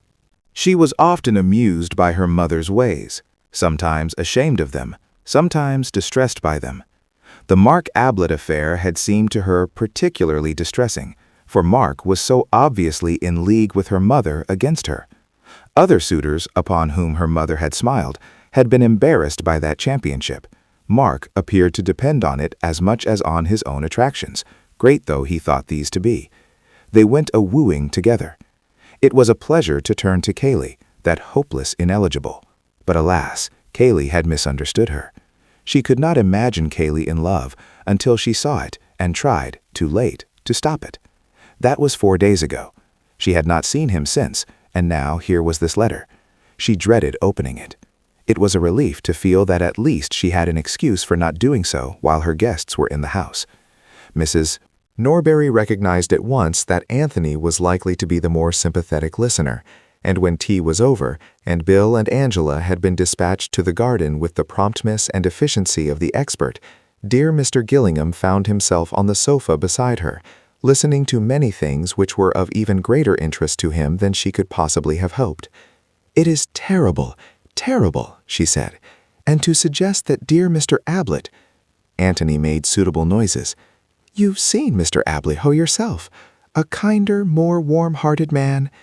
Antony explained that he had not seen Mr. Ablett. "Of course, yes, I was forgetting. But believe me, Mr. Gillingham, you can trust a woman's intuition in these matters." Antony said that he was sure of this. "Think of my feelings as a mother." Antony was thinking of Miss Norbury's feelings as a daughter, and wondering if she guessed that her affairs were now being discussed with a stranger. Yet what could he do? What, indeed, did he want to do, except listen, in the hope of learning? Mark engaged, or about to be engaged. Had that any bearing on the events of yesterday? What, for instance, would Mrs. Norbury have thought of Brother Robert, that family skeleton? Was this another reason for wanting Brother Robert out of the way? "I never liked him. Never." "Never liked," said Antony, bewildered. "That cousin of his, Mr. Cayley." "Oh. I ask you, Mr. Gillingham, am I the sort of woman to trust my little girl to a man who would go about shooting his only brother?" "I'm sure you wouldn't, Mrs. Norbury. If there has been any shooting done, it has been done by somebody else." Antony looked at her inquiringly. "I never liked him," said Mrs. Norbury firmly. "Never." However, thought Antony to himself, that didn't quite prove that Cayley was a murderer. "How did Miss Norbury get on with him?" he asked cautiously. "There was nothing in that at all," said Miss Norbury's mother emphatically. "Nothing. I would say so to anybody." "Oh, I beg your pardon, I never meant—" "Nothing. I can say that for dear Angela with perfect confidence. Whether he made advances—" She broke off with a shrug of her plump shoulders. Antony waited eagerly. "Naturally they met. Possibly he might have—I don't know. But my duty as a mother was clear, Mr. Gillingham." Mr. Gillingham made an encouraging noise. "I told him quite frankly that—how shall I put it—that he was trespassing. Tactfully, of course, but frankly." "You mean," said Antony, trying to speak calmly, "that you told him that—Mr. Ablett and your daughter?" Mrs. Norbury nodded several times. "Exactly, Mr. Gillingham.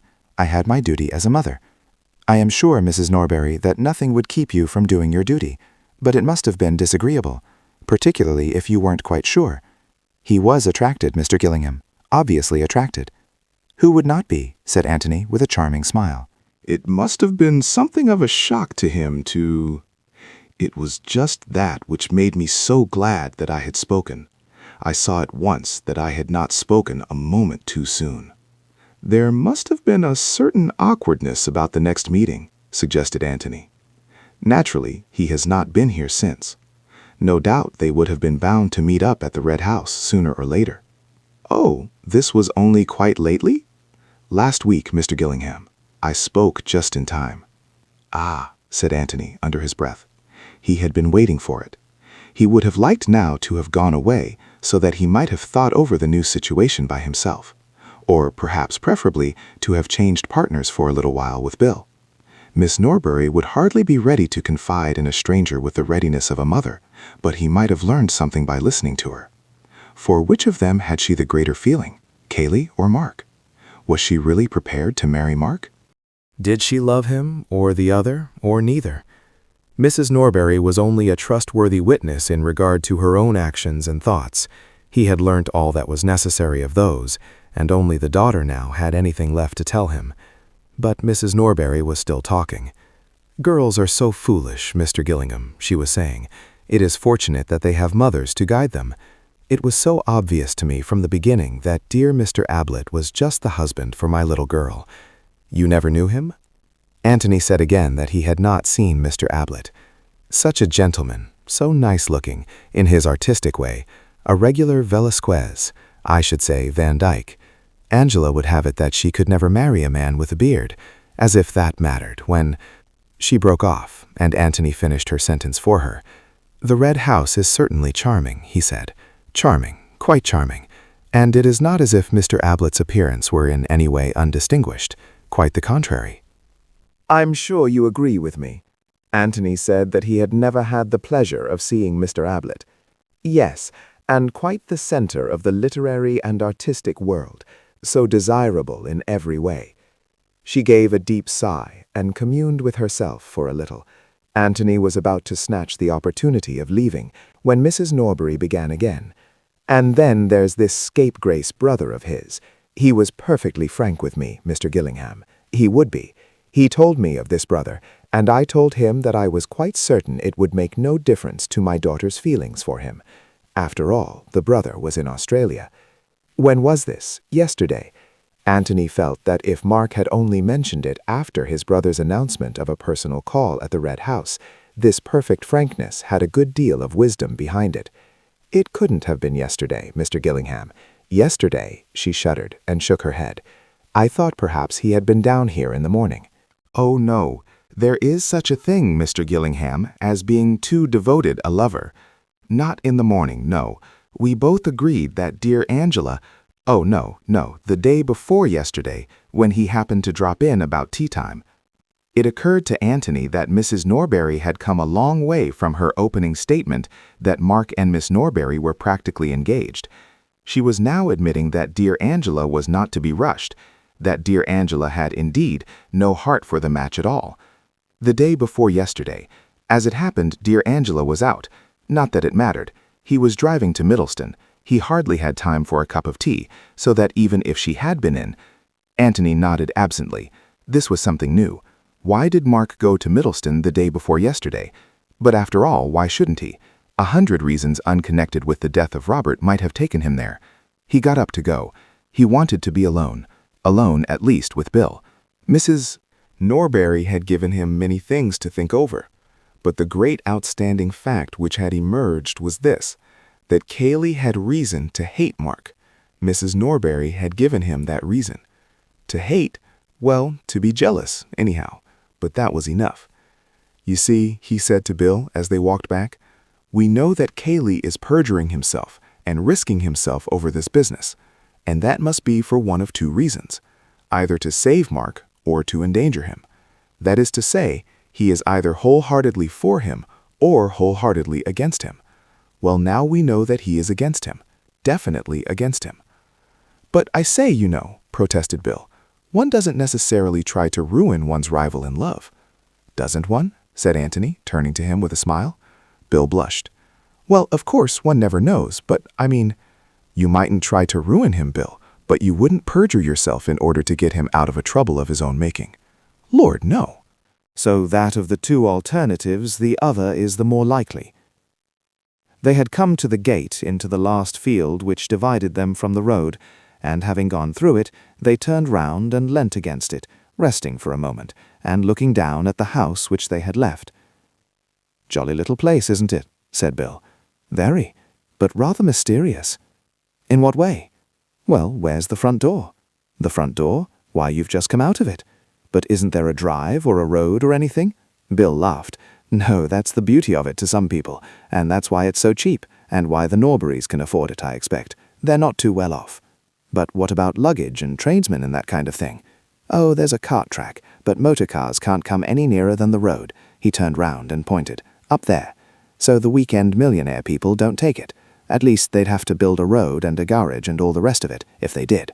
I see, said Antony carelessly, and they turned round and continued their walk up to the road. But later on, he remembered this casual conversation at the gate and saw the importance of it. Chapter 16. Getting Ready for the Night. What was it which Cayley was going to hide in that pond that night? Antony thought that he knew now. It was Mark's body. From the beginning he had seen this answer coming and had drawn back from it.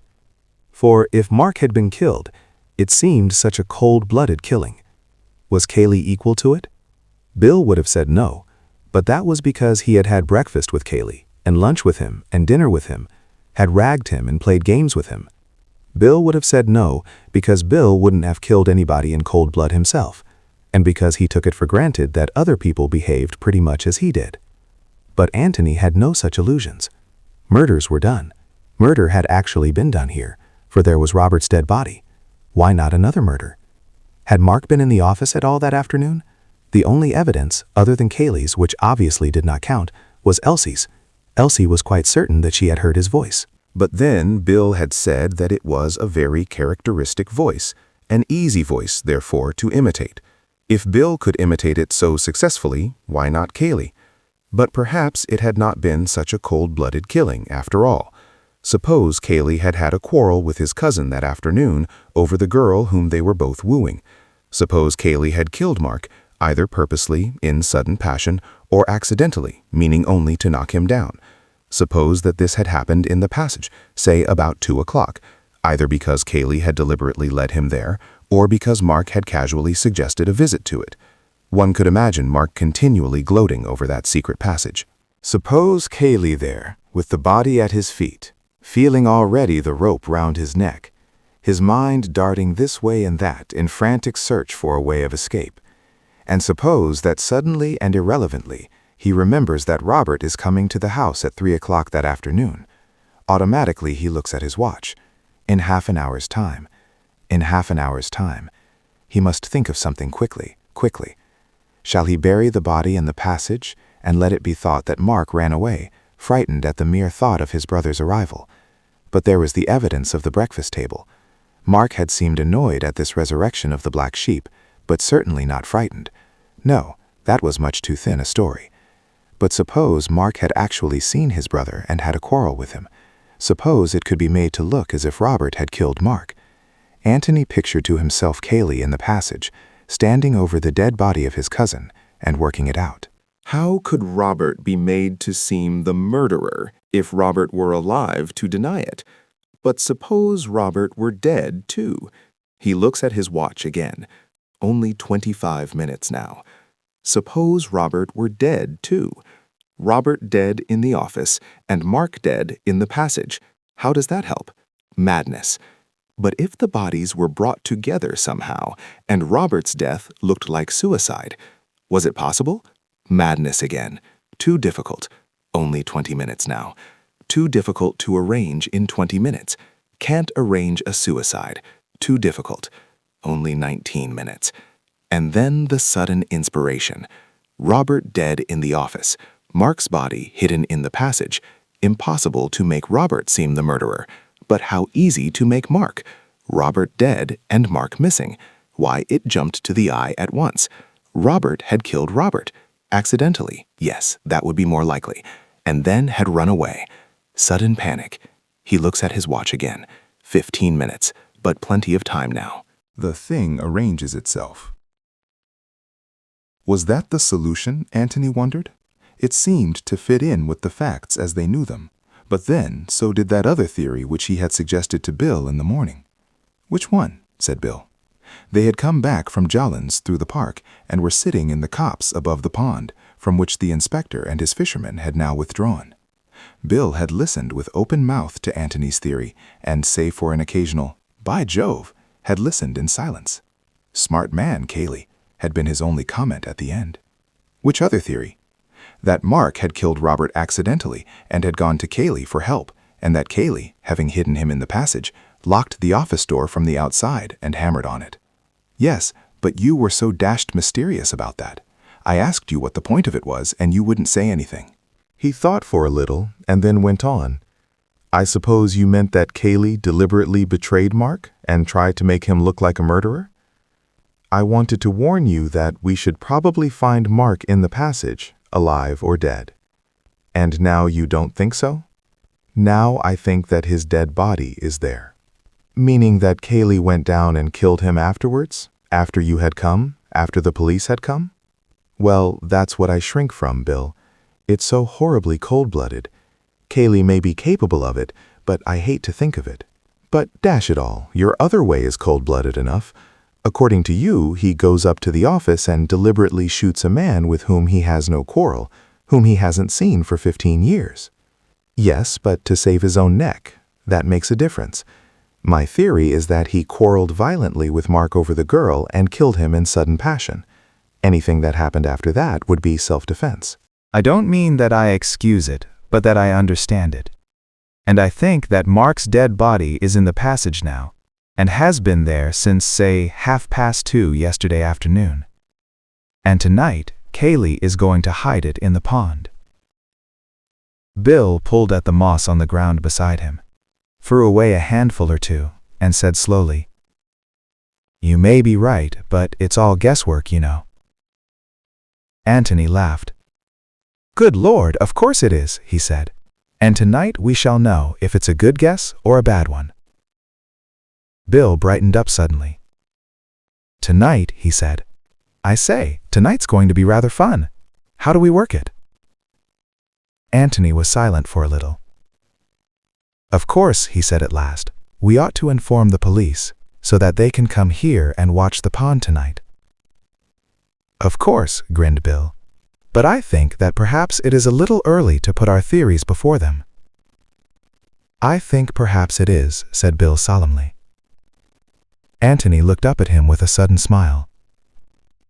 "Bill, you old bounder." Well, dash it, it's our show. I don't see why we shouldn't get our little bit of fun out of it. Neither do I. All right then, we'll do without the police tonight. We shall miss them, said Bill sadly, but 'tis better so.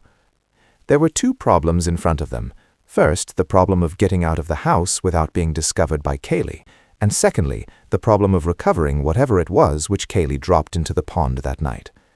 Let's look at it from Cayley's point of view, said Antony. He may not know that we're on his track, but he can't help being suspicious of us. He's bound to be suspicious of everybody in the house, and more particularly of us, because we're presumably more intelligent than the others. He stopped for a moment to light his pipe, and Bill took the opportunity of looking more intelligent than Mrs. Stevens. Now, he has got something to hide tonight, and he's going to take good care that we aren't watching him. Well, what will he do? See that we are asleep first, before he starts out. Yes, come and tuck us up, and see that we're nice and comfortable. Yes, that's awkward, said Bill. But we could lock our doors, and then he wouldn't know that we weren't there. Have you ever locked your door? Never. No, and you can bet that Cayley knows that. Anyway, he'd bang on it, and you wouldn't answer, and then what would he think? Bill was silent, crushed. Then I don't see how we're going to do it, he said, after deep thought. He'll obviously come to us just before he starts out, and that doesn't give us time to get to the pond in front of him. Let's put ourselves in his place, said Antony, puffing slowly at his pipe. He's got the body, or whatever it is, in the passage. He won't come up the stairs carrying it in his arms and look in at our doors to see if we're awake. He'll have to make sure about us first, and then go down for the body afterwards. So that gives us a little time. Yes, said Bill thoughtfully. We might just do it, but it'll be a bit of a rush.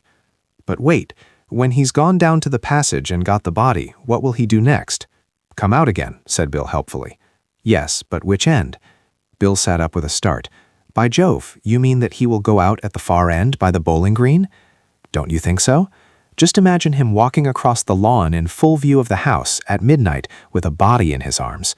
Think of the awful feeling he would have in the back of the neck, wondering if anybody, any restless sleeper, had chosen just that moment to wander to the window and look out into the night. There's still plenty of moonlight, Bill. Is he going to walk across the park in the moonlight with all those windows staring at him? Not if he can help it. but he can get out by the bowling green and then come to the pond without ever being in sight of the house at all. You're right. And that will just about give us time. Good. Now, what's the next thing? The next thing is to mark the exact place in the pond where he drops, whatever he drops, so that we can fish it out again. If we can see what it is, we shan't want to. The police can have a go at it tomorrow. But if it's something we can't identify from a distance, then we must try and get it out, to see whether it's worth telling the police about. Yes, said Bill, wrinkling his forehead.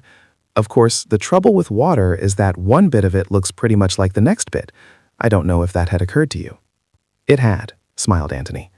Let's come and have a look at it. They walked to the edge of the copse and lay down there in silence, looking at the pond beneath them. See anything? Said Antony at last. What? The fence on the other side. What about it? Well, it's rather useful, that's all. Said Sherlock Holmes enigmatically, added Bill. A moment later, his friend Watson had hurled him into the pond. Antony laughed. I love being Sherlocky, he said. It's very unfair of you not to play up to me. Why is that fence useful, my dear Holmes? Said Bill obediently. Because you can take a bearing on it, you see. Yes, you needn't stop to explain to me what a bearing is. I wasn't going to. But you're lying here, he looked up, underneath this pine tree. Cayley comes out in the old boat and drops his parcel in. You take a line from here onto the boat and mark it off on the fence there. Say it's the 5th post from the end. Well then, I take a line from my tree, we'll find one for me directly, and it comes on to the 20th post, say. And where the 2 lines meet, there shall the eagles be gathered together, QED. And there, I almost forgot to remark, will the toller eagle, Beverley by name, do his famous diving act, as performed nightly at the hippodrome. Bill looked at him uneasily. I say, really? It's beastly dirty water, you know? I'm afraid so, Bill. So it is written in the book of Jasher. Of course I knew that one of us would have to, but I hoped. Oh well, it's a warm night. Just the night for a bathe, agreed Antony, getting up. Well now, let's have a look for my tree. They walked down to the margin of the pond and then looked back.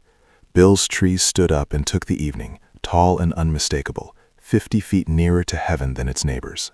But it had its fellow at the other end of the copse, not quite so tall perhaps, but equally conspicuous. That's where I shall be, said Antony, pointing to it. Now, for the Lord's sake, count your posts accurately. Thanks very much, but I shall do it for my own sake, said Bill with feeling. I don't want to spend the whole night diving. Fix on the post in a straight line with you and the splash, and then count backwards to the beginning of the fence. Right, old boy, leave it to me. I can do this on my head. Well, that's how you will have to do the last part of it, said Antony with a smile. He looked at his watch. It was nearly time to change for dinner. They started to walk back to the house together. There's one thing which worries me rather, said Antony. Where does Cayley sleep? Next door to me. Why? Well, it's just possible that he might have another look at you after he's come back from the pond. I don't think he'd bother about it in the ordinary way, but if he is actually passing your door, I think he might glance in. I shan't be there. I shall be at the bottom of the pond, sucking up mud. Yes. Do you think you could leave something in your bed that looked vaguely like you in the dark? A bolster with a pajama coat round it, and one arm outside the blanket, and a pair of socks or something for the head? You know the kind of thing. I think it would please him to feel that you were still sleeping peacefully. Bill chuckled to himself. Rather. I'm awfully good at that. I'll make him up something really good. But what about you? I'm at the other end of the house. He's hardly likely to bother about me a second time, and I shall be so very fast asleep at his first visit. Still, I may as well, to be on the safe side. They went into the house. Cayley was in the hall as they came in. He nodded and took out his watch. Time to change? He said. Just about, said Bill. You didn't forget my letter? I did not. In fact, we had tea there. Ah. He looked away and said carelessly, How were they all? They sent all sorts of sympathetic messages to you, and all that sort of thing. Oh, yes. Bill waited for him to say something more, and then, as nothing was coming, he turned round, said, Come on, Tony, and led the way upstairs. Got all you want? He said at the top of the stairs. I think so. Come and see me before you go down. Righto. Antony shut his bedroom door behind him and walked over to the window. He pushed open a casement and looked out. His bedroom was just over the door at the back of the house. The side wall of the office, which projected out into the lawn beyond the rest of the house, was on his left. He could step out onto the top of the door, and from there drop easily to the ground. Getting back would be little more difficult. There was a convenient water pipe which would help. He had just finished his dressing when Bill came in. "Final instructions?" he asked, sitting down on the bed. "By the way, how are we amusing ourselves after dinner? I mean, immediately after dinner. Billiards? Righto, anything you like." "Don't talk too loud," said Antony in a lower voice. "We're more or less over the hall, and Cayley may be there." He led the way to the window. "We'll go out this way tonight. Going downstairs is too risky. It's easy enough. Better put on tennis shoes." "Right. I say, in case I don't get another chance alone with you, what do I do when Cayley comes to tuck me up?" "It's difficult to say. Be as natural as you can. I mean, if he just knocks lightly and looks in, be asleep. Don't overdo the snoring. But if he makes a hell of a noise, you'll have to wake up and rub your eyes and wonder what on earth he's doing in your room at all. You know the sort of thing." "Right. And about the dummy figure, I'll make it up directly we come upstairs and hide it under the bed." "Yes, I think we'd better go completely to bed ourselves. We shan't take a moment dressing again, and it will give him time to get safely into the passage. Then come into my room." "Right. Are you ready?" "Yes." They went downstairs together. Chapter 17. Mr. Beverley Takes the Water. Cayley seemed very fond of them that night. After dinner was over, he suggested a stroll outside. They walked up and down the gravel in front of the house, saying very little to each other, until Bill could stand it no longer. For the last 20 turns he had been slowing down hopefully each time they came to the door, but the hint had always been lost on his companions, and each time another turn had been taken. But in the end he had been firm. "What about a little billiards?" he said, shaking himself free from the others. "Will you play?" said Antony to Cayley. "I'll watch you," he said, and he had watched them resolutely, until the game, and then another game after that, had been played. They went into the hall and attacked the drinks. "Well, thank heaven for bed," said Bill, putting down his glass. "Are you coming?" "Yes," said Antony, and finished his drink. He looked at Cayley. "I've just got one or two little things to do," said Cayley. "I shan't be long following you." "Well, good night then." "Good night." "Good night," called Bill from halfway up the stairs. "Good night, Tony." "Good night." Bill looked at his watch. 11:30. Not much chance of anything happening for another hour. He pulled open a drawer and wondered what to wear on their expedition. Gray flannel trousers, flannel shirt, and a dark coat. Perhaps a sweater, as they might be lying out in the copse for some time. And, good idea, a towel. He would want it later on, and meanwhile he could wear it round his waist. Tennis shoes. There, everything was ready. Now then for the dummy figure. He looked at his watch again before getting into bed. 12:15. How long to wait before Cayley came up? He turned out the light, and then, standing by the door in his pajamas, waited for his eyes to become accustomed to the new darkness. He could only just make out the bed in the corner of the room. Cayley would want more light than that if he were to satisfy himself from the door that the bed was occupied. He pulled the curtains a little way back. That was about right. He could have another look later on when he had the dummy figure in the bed. How long would it be before Cayley came up? It wasn't that he wanted his friends, Beverley and Gillingham, to be asleep before he started on his business at the pond. All that he wanted was to be sure that they were safely in their bedrooms. Cayley's business would make no noise, give no sign, to attract the most wakeful member of the household, so long as the household was really inside the house.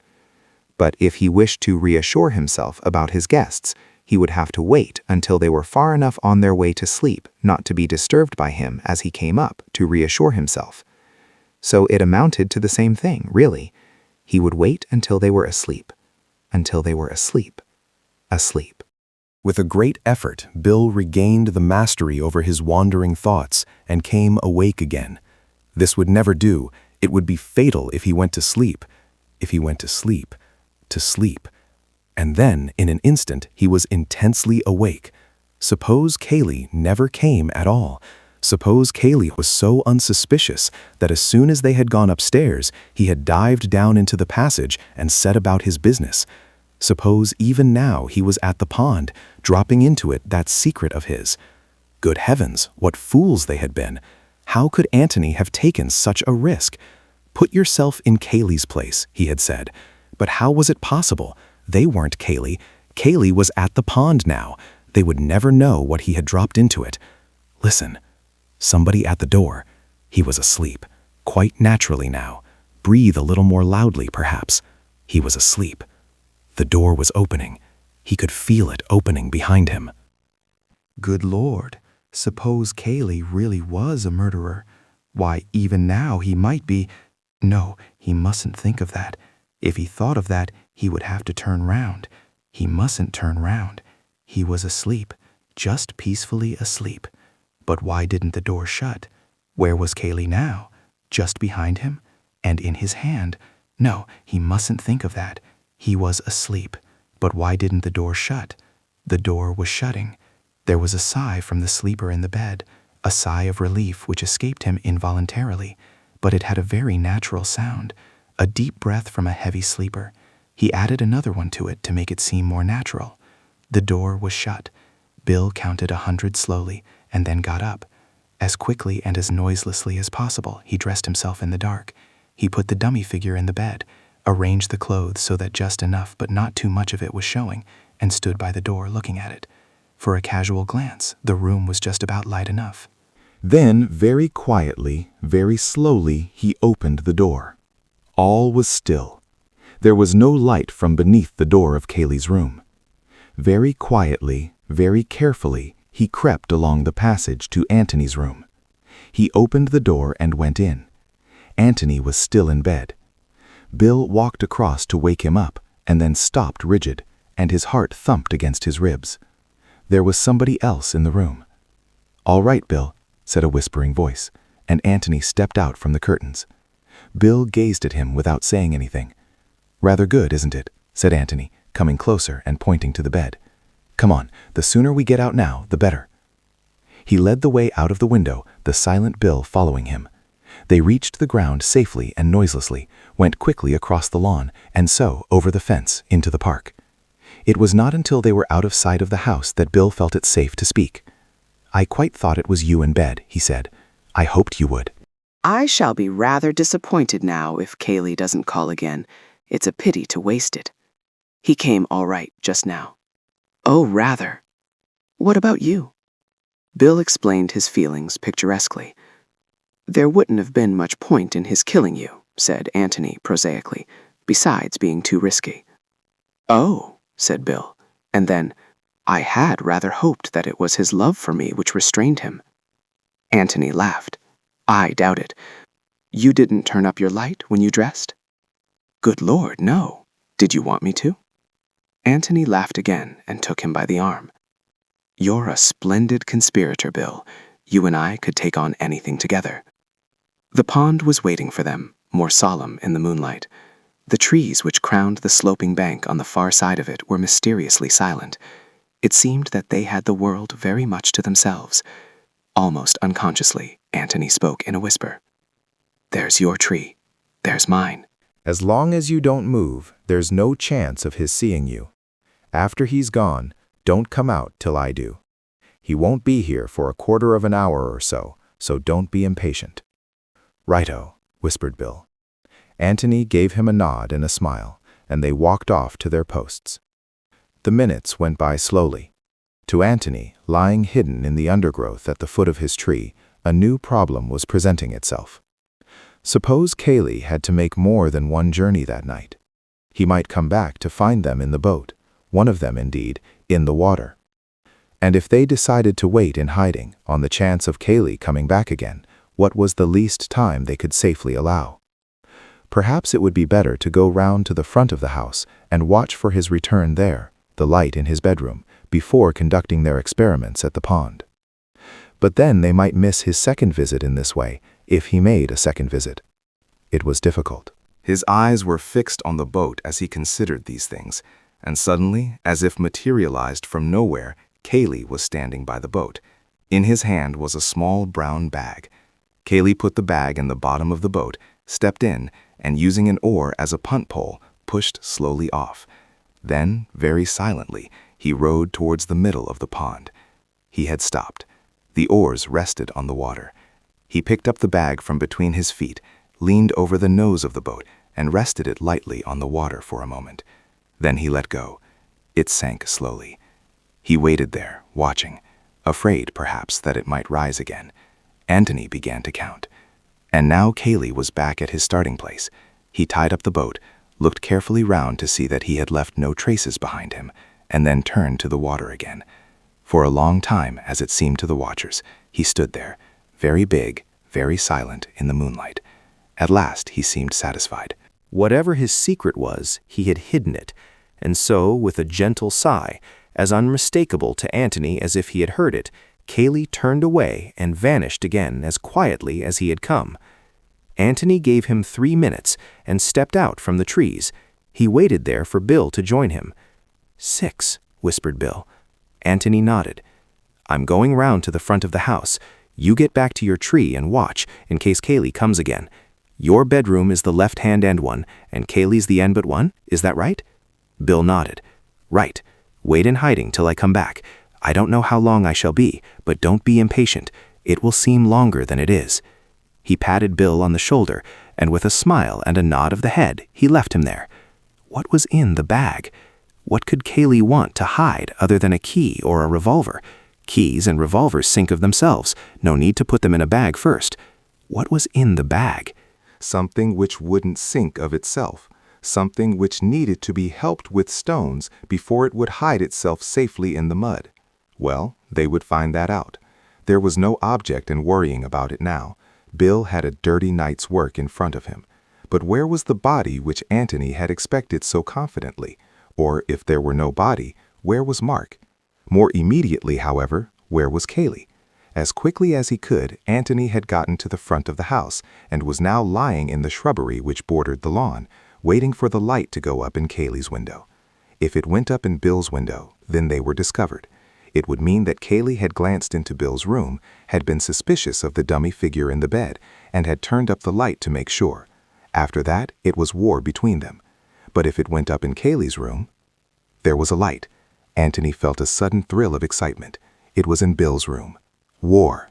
The light stayed there, shining vividly, for a wind had come up, blowing the moon behind a cloud and casting a shadow over the rest of the house.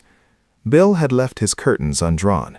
It was careless of him, the first stupid thing he had done, but the moon slipped out again, and Antony laughed to himself in the bushes. There was another window beyond Cayley's, and there was no light in it. The declaration of war was postponed. Antony lay there, watching Cayley into bed. After all, it was only polite to return Cayley's own solicitude earlier in the night. Politeness demanded that one should not disport oneself on the pond until one's friends were comfortably tucked up. Meanwhile, Bill was getting tired of waiting. His chief fear was that he might spoil everything by forgetting the number 6. It was the 6th post. 6. He broke off a twig and divided it into 6 pieces. These he arranged on the ground in front of him. 6. He looked at the pond, counted up to the 6th post, and murmured 6 to himself again. Then he looked down at his twigs. 1, 2, 3, 4, 5, 6, 7. 7? Was it 7? Or was that 7th bit of a twig an accidental bit which had been on the ground anyhow? Surely it was 6. Had he said 6 to Antony? If so, Antony would remember, and it was all right. 6. He threw away the 7th twig and collected the other 6 together. Perhaps they would be safer in his pocket. 6. The height of a tall man. Well, his own height. 6 feet. Yes, that was the way to remember it. Feeling a little safer on the point, he began to wonder about the bag and what Antony would say to it, and the possible depth of the water and of the mud at the bottom, and was still so wondering and saying, "Good Lord, what a life!" to himself, when Antony reappeared. Bill got up and came down the slope to meet him. 6, he said firmly. 6th post from the end. Good, smiled Antony. Mine was the 18th, a little way past it. What did you go off for? To see Cayley into bed. Is it all right? Yes. Better hang your coat over the 6th post, and then we shall see it more easily. I'll put mine on the 18th. Are you going to undress here or in the boat? Some here and some in the boat. You're quite sure that you wouldn't like to do the diving yourself? Quite, thanks. They had walked round to the other side of the pond. Coming to the 6th post of the fence, Bill took off his coat and put it in position, and then finished his undressing, while Antony went off to mark the 18th post. When they were ready, they got into the boat, Antony taking the oars. Now, Bill, tell me as soon as I'm in a line with your 2 marks. He rowed slowly towards the middle of the pond. You're about there now, said Bill at last. Antony stopped rowing and looked about him. Yes, that's pretty well right. He turned the boat's nose round until it was pointing to the pine tree under which Bill had lain. You see my tree and the other coat? Yes, said Bill. Right. Now then, I'm going to row gently along this line until we're dead in between the 2. Get it as exact as you can, for your own sake. Steady, said Bill warningly. Back a little. A little more. A little more forward again. Right. Antony left the oars on the water and looked around. As far as he could tell, they were in an exact line with each pair of landmarks. Now then, Bill, in you go. Bill pulled off his shirt and trousers and stood up. You mustn't dive from the boat, old boy, said Antony hastily. You'll shift its position. Slide in gently. Bill slid in from the stern and swam slowly round to Antony. What's it like? Said Antony. Cold. Well, here's luck to it. He gave a sudden kick, flashed for a moment in the water, and was gone. Antony steadied the boat and took another look at his landmarks. Bill came up behind him with a loud explosion. It's pretty muddy, he protested. Wheat? No, thank the Lord. Well, try again. Bill gave another kick and disappeared. Again, Antony coaxed the boat back into position, and again Bill popped up, this time in front of him. I feel that if I threw you a sardine, said Antony with a smile, you'd catch it in your mouth quite prettily. It's awfully easy to be funny from where you are. How much longer have I got to go on doing this? Antony looked at his watch. About 3 hours. We must get back before daylight. But be quicker if you can, because it's rather cold for me sitting here. Bill flicked a handful of water at him and disappeared again. He was under for almost a minute this time, and there was a grin on his face when it was visible again. I've got it, but it's devilish hard to get up. I'm not sure that it isn't too heavy for me. That's all right, said Antony. He brought out a ball of thick string from his pocket. Get this through the handle if you can, and then we can both pull. Good man. He paddled to the side, took one end of the string and paddled back again. Now then. 2 minutes later, the bag was safely in the boat. Bill clambered in after it, and Antony rowed back. Well done, Watson, he said quietly as they landed. He fetched their 2 coats and then waited, the bag in his hand, while Bill dried and dressed himself. As soon as the latter was ready, he took his arm and led him into the copse.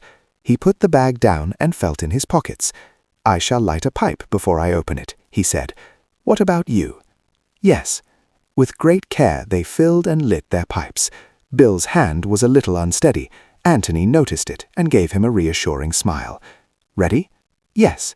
They sat down, and taking the bag between his knees, Antony pressed the catch and opened it. Clothes, said Bill. Antony pulled out the top garment and shook it out. It was a wet, brown flannel coat. Do you recognize it? He asked. Mark's brown flannel suit. The one he is advertised as having run away in? Yes, it looks like it. Of course he had dashed a lot of clothes. Antony put his hand in the breast pocket and took out some letters. He considered them doubtfully for a moment. I suppose I'd better read them, he said. I mean, just to see. He looked inquiringly at Bill, who nodded. Antony turned on his torch and glanced at them. Bill waited anxiously. Yes, Mark. Hello. What is it? The letter that Cayley was telling the inspector about, from Robert. Mark, your loving brother, is coming to see you. Yes, I suppose I had better keep this. Well, that's his coat. Let's have out the rest of it. He took the remaining clothes from the bag and spread them out. They're all here, said Bill. Shirt, tie, socks, underclothes, shoes. Yes, all of them. All that he was wearing yesterday. Yes. What do you make of it? Bill shook his head and asked another question. Is it what you expected? Antony laughed suddenly. It's too absurd, he said. I expected, well, you know what I expected. A body in a suit of clothes. Well, perhaps it would be safer to hide them separately. The body here, and the clothes in the passage, where they would never betray themselves. And now he takes a great deal of trouble to hide the clothes here and doesn't bother about the body at all. He shook his head. I'm a bit lost for the moment, Bill. And that's the fact. Anything else there? Antony felt in the bag. Stones and, yes, there's something else. He took it out and held it up. There we are, Bill. It was the office key. By Jove, you were right. Antony felt in the bag again, and then turned it gently upside down on the grass. A dozen large stones fell out, and something else. He flashed down his torch. Another key, he said. He put the 2 keys in his pocket, and sat there for a long time in silence, thinking. Bill was silent too, not liking to interrupt his thoughts, but at last he said, Shall I put these things back? Antony looked up with a start. What? Oh, yes, no, I'll put them back. You give me a light, will you? Very slowly and carefully, he put the clothes back in the bag, pausing as he took up each garment, in the certainty, as it seemed to Bill, that it had something to tell him, if only he could read it. When the last of them was inside, he still waited there on his knees, thinking. That's the lot, said Bill. Antony nodded at him. Yes, that's the lot, he said, and that's the funny thing about it. You're sure it is the lot? What do you mean? Give me the torch a moment. He took it and flashed it over the ground between them. Yes, that's the lot. It's funny. He stood up, the bag in his hands. Now, let's find a hiding place for these, and then, he said no more, but stepped off through the trees, Bill following him meekly. As soon as they had got the bag off their hands and were clear of the cops, Antony became more communicative. He took the 2 keys out of his pocket. One of them is the office key, I suppose, and the other is the key of the passage cupboard, so I thought that perhaps we might have a look at the cupboard. I say, do you really think it is? Well, I don't see what else it can be. But why should he want to throw it away? Because it has now done its work, whatever it was, and he wants to wash his hands of the passage. He'd throw the passage away if he could. I don't think it matters much one way or another, and I don't suppose there's anything to find in the cupboard, but I feel that we must look. Do you still think Mark's body might be there? No. And yet, where else can it be? Unless I'm hopelessly wrong, and Cayley never killed him at all. Bill hesitated, wondering if he dare advance his theory. I know you'll think me an ass. My dear Bill, I'm such an obvious ass myself that I should be delighted to think you are too.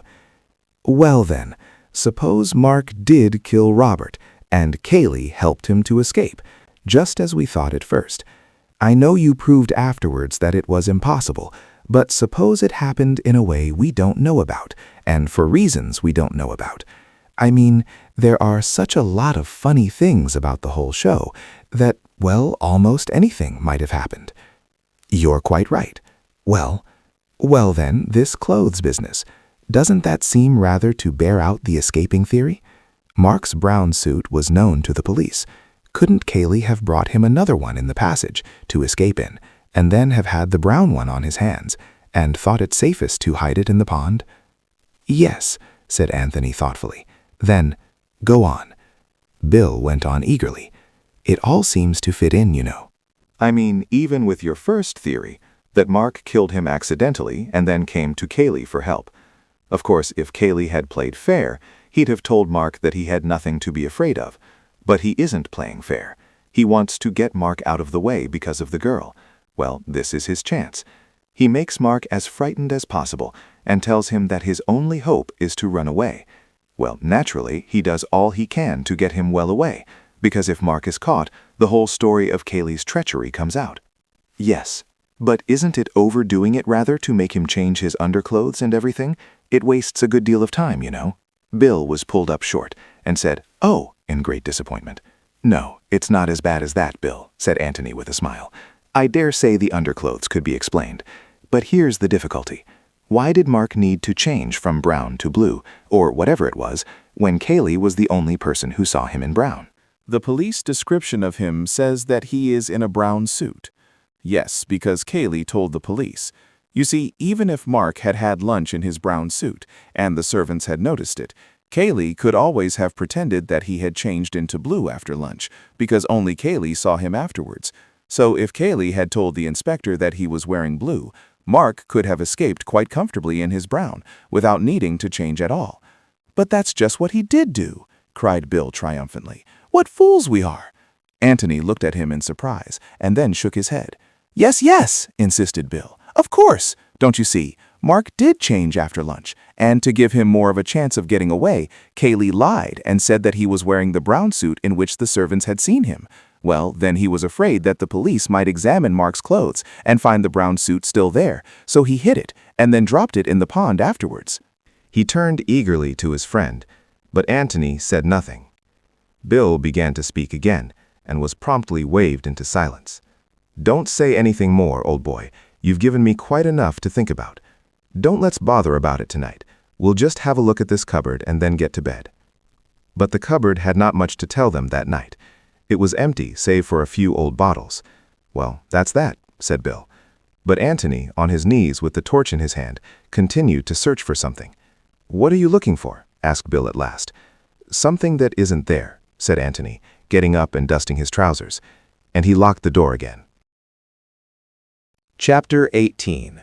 Guesswork. The inquest was at 3 o'clock. Thereafter, Antony could have no claim on the hospitality of the Red House. By 10 o'clock, his bag was packed and waiting to be taken to the George. To Bill, coming upstairs after a more prolonged breakfast, this early morning bustle was a little surprising. "What's the hurry?" he asked. "None, but we don't want to come back here after the inquest. Get your packing over now, and then we can have the morning to ourselves." "Righto." He turned to go to his room and then came back again. "I say, are we going to tell Cayley that we're staying at the George?" "You're not staying at the George, Bill. Not officially. You're going back to London." "Oh?" "Yes. Ask Cayley to have your luggage sent in to Stanton, ready for you when you catch a train there after the inquest. You can tell him that you've got to see the Bishop of London at once." "The fact that you are hurrying back to London to be confirmed will make it seem more natural that I should resume my interrupted solitude at the George as soon as you have gone. Then where do I sleep tonight? Officially, I suppose, in Fulham Place. Unofficially, I suspect, in my bed, unless they've got another spare room at the George. I've put your confirmation robe, I mean your pajamas and brushes and things, in my bag, ready for you. Is there anything else you want to know? No? Then go and pack, and meet me at 10:30 beneath the blasted oak, or in the hall or somewhere. I want to talk and talk and talk, and I must have my Watson." "Good," said Bill, and went off to his room. An hour later, having communicated their official plans to Cayley, they wandered out together into the park. "Well," said Bill, as they sat down underneath a convenient tree, "talk away." "I had many bright thoughts in my bath this morning," began Antony. "The brightest one of all was that we were being damn fools and working at this thing from the wrong end altogether." "Well, that's helpful." "Of course, it's very hampering being a detective when you don't know anything about detecting, and when nobody knows that you're doing detection, and you can't have people up to cross-examine them, and you have neither the energy nor the means to make proper inquiries, and in short, when you're doing the whole thing in a thoroughly amateur, haphazard way." "For amateurs, I don't think we're doing it all badly," protested Bill. "No, not for amateurs. But if we had been professionals, I believe we should have gone at it from the other end, the robber end. We've been wondering about Mark and Cayley all the time. Now let's wonder about Robert for a bit." "We know so little about him." "Well, let's see what we do know. First of all, then, we know vaguely that he was a bad lot, the sort of brother who is hushed up in front of other people." Yes. We know that he announced his approaching arrival to Mark in a rather unpleasant letter, which I have in my pocket. Yes. And then we know rather a curious thing. We know that Mark told you all that this black sheep was coming. Now, why did he tell you? Bill was thoughtful for a moment. "I suppose," he said slowly, "that he knew we were bound to see him, and thought that the best way was to be quite frank about him." "But were you bound to see him? You were all away playing golf." We were bound to see him if he stayed in the house that night. Very well then, that's one thing we've discovered. Mark knew that Robert was staying in the house that night. Or shall we put it this way, he knew that there was no chance of getting Robert out of the house at once. Bill looked at his friend eagerly. Go on, he said. This is getting interesting. He also knew something else, went on Antony. He knew that Robert was bound to betray his real character to you as soon as you met him. He couldn't pass him off on you as just a traveled brother from the Dominions, with perhaps a bit of an accent. He had to tell you at once, because you were bound to find out, that Robert was a wastrel. Yes, that's sound enough. Well, now, doesn't it strike you that Mark made up his mind about all that rather quickly? How do you mean? He got this letter at breakfast. He read it, and directly he had read it, he began to confiding you all. That is to say, in about 1 second, he thought out the whole business and came to a decision, to 2 decisions. He considered the possibility of getting Robert out of the way before you came back, and decided that it was impossible. He considered the possibility of Robert's behaving like an ordinary decent person in public, and decided that it was very unlikely. He came to those 2 decisions instantaneously, as he was reading the letter. Isn't that rather quick work? Well, what's the explanation? Antony waited until he had refilled and lighted his pipe before answering. What's the explanation? Well, let's leave it for a moment, and take another look at the 2 brothers, in conjunction this time with Mrs. Norbury. Mrs. Norbury? Said Bill, surprised. Yes, Mark hoped to marry Miss Norbury. Now, if Robert really was a blot upon the family honor, Mark would want to do one of 2 things. Either keep it from the Norburys altogether, or else, if it had to come out, tell them himself before the news came to them indirectly. Well, he told them. But the funny thing is that he told them the day before Robert's letter came. Robert came and was killed the day before yesterday, Tuesday. Mark told Mrs. Norbury about him on Monday. What do you make of that? Coincidence, said Bill, after careful thought. He'd always meant to tell her. His suit was prospering, and just before it was finally settled, he told her. That happened to be Monday. On Tuesday, he got Robert's letter and felt jolly glad that he told her in time. Well, it might be that, but it's rather a curious coincidence. And here is something which makes it very curious indeed. It only occurred to me in the bath this morning. Inspiring place, a bathroom. Well, it's this. He told her on Monday morning, on his way to Middleston in the car. Well? Sorry, Tony, I'm dense this morning. In the car, Bill. And how near can the car get to Jallands? About 600 yards? Yes. And on his way to Middleston on some business or other, Mark stops the car, walks 600 yards down the hill to Jallands, says, "Oh, by the way, Mrs. Norbury, I don't think I ever told you that I have a shady brother called Robert," walks 600 yards up the hill again, gets into the car, and goes off to Middleston. Is that likely? Bill frowned heavily. Yes, but I don't see what you're getting at. Likely or not likely, we know he did do it. Of course he did. All I mean is that he must have had some strong reason for telling Mrs. Norbury at once. And the reason I suggest is that he knew on that morning, Monday morning, not Tuesday, that Robert was coming to see him and had to be in first with the news. But, and that would explain the other point, his instantaneous decision at breakfast to tell you all about his brother. It wasn't instantaneous. He knew on Monday that Robert was coming, and decided then that you would all have to know. Then how do you explain the letter? Well, let's have a look at it. Antony took the letter from his pocket and spread it out on the grass between them. Mark, your loving brother is coming to see you tomorrow, all the way from Australia. I give you warning so that you will be able to conceal your surprise, but not, I hope, your pleasure. Expect him at 3 or thereabouts. No date mentioned, you see, said Antony. Just tomorrow. But he got this on Tuesday. Did he? Well, he read it out to us on Tuesday. Oh yes, he read it out to you. Bill read the letter again, and then turned it over and looked at the back of it. The back of it had nothing to say to him. What about the postmark? He asked. We haven't got the envelope, unfortunately. And you think that he got this letter on Monday? I'm inclined to think so, Bill. Anyhow, I feel almost certain that he knew on Monday that his brother was coming. Is that going to help us much? No, it makes it more difficult. There's something rather uncanny about it all. I don't understand it. He was silent for a little, and then added, "I wonder if the inquest is going to help us. What about last night? I'm longing to hear what you make of that. Have you been thinking it out at all?" "Last night," said Antony thoughtfully to himself. "Yes, last night wants some explaining." Bill waited hopefully for him to explain. What, for instance, had Antony been looking for in the cupboard? "I think," began Antony slowly, "that after last night we must give up the idea that Mark has been killed. Killed, I mean, by Cayley. I don't believe anybody would go to so much trouble to hide a suit of clothes when he had a body on his hands. The body would seem so much more important. I think we may take it now that the clothes are all that Cayley had to hide. But why not have kept them in the passage? He was frightened of the passage. Miss Norris knew about it. Well then, in his own bedroom, or even in Mark's. For all you or I or anybody knew, Mark might have had 2 brown suits. He probably had, I should think. Probably, but I doubt if that would reassure Cayley.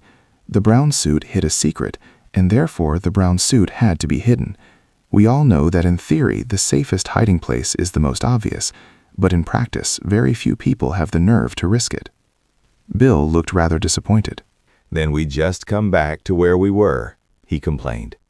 "Mark killed his brother, and Cayley helped him to escape through the passage, either in order to compromise him, or because there was no other way out of it. And he helped him by telling a lie about his brown suit." Antony smiled at him in genuine amusement. "Bad luck, Bill," he said sympathetically. "There's only one murder after all. I'm awfully sorry about it. It was my fault for." "Shut up, you ass. You know I didn't mean that." "Well, you seemed awfully disappointed." Bill said nothing for a little, and then with a sudden laugh confessed. "It was so exciting yesterday," he said apologetically, "and we seemed to be just getting there and discovering the most wonderful things. And now, well, it's so much more ordinary." Antony gave a shout of laughter. "Ordinary," he cried. "Ordinary. Well, I'm dashed. Ordinary." If only one thing would happen in an ordinary way, we might do something. But everything is ridiculous. Bill brightened up again. Ridiculous? How? Every way. Take those ridiculous clothes we found last night. You can explain the brown suit, but why the underclothes? You can explain the underclothes in some absurd way if you like. You can say that Mark always changed his underclothes whenever he interviewed anybody from Australia. But why, in that case, my dear Watson, why didn't he change his collar? "His collar?" said Bill in amazement. "His collar, Watson? I don't understand." "And it's all so ordinary," scoffed Antony. "Sorry, Tony, I didn't mean that. Tell me about the collar." "Well, that's all. There was no collar in the bag last night. Shirt, socks, tie, everything except a collar. Why?" "Was that what you were looking for in the cupboard?" said Bill eagerly. "Of course.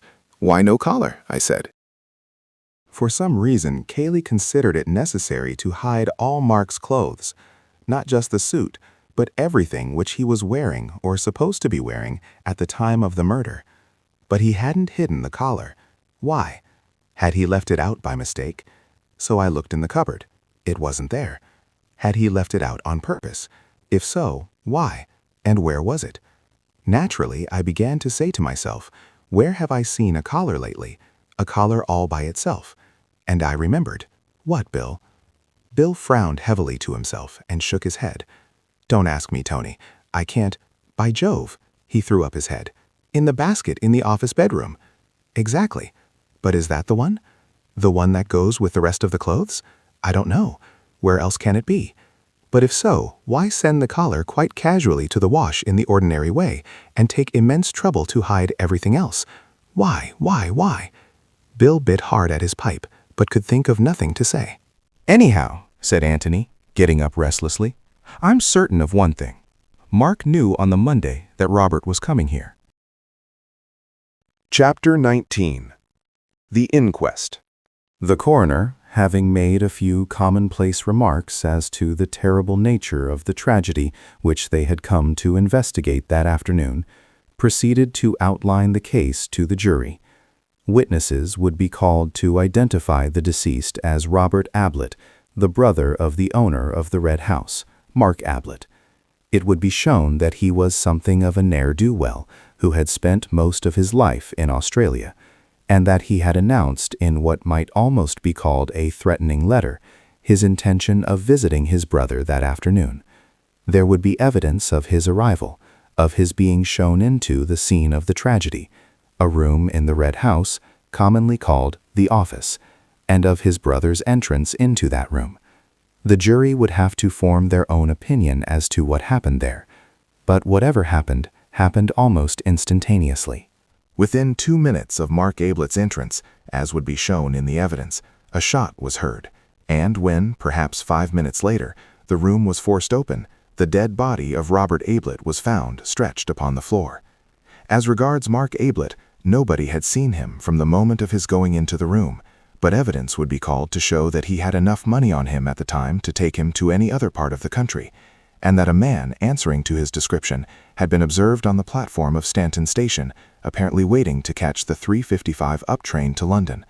As the jury would realize, such evidence of identity was not always reliable. Missing men had a way of being seen in a dozen different places at once. In any case, there was no doubt that for the moment Mark Ablett had disappeared. "Seems a sound man," whispered Antony to Bill. "Doesn't talk too much." Antony did not expect to learn much from the evidence. He knew the facts of the case so well by now, but he wondered if Inspector Birch had developed any new theories. If so, they would appear in the coroner's examination, for the coroner would certainly have been coached by the police as to the important facts to be extracted from each witness. Bill was the first to be put through it. "Now, about this letter, Mr. Beverley," he was asked when his chief evidence was over. "Did you see it at all?" "I didn't see the actual writing. I saw the back of it. Mark was holding it up when he told us about his brother." "You don't know what was in it, then?" Bill had a sudden shock. He had read the letter only that morning. He knew quite well what was in it, but it wouldn't do to admit this. And then, just as he was about to perjure himself, he remembered. Antony had heard Cayley telling the inspector. "I knew afterwards, I was told, but Mark didn't read it out at breakfast." "You gathered, however, that it was an unwelcome letter?" "Oh, yes." "Would you say that Mark was frightened by it?" "Not frightened, sort of bitter and resigned, sort of, oh Lord, here we are again." There was a titter here and there. The coroner smiled and tried to pretend that he hadn't. "Thank you, Mr. Beverley." The next witness was summoned by the name of Andrew Amos, and Antony looked up with interest, wondering who he was. "He lives at the inner lodge," whispered Bill to him. All that Amos had to say was that a stranger had passed by his lodge at a little before 3 that afternoon and had spoken to him. He had seen the body and recognized it as the man. What did he say? "Is this right for the Red House?" or something like that, sir. "What did you say?" "I said, 'This is the Red House. Who do you want to see?' He was a bit rough-looking, you know, sir, and I didn't know what he was doing there." Well, sir, he said, 'Is Mr. Mark Ablett at home?'" It doesn't sound much put like that, sir, but I didn't care about the way he said it, so I got in front of him and said, "What do you want, eh?" And he gave a sort of chuckle and said, "I want to see my dear brother Mark." Well, then I took a closer look at him, and I see that perhaps he might be his brother, so I said, "If you'll follow the drive, sir, you'll come to the house. Of course, I can't say if Mr. Ablett's at home." And he gave a sort of nasty laugh again and said, "Fine place Mr. Mark Ablett's got here. Plenty of money to spend, eh?" Well, then I had another look at him, sir, because gentlemen don't talk like that, and if he was Mr. Ablett's brother, but before I could make up my mind, he laughed and went on. That's all I can tell you, sir. Andrew Amos stepped down and moved away to the back of the room, nor did Antony take his eyes off him until he was assured that Amos intended to remain there until the inquest was over. "Who's Amos talking to now?" He whispered to Bill. "Parsons, one of the gardeners. He's at the outside lodge on the Stanton Road. They're all here today, sort of holiday for him." "I wonder if he's giving evidence too," thought Antony. He was. He followed Amos. He had been at work on the lawn in front of the house and had seen Robert Ablett arrive. He didn't hear the shot, not to notice. He was a little hard of hearing. He had seen a gentleman arrive about 5 minutes after Mr. Robert. "Can you see him in court now?" asked the coroner. Parsons looked round slowly. Antony caught his eye and smiled. "That's him," said Parsons, pointing. Everybody looked at Antony. That was about 5 minutes afterwards? About that, sir. Did anybody come out of the house before this gentleman's arrival? No, sir. That is to say, I didn't see him. Stevens followed. She gave her evidence much as she had given it to the inspector. Nothing new was brought out by her examination. Then came Elsie. As the reporters scribbled down what she had overheard, they added in brackets, "sensation," for the first time that afternoon. "How soon after you had heard this did the shot come?" asked the coroner. "Almost at once, sir." "A minute?" "I couldn't really say, sir. It was so quick." "Were you still in the hall?" "Oh, no, sir. I was just outside Mrs. Stevens' room, the housekeeper, sir." "You didn't think of going back to the hall to see what had happened?" "Oh, no, sir. I just went in to Mrs. Stevens, and she said, 'Oh, what was that?' frightened like. And I said, 'That was in the house, Mrs. Stevens, that was. Just like something going off it was.'" "Thank you," said the coroner. There was another emotional disturbance in the room as Cayley went into the witness box. Not sensation this time, but an eager and, as it seemed to Antony, sympathetic interest. Now they were getting to grips with the drama. He gave his evidence carefully, unemotionally, the lies with the same slow deliberation as the truth. Antony watched him intently, wondering what it was about him which had this odd sort of attractiveness. For Antony, who knew that he was lying, and lying, as he believed, not for Mark's sake but his own, yet could not help sharing some of that general sympathy with him. "Was Mark ever in possession of a revolver?" asked the coroner. "Not to my knowledge. I think I should have known if he had been." "You were alone with him all that morning? Did he talk about this visit of Robert's at all?" "I didn't see very much of him in the morning. I was at work in my room, and outside, and so on. We lunched together, and he talked of it then a little." "In what terms?" "Well," he hesitated, and then went on. "I can't think of a better word than peevishly. Occasionally he said, 'What do you think he wants?' or 'Why couldn't he have stayed where he was?' Or, 'I don't like the tone of his letter. Do you think he means trouble?' He talked rather in that kind of way." "Did he express his surprise that his brother should be in England?" "I think he was always afraid that he would turn up one day." "Yes. You didn't hear any conversation between the brothers when they were in the office together?" "No. I happened to go into the library just after Mark had gone in, and I was there all the time." "Was the library door open?" "Oh, yes." "Did you see or hear the last witness at all?" "No." "If anybody had come out of the office while you were in the library, would you have heard it?" "I think so, unless they had come out very quietly on purpose." "Would you call Mark a hasty-tempered man?" Cayley considered this carefully before answering. "Hasty-tempered, yes," he said, "but not violent-tempered." "Was he fairly athletic, active and quick?" "Active and quick, yes. Not particularly strong." "Yes. One question more. Was Mark in the habit of carrying any considerable sum of money about with him?" "Yes. He always had £100 note on him, and perhaps £10 or £20 as well." "Thank you, Mr. Cayley." Cayley went back heavily to his seat. "Damn it," said Antony to himself. "Why do I like the fellow?" Antony Gillingham. Again the eager interest of the room could be felt. Who was this stranger who had got mixed up in the business so mysteriously? Antony smiled at Bill and stepped up to give his evidence. He explained how he came to be staying at the George at Woodham, how he had heard that the Red House was in the neighborhood, how he had walked over to see his friend Beverley, and had arrived just after the tragedy. Thinking it over afterwards, he was fairly certain that he had heard the shot, but it had not made any impression on him at the time.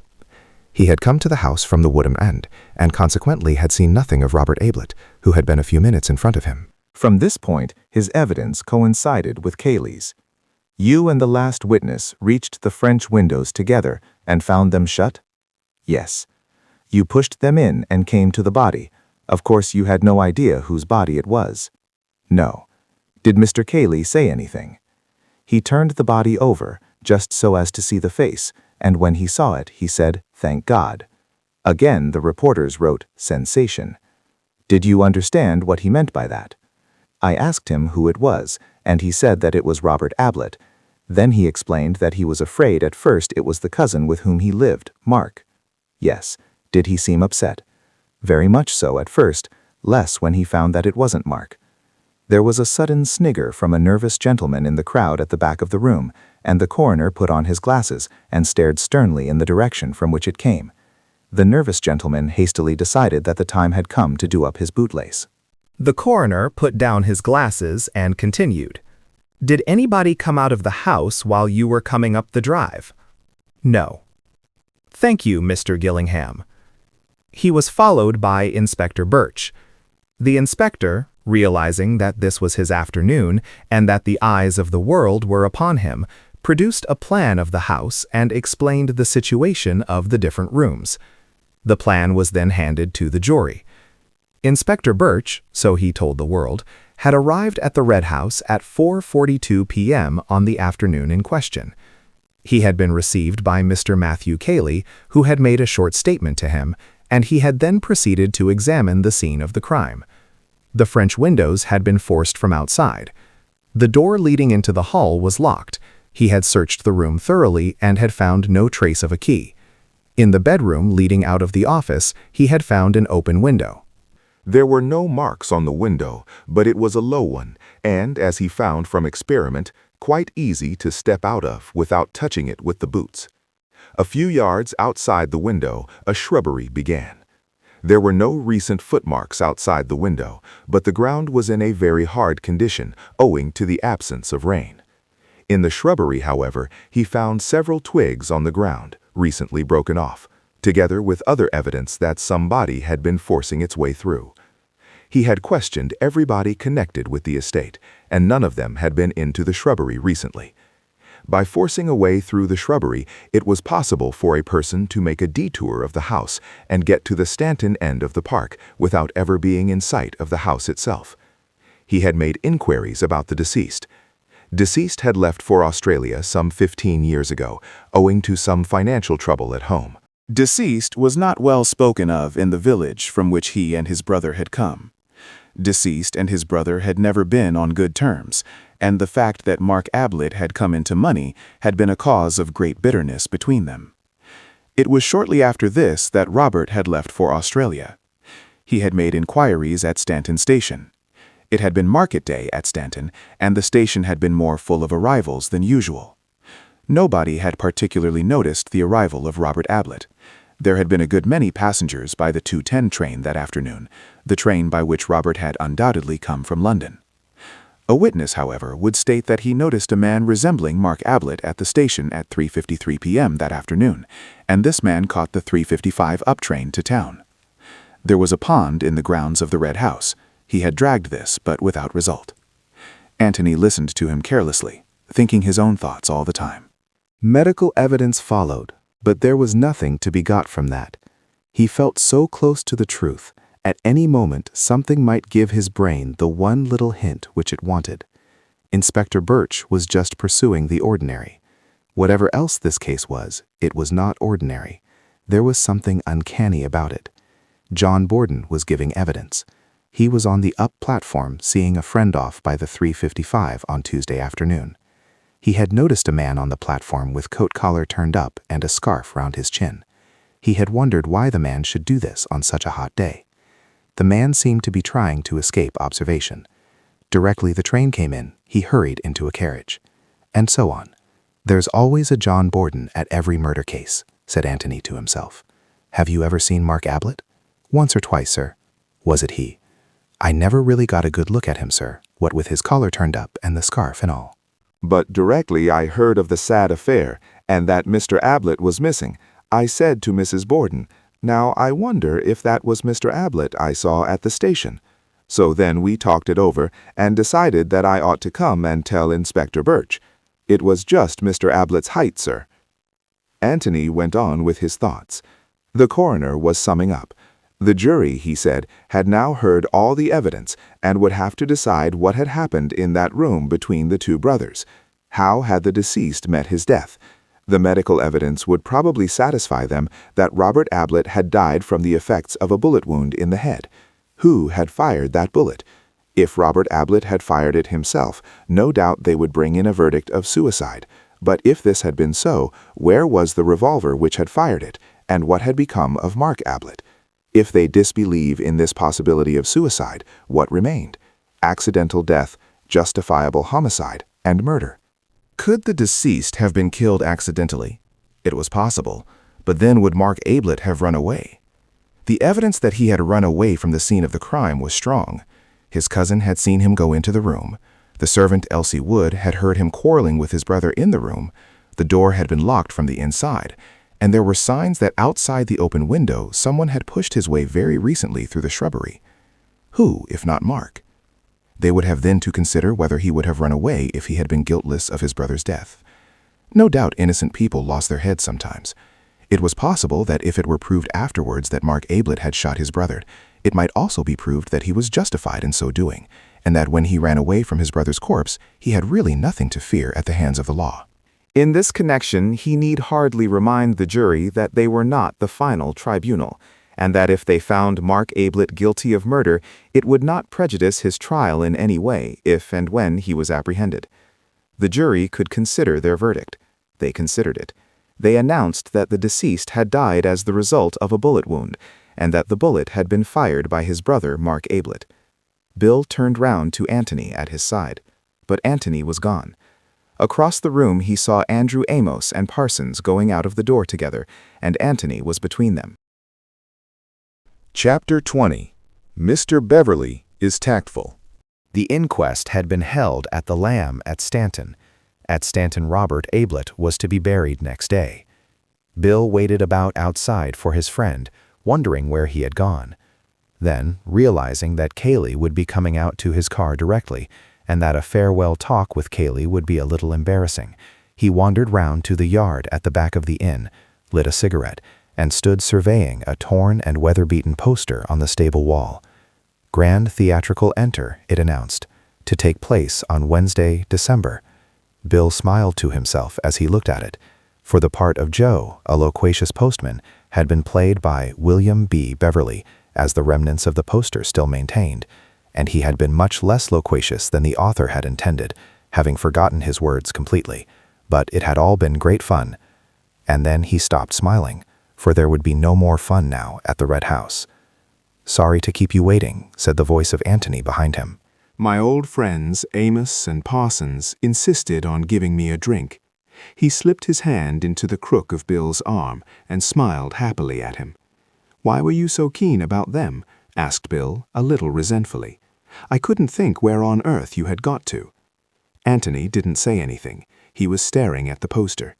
When did this happen? He asked. What? Antony waved to the poster. Oh, that. Last Christmas. It was rather fun. Antony began to laugh to himself. Were you good? Rotten. I don't profess to be an actor. Mark good? Oh, rather. He loves it. Rev. Henry Stutters, Mr. Matthew K., read Antony. Was that our friend Cayley? Yes. Any good? Well, much better than I expected. He wasn't keen, but Mark made him. Miss Norris wasn't playing, I see.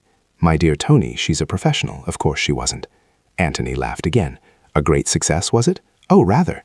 I'm a fool and a damned fool, Antony announced solemnly.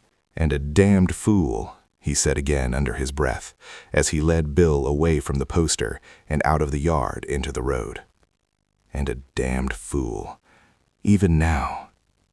He broke off and then asked suddenly, Did Mark ever have much trouble with his teeth? He went to his dentist a good deal, but what on earth? Antony laughed a third time. What luck, he chuckled. But how do you know? We go to the same man. Mark recommended him to me. Cartwright in Wimpole Street. Cartwright in Wimpole Street, repeated Antony thoughtfully. Yes, I can remember that. Cartwright in Wimpole Street. Did Cayley go to him too, by any chance? I expect so. Oh yes, I know he did. But what on earth? What was Mark's general health like? Did he see a doctor much? Hardly at all, I should think. He did a lot of early morning exercises, which were supposed to make him bright and cheerful at breakfast. They didn't do that, but they seemed to keep him pretty fit. Tony, I wish you'd... Antony held up a hand and hushed him into silence. One last question, he said. Was Mark fond of swimming? No, he hated it. I don't believe he could swim. Tony, are you mad or am I? Or is this a new game? Antony squeezed his arm. "Dear old Bill," he said. "It's a game. What a game! And the answer is Cartwright in Wimpole Street." They walked in silence for half a mile or so, along the road to Woodham. Bill tried 2 or 3 times to get his friend to talk, but Antony had only grunted in reply. He was just going to make another attempt when Antony came to a sudden stop and turned to him anxiously. "I wonder if you do something for me," he said, looking at him with some doubt. "What sort of thing?" "Well, it's really dashed important. It's just the one thing I want now." Bill was suddenly enthusiastic again. "I say, have you really found it all out?" Antony nodded. "At least, I'm very nearly there, Bill. There's just this one thing I want now." "It means you're going back to Stanton. Well, we haven't come far. It won't take you long. Do you mind? My dear Holmes, I am at your service." Antony gave him a smile and was silent for a little, thinking. "Is there another inn at Stanton, fairly close to the station?" "The Plough and Horses, just at the corner where the road goes up to the station. Is that the one you mean?" "That would be the one. I suppose you could do with a drink, couldn't you?" "Rather," said Bill, with a grin. "Good. Then have one at the Plough and Horses. Have 2 if you like, and talk to the landlord or landlady or whoever serves you. I want you to find out if anybody stayed there on Monday night." "Robert?" said Bill eagerly. "I didn't say Robert," said Antony, smiling. "I just want you to find out if they had a visitor who slept there on Monday night. A stranger." If so, then any particulars you can get of him, without letting the landlord know that you are interested. "Leave it to me," broke in Bill. "I know just what you want. Don't assume that it was Robert or anybody else. Let them describe the man to you. Don't influence them unconsciously by suggesting that he was short or tall or anything of that sort. Just get them talking. If it's the landlord, you'd better stand him a drink or 2. "Right you are," said Bill confidently. "Where do I meet you again?" "Probably at the George. If you get there before me, you can order dinner for 8 o'clock. Anyhow, we'll meet at 8, if not before." "Good." He nodded to Antony and strode off back to Stanton again. Antony stood watching him with a little smile at his enthusiasm. Then he looked round slowly, as if in search of something. Suddenly, he saw what he wanted. 20 yards farther on, a lane wandered off to the left, and there was a gate a little way up on the right-hand side of it. Antony walked to the gate, filling his pipe as you went. Then he lit his pipe, sat on the gate, and took his head in his hands. "Now then," he said to himself, "let's begin at the beginning." It was nearly 8 o'clock when William Beverley, the famous sleuth-hound, arrived, tired and dusty, at the George, to find Antony, cool and clean, standing bareheaded at the door, waiting for him. "Is dinner ready?" were Bill's first words. "Yes." "Then I'll just have a wash. Lord, I'm tired." "I never ought to have asked you," said Antony penitently. "That's all right. I shan't be a moment." Halfway up the stairs, he turned round and asked, "Am I in your room?" "Yes. Do you know the way?" "Yes. Start carving, will you? And order lots of beer." He disappeared round the top of the staircase. Antony went slowly in.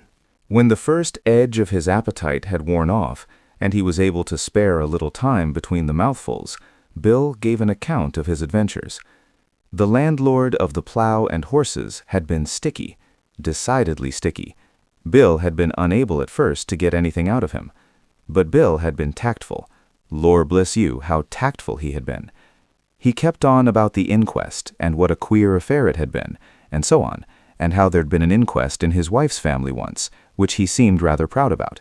And I kept saying, "Pretty busy, I suppose, just now, what?" And then he'd say, "Middlin'," and go on again about Susan. That was the one that had the inquest. He talked about it as if it were a disease. And then I'd try again, and say, "Slack times, I expect, just now, eh?" And he'd say, "Middlin'," again. And then it was time to offer him another drink, and I didn't seem to be getting much nearer. But I got him at last. I asked him if he knew John Borden.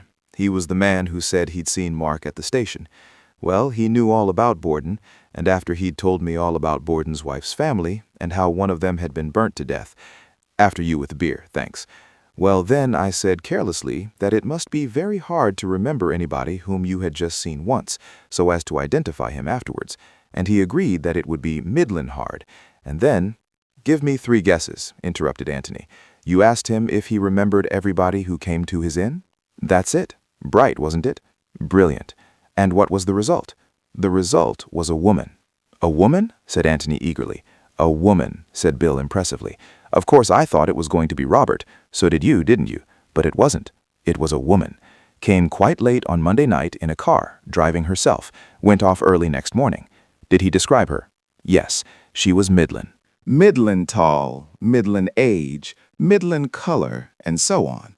Doesn't help much, does it? But still, a woman. Does that upset your theory? Antony shook his head. No, Bill, not at all, he said. You knew all the time? At least you guessed? Wait till tomorrow. I'll tell you everything tomorrow. Tomorrow, said Bill in great disappointment. Well, I'll tell you one thing tonight if you'll promise not to ask any more questions, but you probably know it already. What is it? Only that Mark Ablett did not kill his brother. And Cayley did?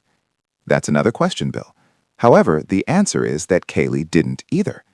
Then who on earth? Have some more beer, said Antony with a smile, and Bill had to be content with that. They were early to bed that evening, for both of them were tired. Bill slept loudly and defiantly, but Antony lay awake, wondering. What was happening at the Red House now? Perhaps he would hear in the morning. Perhaps he would get a letter. He went over the whole story again from the beginning. Was there any possibility of a mistake? What would the police do? Would they ever find out? Ought he to have told them? Well, let them find out. It was their job. Surely he couldn't have made a mistake this time. No good wondering now. He would know definitely in the morning. In the morning, there was a letter for him. Chapter 21. Cayley's Apology. My dear Mr. Gillingham, I gather from your letter that you have made certain discoveries which you may feel it your duty to communicate to the police, and that in this case my arrest on a charge of murder would inevitably follow.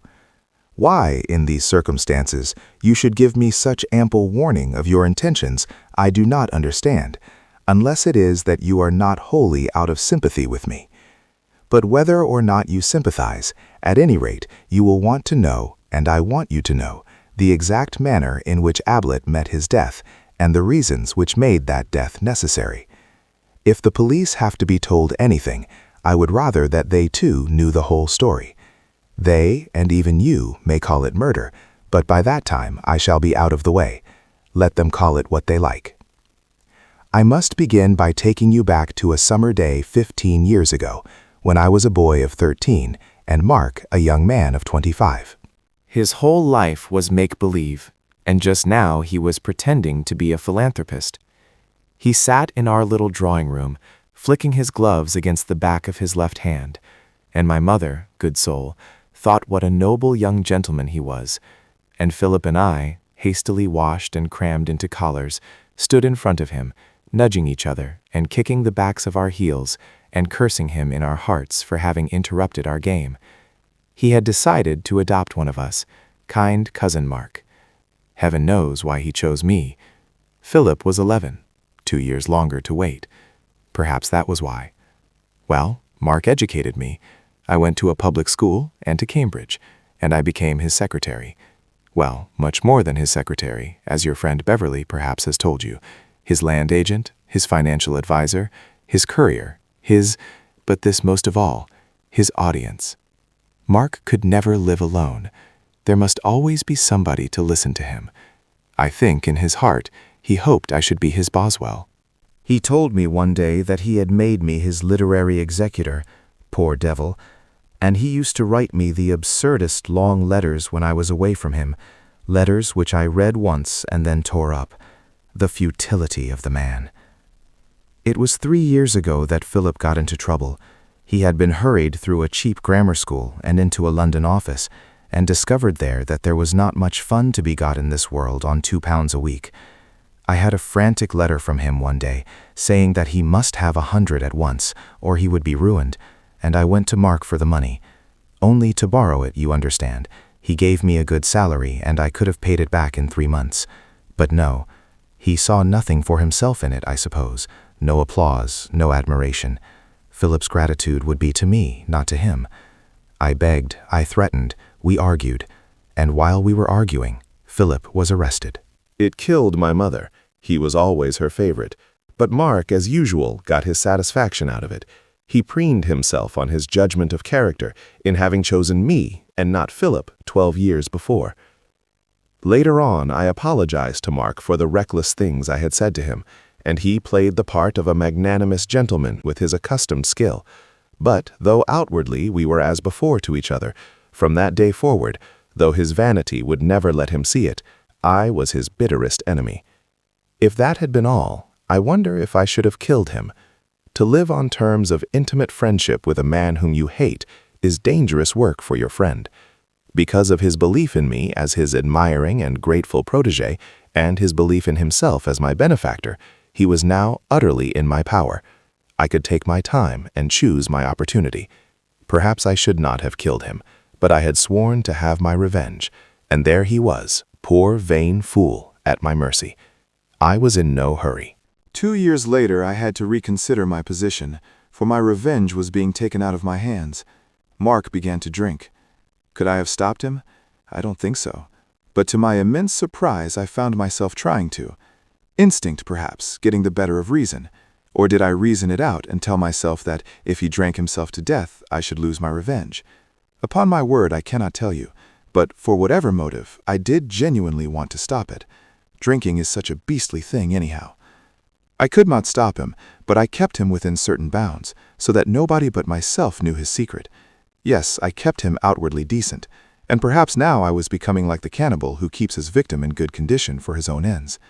I used to gloat over Mark, thinking how utterly he was mine to ruin as I pleased, financially, morally, whatever way would give me most satisfaction. I had but to take my hand away from him and he sank.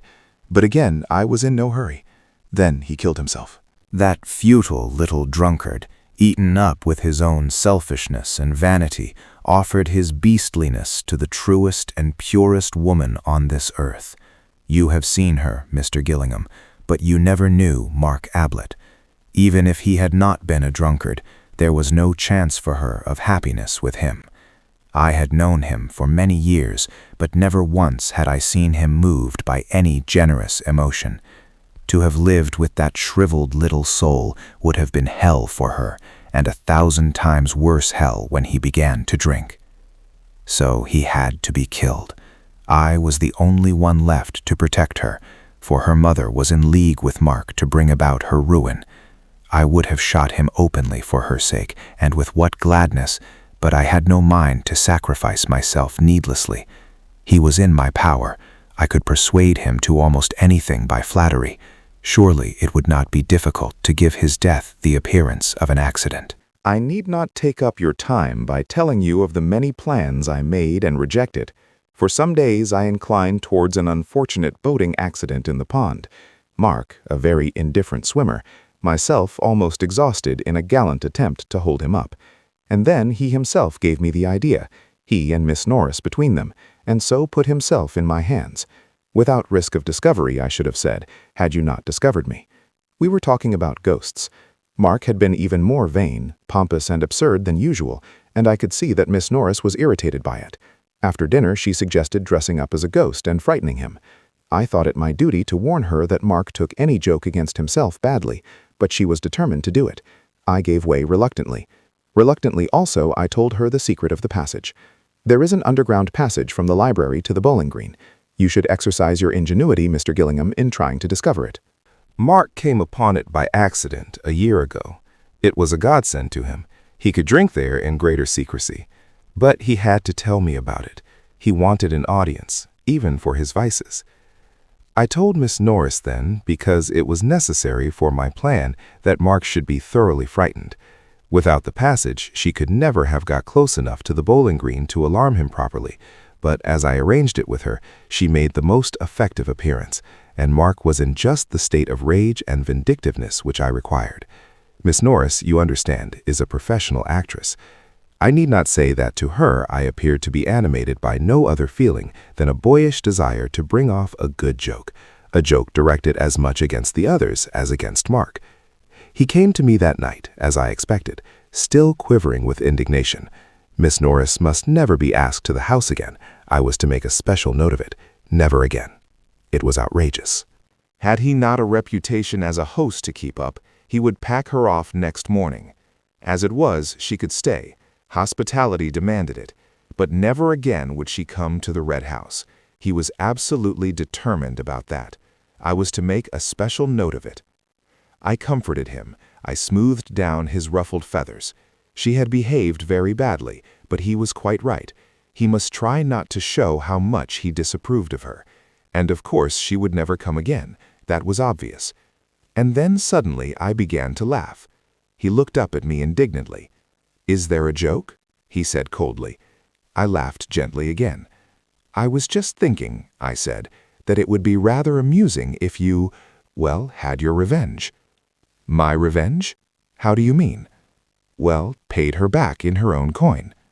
"Do you mean try and frighten her?" No, but dressed up and pulled her leg a bit, made her look a fool in front of the others." I laughed to myself again. "Serve her jolly well right." He jumped up excitedly. "By Jove, Kay," he cried. "If I could, how? You must think of a way." I don't know if Beverley has told you about Mark's acting. He was an amateur of all the arts, and vain of his little talents, but as an actor he seemed to himself most wonderful. Certainly he had some ability for the stage, so long as he had the stage to himself and was playing to an admiring audience. As a professional actor in a small part, he would have been hopeless. As an amateur playing the leading part, he deserved all that the local papers had ever said about him. And so the idea of giving us a private performance, directed against a professional actress who had made fun of him, appealed equally to his vanity and his desire for retaliation. If he, Mark Ablett, by his wonderful acting could make Ruth Norris look a fool in front of the others, could take her in, and then join in the laugh at her afterwards, he would indeed have had a worthy revenge. It strikes you as childish, Mr. Gillingham. Ah, you never knew Mark Ablett. How, Kay, how? He said eagerly. Well, I haven't really thought it out, I protested. It was just an idea. He began to think it out for himself. I might pretend to be a manager, come down to see her, but I suppose she knows them all. What about an interviewer? It's going to be difficult, I said thoughtfully. You've got rather a characteristic face, you know, and your beard. I'd shave it off, he snapped. My dear Mark. He looked away and mumbled, I've been thinking of taking it off anyhow, and besides, if I'm going to do the thing, I'm going to do it properly. Yes, you always were an artist, I said, looking at him admiringly. He purred. To be called an artist was what he longed for most. Now I knew that I had him. All the same, I went on, even without your beard and mustache, you might be recognizable. Unless, of course, I broke off. Unless what? You pretend to be Robert. I began to laugh to myself again. By Jove, I said, that's not a bad idea. Pretend to be Robert, the wastrel brother, and make yourself objectionable to Miss Norris. Borrow money from her and that sort of thing. He looked at me with his bright little eyes, nodding eagerly. Robert, he said. Yes, how shall we work it? There was really a Robert, Mr. Gillingham, as I have no doubt you and the inspector both discovered, and he was a wastrel, and he went to Australia. But he never came to the Red House on Tuesday afternoon. He couldn't have, because he died, unlamented, 3 years ago. But there was nobody who knew this, save Mark and myself, for Mark was the only one of the family left, his sister having died last year, though I doubt anyhow if she knew whether Robert was alive or dead. He was not talked about. For the next 2 days, Mark and I worked out our plans. You understand by now that our aims were not identical. Mark's endeavor was that his deception should last for, say, a couple of hours, mine that it should go to the grave with him. He had only to deceive Miss Norris and the other guests. I had to deceive the world. When he was dressed up as Robert, I was going to kill him. Robert would then be dead, Mark, of course, missing. What could anybody think but that Mark had killed Robert? But you see how important it was for Mark to enter fully into his latest and last impersonation. Half measures would be fatal. You will say that it was impossible to do the thing thoroughly enough. I answer again that you never knew Mark. He was being what he wished most to be, an artist. No Othello ever blacked himself all over with such enthusiasm as did Mark. His beard was going anyhow. Possibly a chance remark of Miss Norbury's helped here. She did not like beards. But it was important for me that the dead man's hands should not be the hands of a manicured gentleman. 5 minutes playing upon the vanity of the artist settled his hands. He let the nails grow and then cut them raggedly. Miss Norris would notice your hands at once, I had said. Besides, as an artist. So with his underclothes. It was hardly necessary to warn him that his pants might show above the edge of his socks. As an artist, he had already decided upon Robertian pants. I bought them, and other things, in London for him. Even if I had not cut out all trace of the maker's name, he would instinctively have done it. As an Australian and an artist, he could not have an East London address on his underclothes. Yes, we were doing the thing thoroughly, both of us. He as an artist, I as a, well, you may say murderer if you like. I shall not mind now. Our plans were settled. I went to London on the Monday and wrote him a letter from Robert. The artistic touch again. I also bought a revolver. On the Tuesday morning, he announced the arrival of Robert at the breakfast table. Robert was now alive. We had 6 witnesses to prove it. 6 witnesses who knew that he was coming that afternoon. Our private plan was that Robert should present himself at 3 o'clock, in readiness for the return of the golfing party shortly afterwards. The maid would go to look for Mark, and having failed to find him, come back to the office to find me entertaining Robert in Mark's absence. I would explain that Mark must have gone out somewhere, and would myself introduce the wastrel brother to the tea table. Mark's absence would not excite any comment, for it would be generally felt, indeed Robert would suggest it, that he had been afraid of meeting his brother. Then Robert would make himself amusingly offensive to the guests, particularly, of course, Miss Norris, until he thought that the joke had gone far enough. That was our private plan. Perhaps I should say that it was Mark's private plan. My own was different. The announcement at breakfast went well. After the golfing party had gone off, we had the morning in which to complete our arrangements. What I was chiefly concerned about was to establish as completely as possible the identity of Robert. For this reason, I suggested to Mark that, when dressed, he should go out by the secret passage to the bowling green and come back by the drive, taking care to enter into conversation with the lodgekeeper. In this way, I would have 2 more witnesses of Robert's arrival. First, the lodgekeeper, and secondly, one of the gardeners, whom I would have working on the front lawn. Mark, of course, was willing enough. He could practice his Australian accent on the lodgekeeper. It was really amusing to see how readily he fell into every suggestion which I made. Never was a killing more carefully planned by its victim. He changed into Robert's clothes in the office bedroom. This was the safest way for both of us. When he was ready, he called me in, and I inspected him. It was extraordinary how well he looked the part. I suppose that the signs of his dissipation had already marked themselves on his face, but had been concealed hitherto by his mustache and beard, for now that he was clean-shaven, they lay open to the world from which we had so carefully hidden them, and he was indeed the wastrel which he was pretending to be.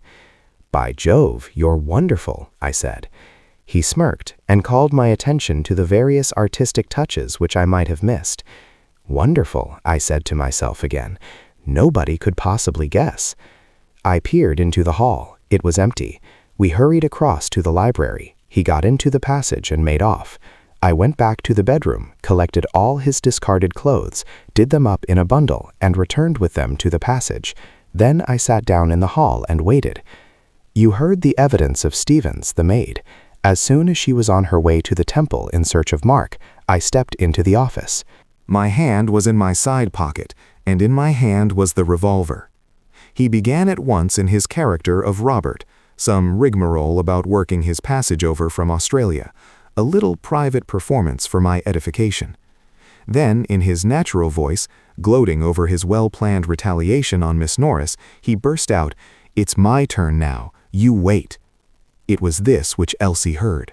She had no business to be there, and she might have ruined everything, but as it turned out, it was the luckiest thing which could have happened. For it was the one piece of evidence which I wanted, evidence, other than my own, that Mark and Robert were in the room together. I said nothing. I was not going to take the risk of being heard to speak in that room. I just smiled at the poor little fool, and took out my revolver and shot him. Then I went back into the library and waited, just as I said in my evidence. Can you imagine, Mr. Gillingham, the shock which your sudden appearance gave me? Can you imagine the feelings of a murderer who has, as he thinks, planned for every possibility, and is then confronted suddenly with an utterly new problem? What difference would your coming make? I didn't know. Perhaps none, perhaps all, and I had forgotten to open the window. I don't know whether you will think my plan for killing Mark a clever one. Perhaps not. But if I do deserve any praise in the matter, I think I deserve it for the way I pulled myself together in the face of the unexpected catastrophe of your arrival. Yes, I got a window open, Mr. Gillingham, under your very nose. The right window, too, you were kind enough to say. And the keys, yes, that was clever of you, but I think I was cleverer. I deceived you over the keys, Mr. Gillingham, as I learned when I took the liberty of listening to a conversation on the bowling green between you and your friend Beverley. Where was I? You must have a look for that secret passage, Mr. Gillingham. But what am I saying? Did I deceive you at all? You have found out the secret, that Robert was Mark, and that is all that matters. How have you found out? I shall never know now. Where did I go wrong? Perhaps you have been deceiving me all the time. Perhaps you knew about the keys, about the window, even about the secret passage. You are a clever man, Mr. Gillingham. I had Mark's clothes on my hands. I might have left them in the passage, but the secret of the passage was now out. Miss Norris knew it. That was the weak point of my plan, perhaps, that Miss Norris had to know it. So I hid them in the pond, the inspector having obligingly dragged it for me first. A couple of keys joined them, but I kept the revolver. Fortunate, wasn't it, Mr. Gillingham? I don't think that there is any more to tell you. This is a long letter, but then it is the last which I shall write.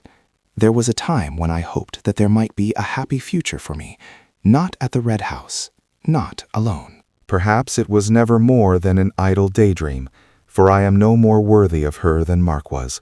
But I could have made her happy, Mr. Gillingham. God, how I would have worked to make her happy. But now that is impossible. To offer her the hand of a murderer would be as bad as to offer her the hand of a drunkard. And Mark died for that. I saw her this morning. She was very sweet. It is a difficult world to understand. Well, we are all gone now. The Ablett. I wonder what old grandfather Cayley thinks of it all. Perhaps it is as well that we have died out. Not that there was anything wrong with Sarah, except her temper. And she had the Ablett nose. You can't do much with that. I'm glad she left no children. Goodbye, Mr. Gillingham. I'm sorry that your stay with us was not of a pleasanter nature, but you understand the difficulties in which I was placed. Don't let Bill think too badly of me. He is a good fellow. Look after him. He will be surprised. The young are always surprised. And thank you for letting me end my own way. I expect you did sympathize a little, you know. We might have been friends in another world. You and I and she. Tell her what you like. Everything or nothing. You will know what is best. Goodbye, Mr. Gillingham. Matthew Cayley. I am lonely tonight without Mark. That's funny, isn't it? Chapter 22. Mr. Beverley moves on. "Good Lord," said Bill, as he put down the letter. "I thought you'd say that," murmured Antony. "Tony, do you mean to say that you knew all this?" "I guessed some of it. I didn't quite know all of it, of course." "Good Lord," said Bill again, and returned to the letter. In a moment he was looking up again. "What did you write to him? Was that last night, after I'd gone into Stanton?" "Yes." "What did you say? That you discovered that Mark was Robert?" "Yes. At least I said that this morning I should probably telegraph to Mr. Cartwright of Wimpole Street and ask him to." Bill burst in eagerly on the top of the sentence. "Yes. Now what was all that about? You were so damn Sherlocky yesterday all of a sudden. We'd been doing the thing together all the time, and you'd been telling me everything, and then suddenly you become very mysterious in private and talk enigmatically. Is that the word?" About dentists and swimming and the plow and horses and, well, what was it all about? You simply vanished out of sight. I didn't know what on earth we were talking about. Antony laughed and apologized. "Sorry, Bill. I felt like that suddenly, just for the last half hour, just to end up with. I'll tell you everything now. Not that there's anything to tell, really. It seems so easy when you know it, so obvious. About Mr. Cartwright of Wimpole Street. Of course, he was just to identify the body. But whatever made you think of a dentist for that? Who could do it better? Could you have done it? How could you? You'd never gone bathing with Mark. You'd never seen him stripped. He didn't swim. Could his doctor do it? Not unless he'd had some particular operation, and perhaps not then. But his dentist could, at any time, always, if he had been to his dentist fairly often. Hence Mr. Cartwright of Wimpole Street. Bill nodded thoughtfully and went back again to the letter. I see. And you told Cayley that you were telegraphing to Cartwright to identify the body? Yes, and then of course it was all up for him. Once we knew that Robert was Mark, we knew everything. How did you know? Antony got up from the breakfast table and began to fill his pipe. I'm not sure that I can say, Bill. You know those problems in algebra where you say, let x be the answer, and then you work it out and find what x is? Well, that's one way. And another way, which they never give you any marks for at school, is to guess the answer. Pretend the answer is 4. Well, will that satisfy the conditions of the problem? No. Then try 6. And if 6 doesn't either, then what about 5? And so on. Well, the inspector and the coroner and all that lot had guessed their answer, and it seemed to fit, but you and I knew it didn't really fit. There were several conditions in the problem which it didn't fit at all. So we knew that their answer was wrong, and we had to think of another, an answer which explained all the things which were puzzling us. Well, I happened to guess the right one. Got a match? Bill handed him a box, and he lit his pipe. Yes, but that doesn't quite do, old boy. Something must have put you onto it suddenly. By the way, I'll have my matches back, if you don't mind. Antony laughed and took them out of his pocket. Sorry. Well then, let's see if I can go through my own mind again and tell you how I guessed it. First of all, the clothes. Yes? To Cayley, the clothes seemed an enormously important clue. I didn't quite see why, but I did realize that to a man in Cayley's position, the smallest clue would have an entirely disproportionate value. For some reason then, Cayley attached this exaggerated importance to the clothes which Mark was wearing on that Tuesday morning. All the clothes, the inside ones as well as the outside ones. I didn't know why, but I did feel certain that in that case, the absence of the collar was unintentional. In collecting the clothes, he had overlooked the collar. Why? It was the one in the linen basket? Yes, it seemed probable. Why had Cayley put it there? The obvious answer was that he hadn't. Mark had put it there.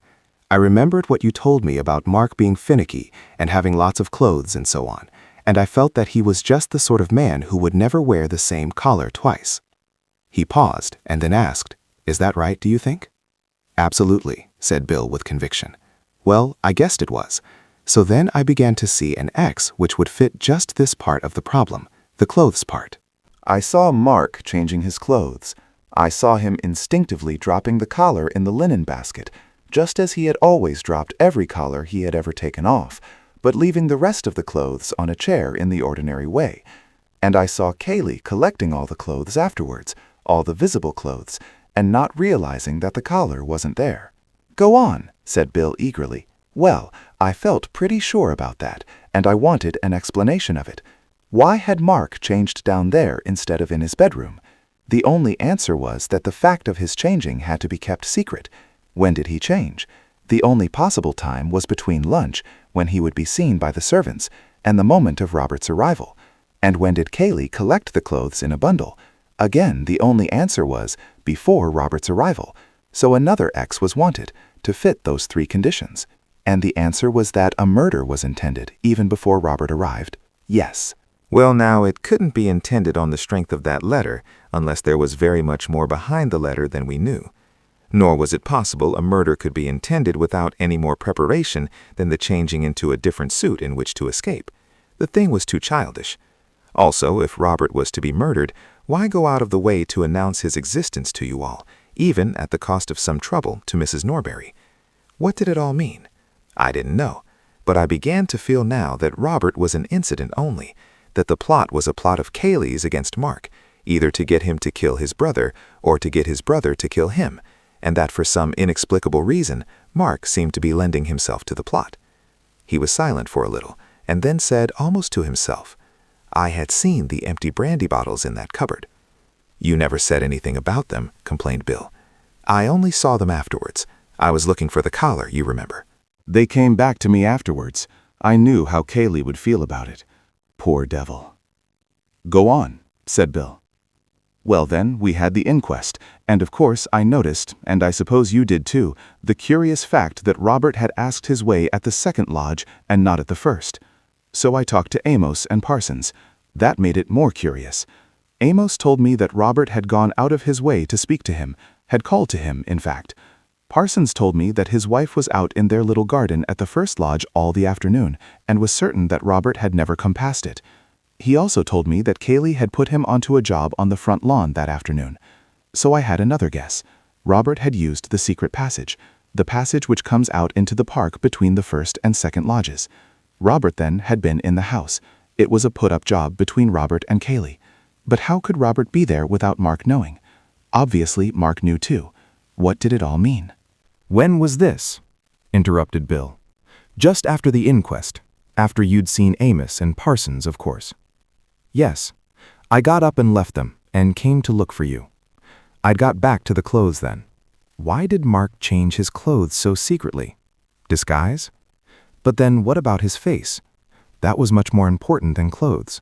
His face, his beard, he'd have to shave off his beard and then... Oh, idiot. I saw you looking at that poster. Mark acting, Mark made up, Mark disguised. Oh, priceless idiot.